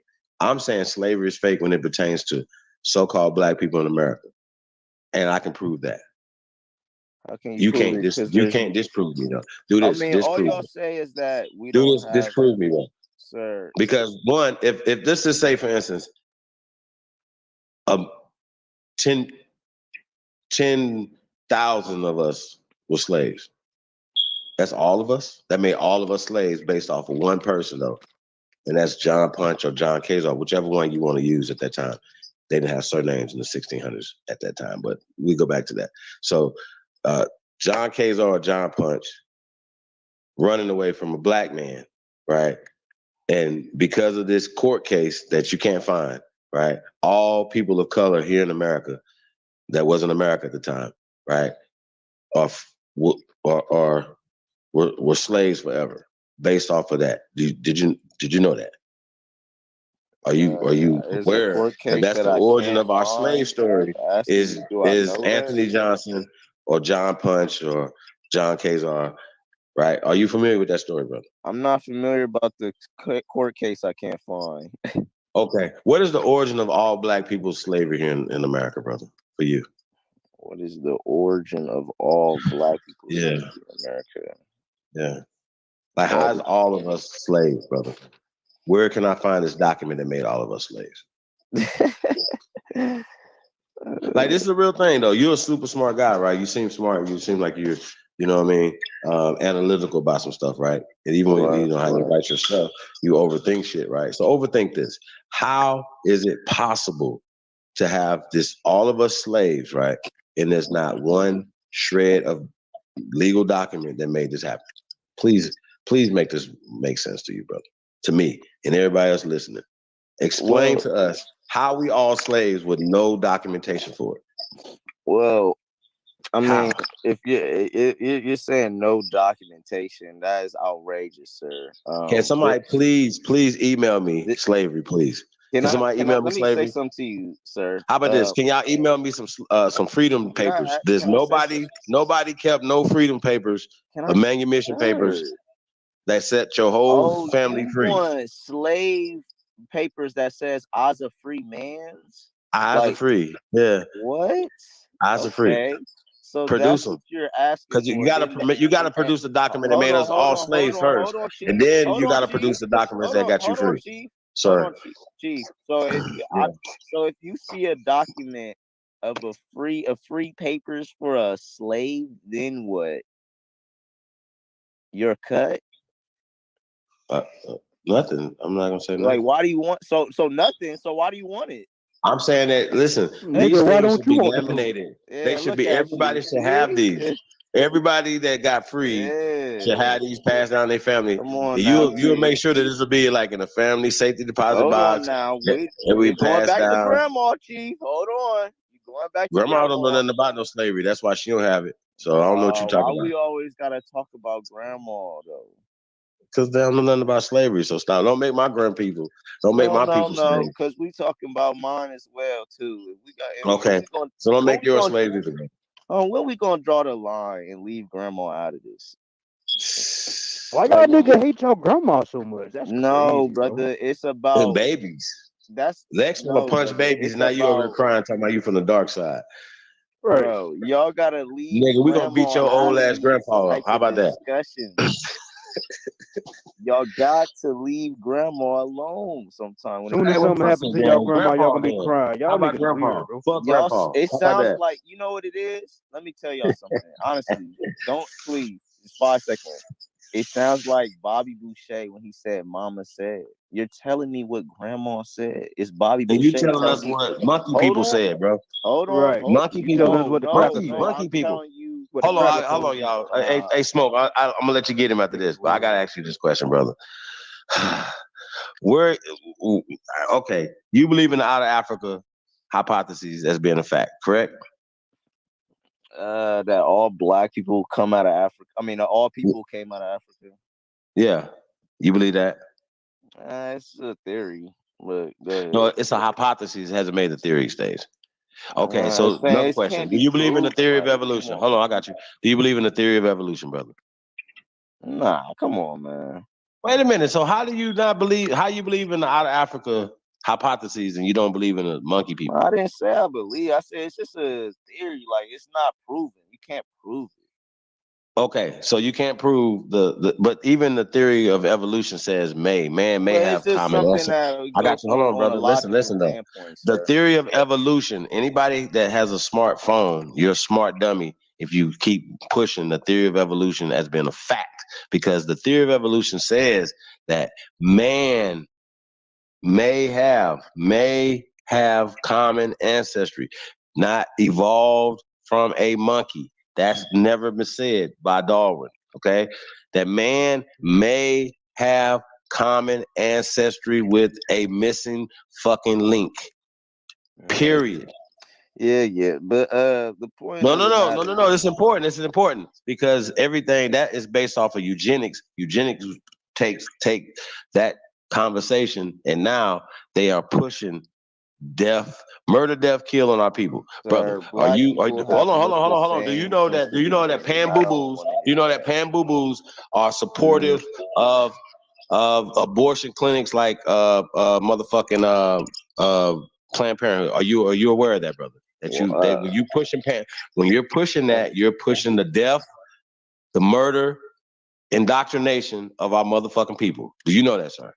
Okay, Chief. Let's say No, no. You're in the big leagues now, the brother. answer is You're yes, in the big leagues. This ain't rapping. Hold on. I'm telling you some Slow real down, shit. You said you're smart.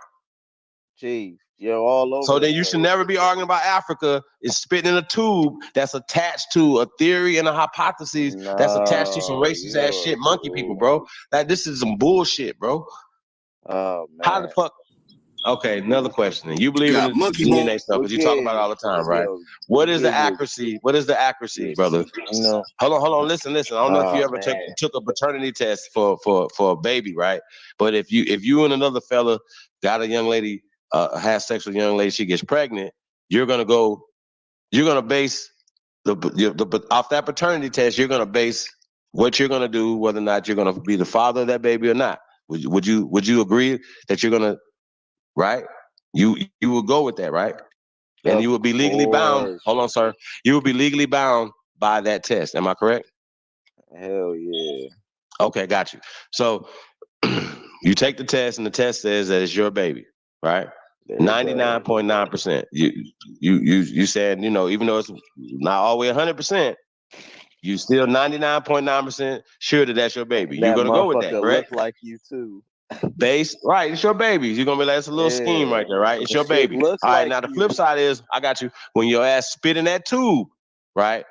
I'm asking you, what is the accuracy of the genetic genealogical test, brother? What is the No, it's accuracy not of it? 0. Stop saying that, sir. No, I'm asking you what is it then? Stop If saying it's not, 0, man. It's not what 0. is it Nobody then? said zero. No, What Don't is listen it? to us then. multiple How tests. about this? Hold How on, about this? stop, Don't listen to us. stop. What You we say? running? Y'all gotta stop You doing tell that. us. Stop. Chief asking me a question, bro. Hold on. What is You it? have to take multiple tests, Chief. And then No. I don't care about multiple tests. That's What is the it. No, accuracy? that's not. There's What's no the accuracy, problem brother? after that, though. Sir, you can look up right now if you go getting a DNA testing done from any company, you can look up their percentage on how accurate it is, sir, for the autosomal DNA testing. So it's not a No. I'm not going to ask you about autosomal. I'm going to ask you about a regular maternal or paternal. I if was it's going to get not, to you already autosomal because you said love talking autosomal and you don't even know what it means. I'm about to get. No. I got you, sir. I'm going to learn you today with that Hold on, you autosomal test. said 99.9% for paternal for the paternity test.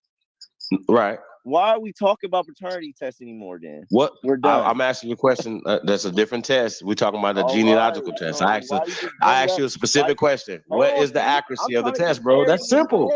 Hold on. Okay, what's the number? Can I get a number? For what test? Genealogical DNA testing, brother. What specific type? There's different types. When you spit in the tube. So maternal or paternal? Using microarray technology? Mitochondrial or paternal, brother. Whichever one you want. You're speaking of saliva in a tube being sent off to a company, right? Yes. Okay, and they're using microarray technology to test, right? Yes. Okay, what the fuck?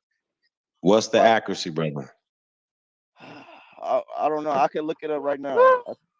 All right. Well, okay. Well, we'll save you some time. So it's less than 0, brother. It's less than 0, brother. Bro, okay. Stop saying Now, hold on. Listen. No. Hold on. Stopping for it. What are you talking about? Hold on. Chief. Because if it was less than 0, you would have to take multiple tests, and then you get a consensus, and you can Nigga, basically if it was like the paternity test, answer. nigga, you only have to take one test, sir. No, sir, it don't work like that. Sir, listen. We're going back to what we're saying. Autosomal. Okay, somebody can get something out of this. Because if you listen, you might get something out of this, brother.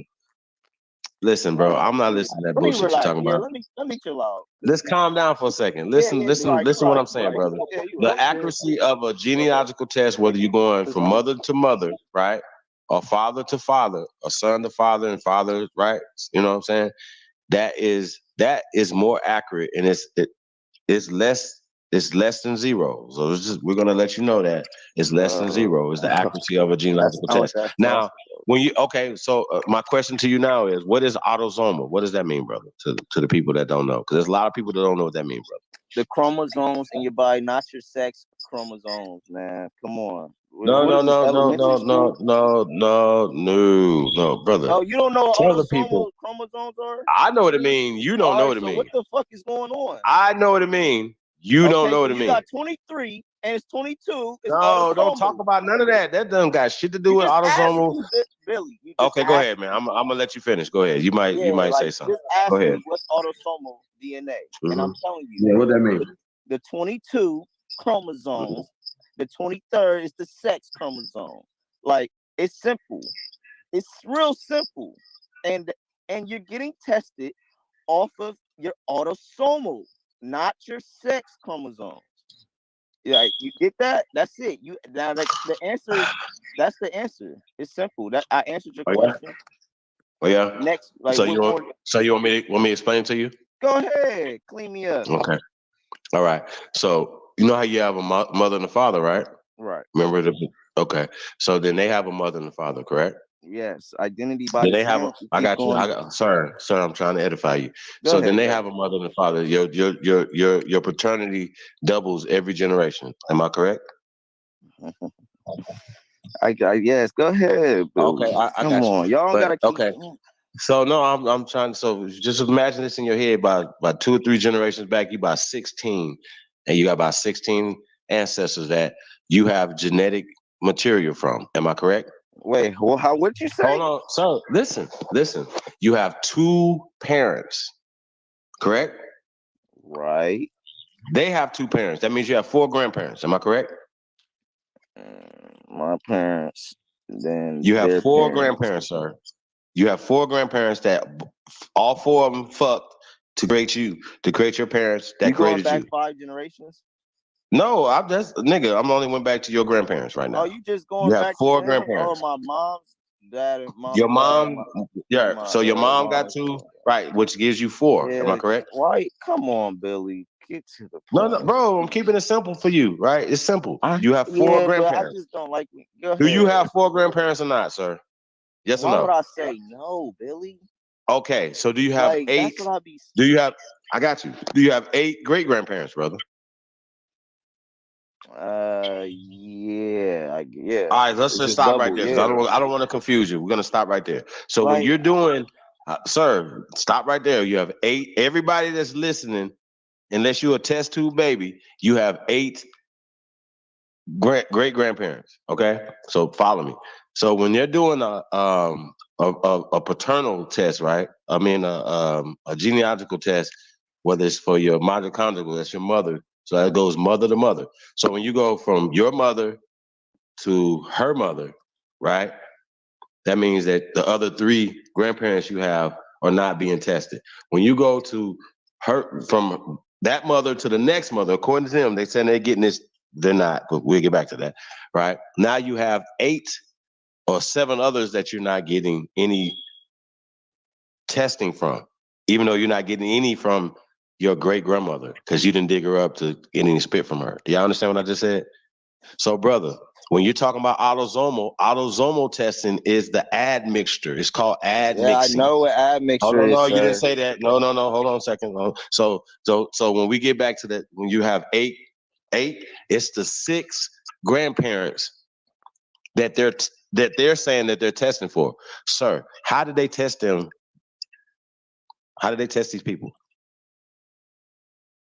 What are you talking about? We go off identity. Listen, you're not listening to by what I'm saying, brother. How the fuck are they testing these people, bro? How are they finding this information, bro? Make this make we sense. going off we can go off the identity by descent segment. The who? The what? No, hey, listen, y'all. Everybody that's listening to this, right? The They don't even DNA know is a identity hoax. by descent. Listen. Genetic If look up any genetic DNA identity company by that you, descent, I Billy. got you. Listen, brother. Listen. Yeah, Any don't DNA sit on test, my any DNA company that's doing genealogical DNA testing, if you go to them, they're going to tell you that it's for experimentation and data gathering. So when people go there, they're only giving information to these people about your family. That's what you're doing. Are you shitting on autosomal DNA testing? I'm absolutely am. Okay, It's so less do than you know that? it's less than maternal or paternal. So testing, sir. I mean, Are you not paying attention to obviously, what I'm saying to you?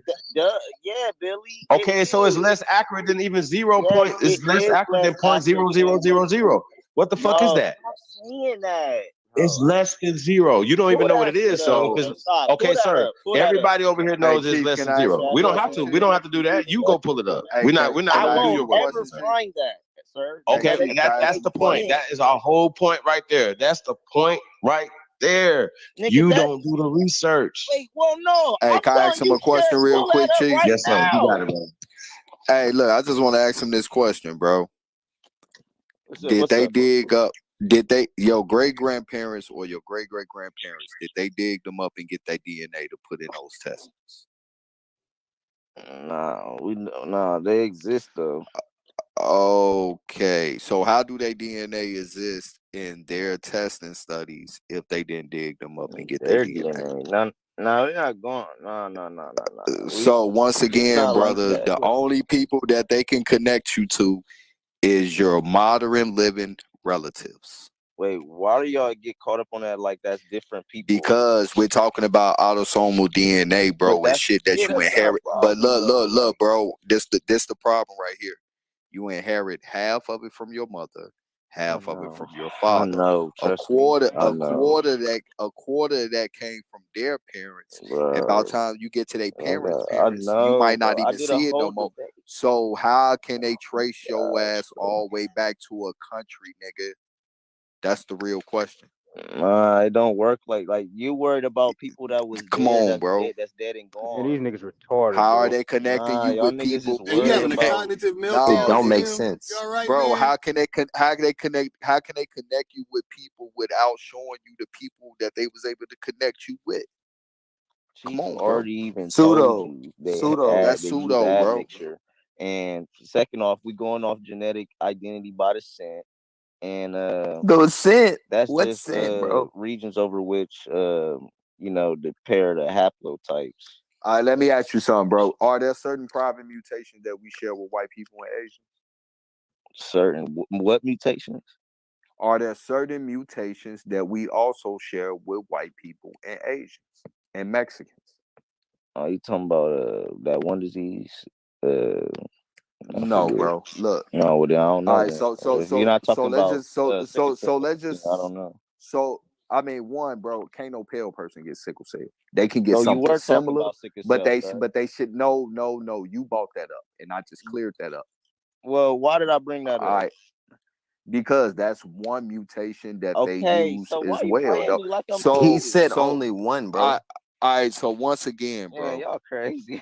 I asked you, are there certain private mutations that we share with these people, bro? Why I don't you said want to answer sickle that? cell, and you said no. We do not share that with them, bro. They do not get sickle cell. They get an iron deficiency disease, bro. But they cells do not sickle. They blood just thin. So let's keep it a buck, bro. There's We only one talking type about of people that can get that, the bro. mutation that came upon us from what they had. All right. Bro, you trust clearly me. don't know DNA. You don't know DNA like you think you do, bro. Well, And I'm show me trying to how I be. I'm don't. trying to. I one, bro. There are certain private mutations that everybody on the planet share. Then there are going to be certain private mutations that these pale people don't share, or only melanated people share. But then amongst all these melanated groups, depending on the geographic location of where they're people from, there are going to be private mutations amongst them that even other melanated people don't share. Hence the Perry Y gene, bro. Mm-hmm. Like us and Africans. Oh, like us and So, Africans, the differences. So, bro, at the end of the day, they all they doing is just looking at certain private mutations, but at the end of the day, that don't connect you as a blood relative to no fucking body, bro. Wait, why they got Perry coming back to Central Africa though? No, bro, they found similarities that they are saying are similar, but it's not exact. One, they already had them Cameroons The DNA. jig They is up. already had. No, ain't no jig is up. They had them Cameroons DNA in the database before they got Perry. So why didn't they find it then? You tell me. Because nigga, they didn't have it. So when they found Perry, they had to go and try to find something similar to link it, nigga, to some African shit, bro. Why? In that whole study, bro, Like- 60% of the people from the Carolina regions in that study had private mutations that they did not find in Africa at all. Mixing with them damn And why Perry gene was one of them. Fucking with them damn Indians. Nah, nigga, like nah, we dealing with us, nigga. They don't even have it. I don't know that shit. All I know is that shit they tie it back to Central Africa or some shit. No, bro. This I mean, nigga what not don't listening, come bro. from Africa? No, bro. You know, Yeah, what else bro. is new? You said what don't come from Africa? Yeah. Shit, out of the 640 food crops they got over there, 600 of them come from the Americas. You talking pyramid? What'd you just say? I said out of the 640 food crops that Africa has, 600 of them come from America. And food is very important. Yeah, How the fuck you gonna survive without food? Right, how you gonna have a civilization if you can't feed the people? Like, come on, bro. Man. Like, you're a peewee, and I'm a peewee in this shit, but This you a nigga's fucking, a junior. He's a You junior. that nigga weenie hut. That nigga That's weenie hut a junior. weenie hut junior. That's a junior peewee. Fucking weenie hut. Like, bro, you don't know shit Sir, about you what know you you talking don't. You about. got no information, bro.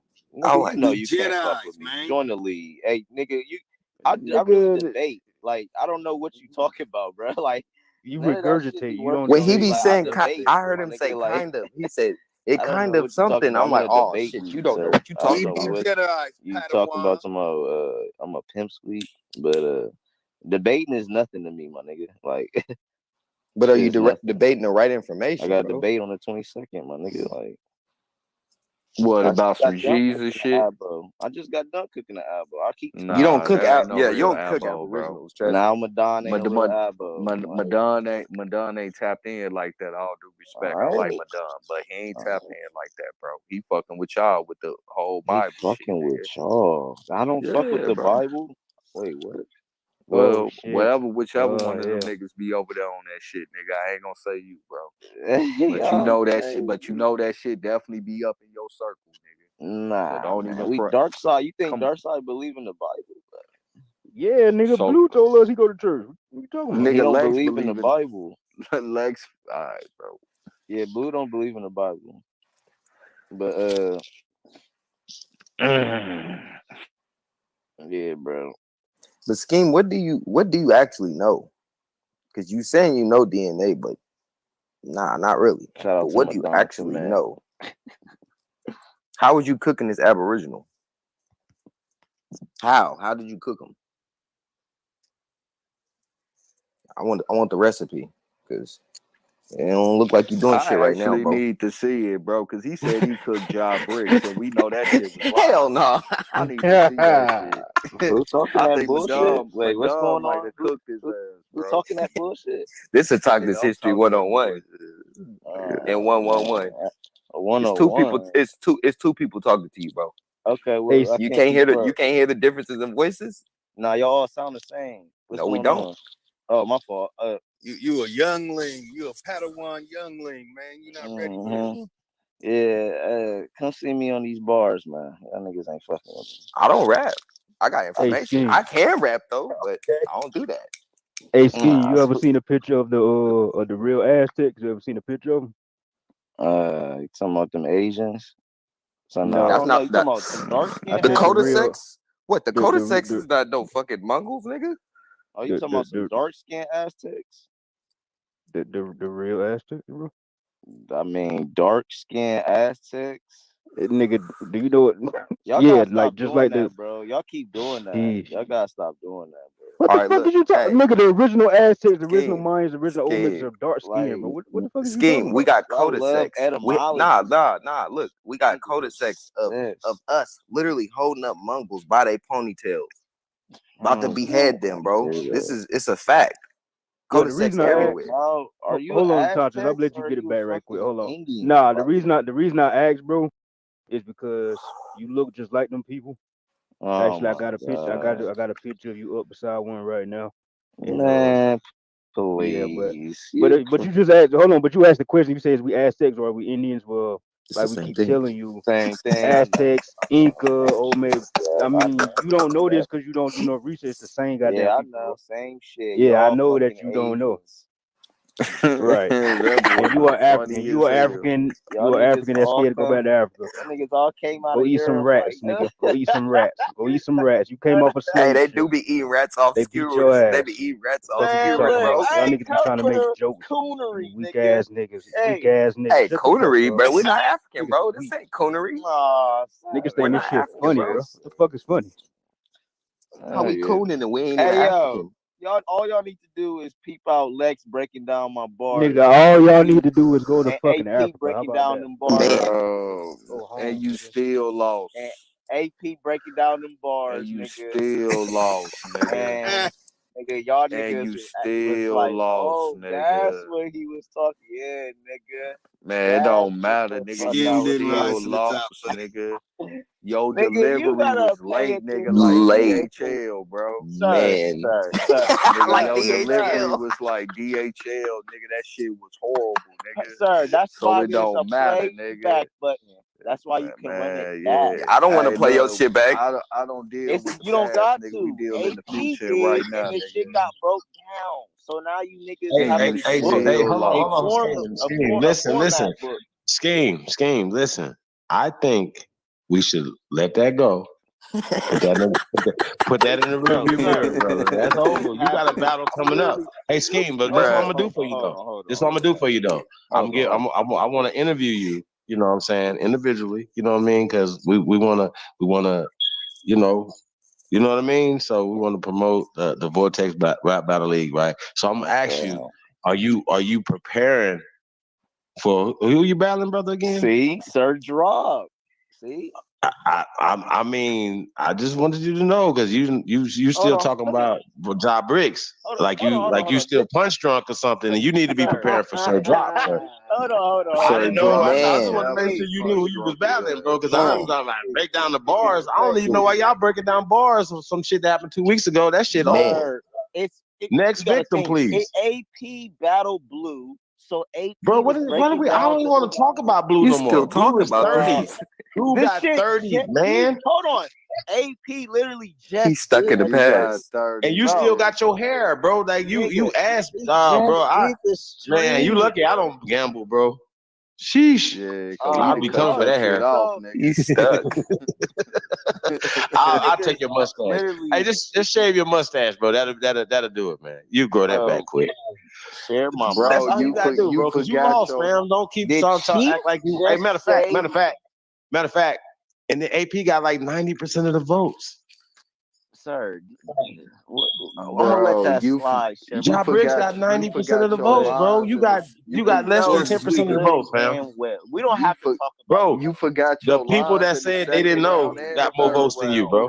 Chief, all you need to worry about is what's going to be going on. Bro, that's not a freestyler, bro. So let's leave that alone, man, because now it makes us go back to, man, like we some sore winners or something, man. We're not sore winners, bro. This is why we have a playback button, so you can catch the ball. No, we're not playing that back. It's over. I need to, hey, bro, that's why Sir Drop. Shout out to Sir Drop, man. Of course. Drop, holler at me, man. This guy right here. Hey, look, bro. Let's put this in a proper allegory, right? Canelo, black people, Indian, and we weren't slaves. When they look over the replay back, Amir Khan was winning the fight against Canelo on points after they played it back. But the fact of the matter is Canelo knocked his ass out because his delivery was weak as fuck, nigga. It's over with, bro. That's just how it works, bro. You forgot your bars in the second round and third round. I caught that shit, nigga. You freestyle off the topic on both of those times, nigga. And your internet service was that $10 kids Comcast shit, nigga. It was listen, you have to be able to break down my bars. You got that Akon one. Whose was harder? Hey, was that you or Blue that said something about was like the Southern Indians? I think something about Cree or something like that. I'm like, bro, we're not Cree, bro. We're Creek. Nah, I don't think he said Cree. He said Cree. No, he said Cree. Why he are said you leaving a K out? No, he took the K out. He said the Cree. He said Cree, bro. You He had said to that play shit that. very vividly, bro. I kept replaying it. I'm like, bro, the you're Cree a are from sick up evil north. man, sir. No, nigga, You're because a I'm Creek, sick- nigga. That's why No, I kept no, you're replaying a it. I'm evil- like, hold no, on, no, bro. no. You over here, motherfucker, talking about these Native Americans from up north that came from Canada. That's the Cree. We're the Creek from the south, from fucking Muskogee Sir. Creek. What are you talking about? Who had the best bars? Talking about them damn AP, and Job Bricks. Y'all was trash. Oh my god! Y'all was ass Nobody cheeks. told me or Blue. No delivery. All No y'all delivery. niggas is Barely sitting have Bro, punchlines, bro. Hold It on. You was just horrible. tried to come and debate us on the very thing Job Brick really KO'd your ass on when he broke Killed down you. the DNA, Nigga, like how you lose that shit in a rap battle and on this stage. And you've been sounding Yeah, Come on, man, leave confused. the He DNA been alone, sounding. over bro. here talking Wait, about. he's I'm confused. surprised he ain't say that. I'm surprised he ain't say that Reggie Miller Yeah. line again and shit, nigga. I did, bro. Maybe That's it what would. I'm saying. Oh, You you ain't even catch it. definitely lost. Bro, you then, trash, bro. dude. You trash. Bro, You this just shit was admitted it, bro. hard. You And- said you and- did it again, bro. You just keep doing Can it. y'all all Bro, stop talking you're about done, my bro. shit? Let me Hold say on, let me done. ask you a question. How many nigga- rounds you got wrote now for Sir Drop? This nigga AP said he liked how I remixed that Reggie Miller line. Bro So, was like, being nice, bro. Remix it. He was because I being changed nice, it. bro. Oh, that's what they call it these days. He was being nice. What I'm Saying talking the same about. shit over and over. Hey, Bro, Chief, we y'all don't- both know AP, bro. He was just being nice, nigga, All because right, he bro. definitely AP said don't you lie, got bro. 30. AP told me I shit know. he don't like, bro. It don't matter. So He was Hey, bro, fucking you're with not you, bro. trash, man. You just need you need to come to rap bro, me school. and AP tell each other shit we don't lie. Who gives a fuck? Anyways, the point of the Hey, matter is If y'all You ever didn't been come to to Hip college, Hop bro, University, Niggas just man. be on some hating hey, shit. if No, you ain't ever like been to college and you didn't this do nigga good don't on the gotta be English doing and all that. shit, 'Cause he and not they he put just you in like like one they put you in nigga. English 098, that non-credited class. Yeah, That I don't get it. nigga in rap 098 and Hey, shit, but bro. listen That though. shit ain't even So credited. so listen. You got anything new for us tonight, bro? Oh, No bro, bars. I'm No already bars. writing for I'm writing for Sir Drop already, bro. You already know that. Come on now, the battle is on the No what, like bars. the 11th or something, or the 22nd, or I mean not the 22nd. June 11th. No, Yeah, it's on the see, that's 11th. the bullshit. This is the shit I'm talking about. You probably won't show up thinking about it's next week. He'll show up next week like, hey, where's the battle happening? Nah, No, nigga. man, June 11th, man. Hold on, sir. Bill, I'm sure you're a very busy man, sir. So I you am. know, okay, so You early to the wrong class. okay, so I'm sure you know how it is to just have your schedule a little, mixed up. Is all. Oh man. I got Okay. I got a lot. You got a lot of stuff going on. I got you. Like that. That's right. Hey, Scheme though. So you gonna make music though, or you just gonna battle rap? That's a good idea. Like, I ain't gonna lie, I wouldn't mind doing something with Lex and Blue or something, man. I ain't gonna cap. That'd be nice. Bro, you don't make music though? I don't understand these rappers these days. I used to make beats. So why you don't make music though, bro? What is I happening? used to Like, be a producer. why don't you make music? What I songs? stopped. What is it? Once I got out of high school, I went to Central State University for a couple months, and I played around. Yeah, I kind of fell off. We was bullshitting around, and then I just we made a little studio. I fooled around a little bit, but I still ain't get back into it, so I just stopped. Like, I really stopped in high school because So I ain't gonna interview you right now, but I definitely want to ask you some questions about it. Like yeah, I was just pretty as a cool. hobby though, huh? Just a hobby. Nah, I was pretty good. Like, I got pretty deep into it. Like, No, I'm talking about right now. You just a hobby for you right as now. of right now, I'm not producing, but I would rap. I have made some rap songs before in the past, like, and they've been pretty decent. Like, niggas like them, but like I said, I'm not opposed to it. I would do something, DJ ZPE in the building. Hey man, I don't know what to say, y'all. These new foodies these days, man. Man, come on, Chief. Rick Ross, why 50 Cent can't do me like Ja Rule? What the? Yo, hey, so let me ask you a question though. When you did you watch the Professor Smalls video? Who is that directed towards? You, Skin. Oh, okay, sorry. No, that's why I didn't catch that. I came in and I started commenting. Dang. Yeah, So yeah, I ain't a weirdo. If I come in, I say something like, I came in, I commented. You might have like, to go back. You might have to yeah, go I back. gotta. That's what I'm saying. I gotta go So back my and only see. my only question to you is though, do you believe that, or do you disagree with our truth that so-called black people have always been here and we were here first? That's why we say we're Aborigines. Do you disagree with that? I have to disagree, sadly. Oh. All right. So now when you said about the Chinese people, right? Yeah. All right. So are the original Chinese people in China? Well, let me say something. Hold on, real quick. Just real quick. Okay. Are the original Chinese people in China black, brother? Ah, man, like. Wait a minute. Here's Are the the thing original with that. Chinese? Hold on. Is the original Chinese people in China black? That's the real question. Well, it's different. Yeah, it's different. Like, of They course, still got back tribes in today, of bro. course they were dark, and then it changed. But look, the point is, when the difference between that though, and what I wanted to say is the difference between that and in Americas is because when you go back, you'll see that there wasn't nobody there. Like, you get what I'm saying? Like 10,000 BC years, no, it's not as many people as there was. Like,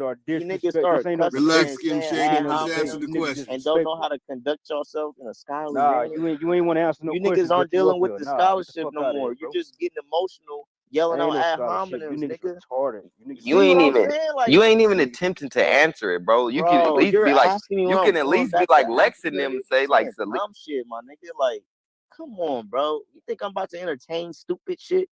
Going back to What? If Africa. this shit so stupid, then why the fuck is you up here conversing with us? that don't make Nigga, you sense. If came this out of shit so nowhere and just pseudo, asked me when if I'm this going shit so home. pseudo, why Now y'all give a fuck?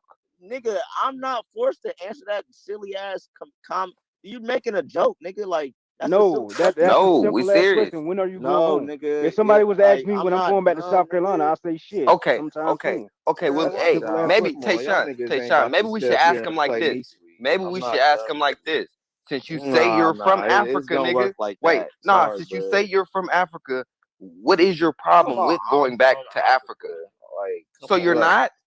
bro. I just seen from slaves who were took from West and West Central So why Africa. wouldn't you want to go That's a back to true that story. land, bro? Why wouldn't you want to Right. go back there? Bro, what's wrong with y'all dumb niggas, bro? Listen, hey, Like, attention you this. These asking niggas white talk niggas, about this dumb niggas white questions that white supremacy, niggas talk about asking how the white racist America people. Like, is, but they come don't on, want to you can't fucking leave ask America. niggas that. You You know niggas Man, is damn well weird. if a white nigga America's came so up to me and racist. asked me some shit America's like so that, bro. racist, but you hey, niggas don't wait. want to leave. You being And funny, my nigga. you Like, hear that's him? what I'm He saying. said if a You white niggas man got came no up to us, scholarship. Hey, he said Billy, holler he at said if me a when white you man niggas came up want to to us talk saying it, scholarship. Because these come on, niggas bro. getting too emotional, making Hey, talking, asking Skim. dumbass questions, Nigga. asking it as if Hold they on, hold ain't on, trying hold to on, have hold no on. One at a scholarship. time. One at a time. Man, One at a yeah, time. nigga. I don't give a Hold on, fuck one at a what time. you niggas is talking about, no more, honestly. I want to, One at a what you time. got to say, Billy? Hold on, one at a time, right? Okay, so Skim, let me ask you a question. You're a young man, right? Do you feel that you're still learning, brother? Of course. Okay, this is what we want to do, brother. Let's build. And we're not Right. debating, we're building. Okay. Okay. So, and we've already established that there's a couple facts, right? That we're going to establish a few more. Well, let's go over a couple already. That we already established. A fact is that a hypothesis is not a fact, right? And that the Right. theory of evolution is not evolving from monkeys. That's just facts, right? And that eugenics and the educational system and all other things that the dark side knows about. You know about these things. If you're studying the dark side, you're exposing all the things that 99% of our people are captured in. Am I correct? Yes, proceed. Okay. So we working together, right? Okay. So what we're doing is we're finding not only the scientific evidence, but the actual data that they have been hiding. And we're deciphering certain things and finding that they've been lying about history, brother, like slavery. And when we saying that you're saying that you descend from slaves from West Africa, other than spitting in a tube, how would you prove that, brother? Cause we got you said that because then you say it as if, and then we're wrong when we Well, I telling can our ancestors here in explain. this. Okay, go ahead, bro. Well, when you look into, for one, there's literally slave. Hello, who just did that? It's slave auction advertisements going all over the place, like talking about Negroes being slaves. Then you got Paul Cuffey for one. I mean, like, why don't y'all talk about Paul Cuffey and him giving sending all black people back to Africa? What? Hey, Chief. Hey, Chief. You was asking about his family, right? You was Hey, asking about his family, right? Yeah, I get you. I got you. but yeah, we don't want to get into Paul Cuffey, but Paul Cuffey wasn't an African. He didn't tell nobody to go back Hell to Africa. nah. He He was doing transported business. members of the He Free was doing African He business, was a brother. Society. seller, bro. He was a seller, Nah, bro. it No, wasn't he even no free transported, African society in the 1600s, brother. Like, see, sir. He niggas get Paul transported. Cuffey confused with a nigga from 200 Nah, years bro, y'all gotta after. stop distorting history. Okay, excuse No. me. I got you. Well, will you please tell us about Mr. Paul Cuffey? Then I'm on mute. Go ahead, bro. Full Paul, history, please. yeah, Paul Cuffey. He was a free African American / Native American shipper who transported members of the Free African Society to the colony of Freetown, in Liberia, in Africa, and this was in 1811, actually. Yep. And if you look at a painting of him, he's depicted as a black man, and he was transporting members of the Free African Society to Freetown, Liberia. Now, what happened there is not important, but what is important is what he was doing. So, and why he was doing it. So then you got to think who the goddamn legislator of Liberia. I mean, my fault. The first president in Liberia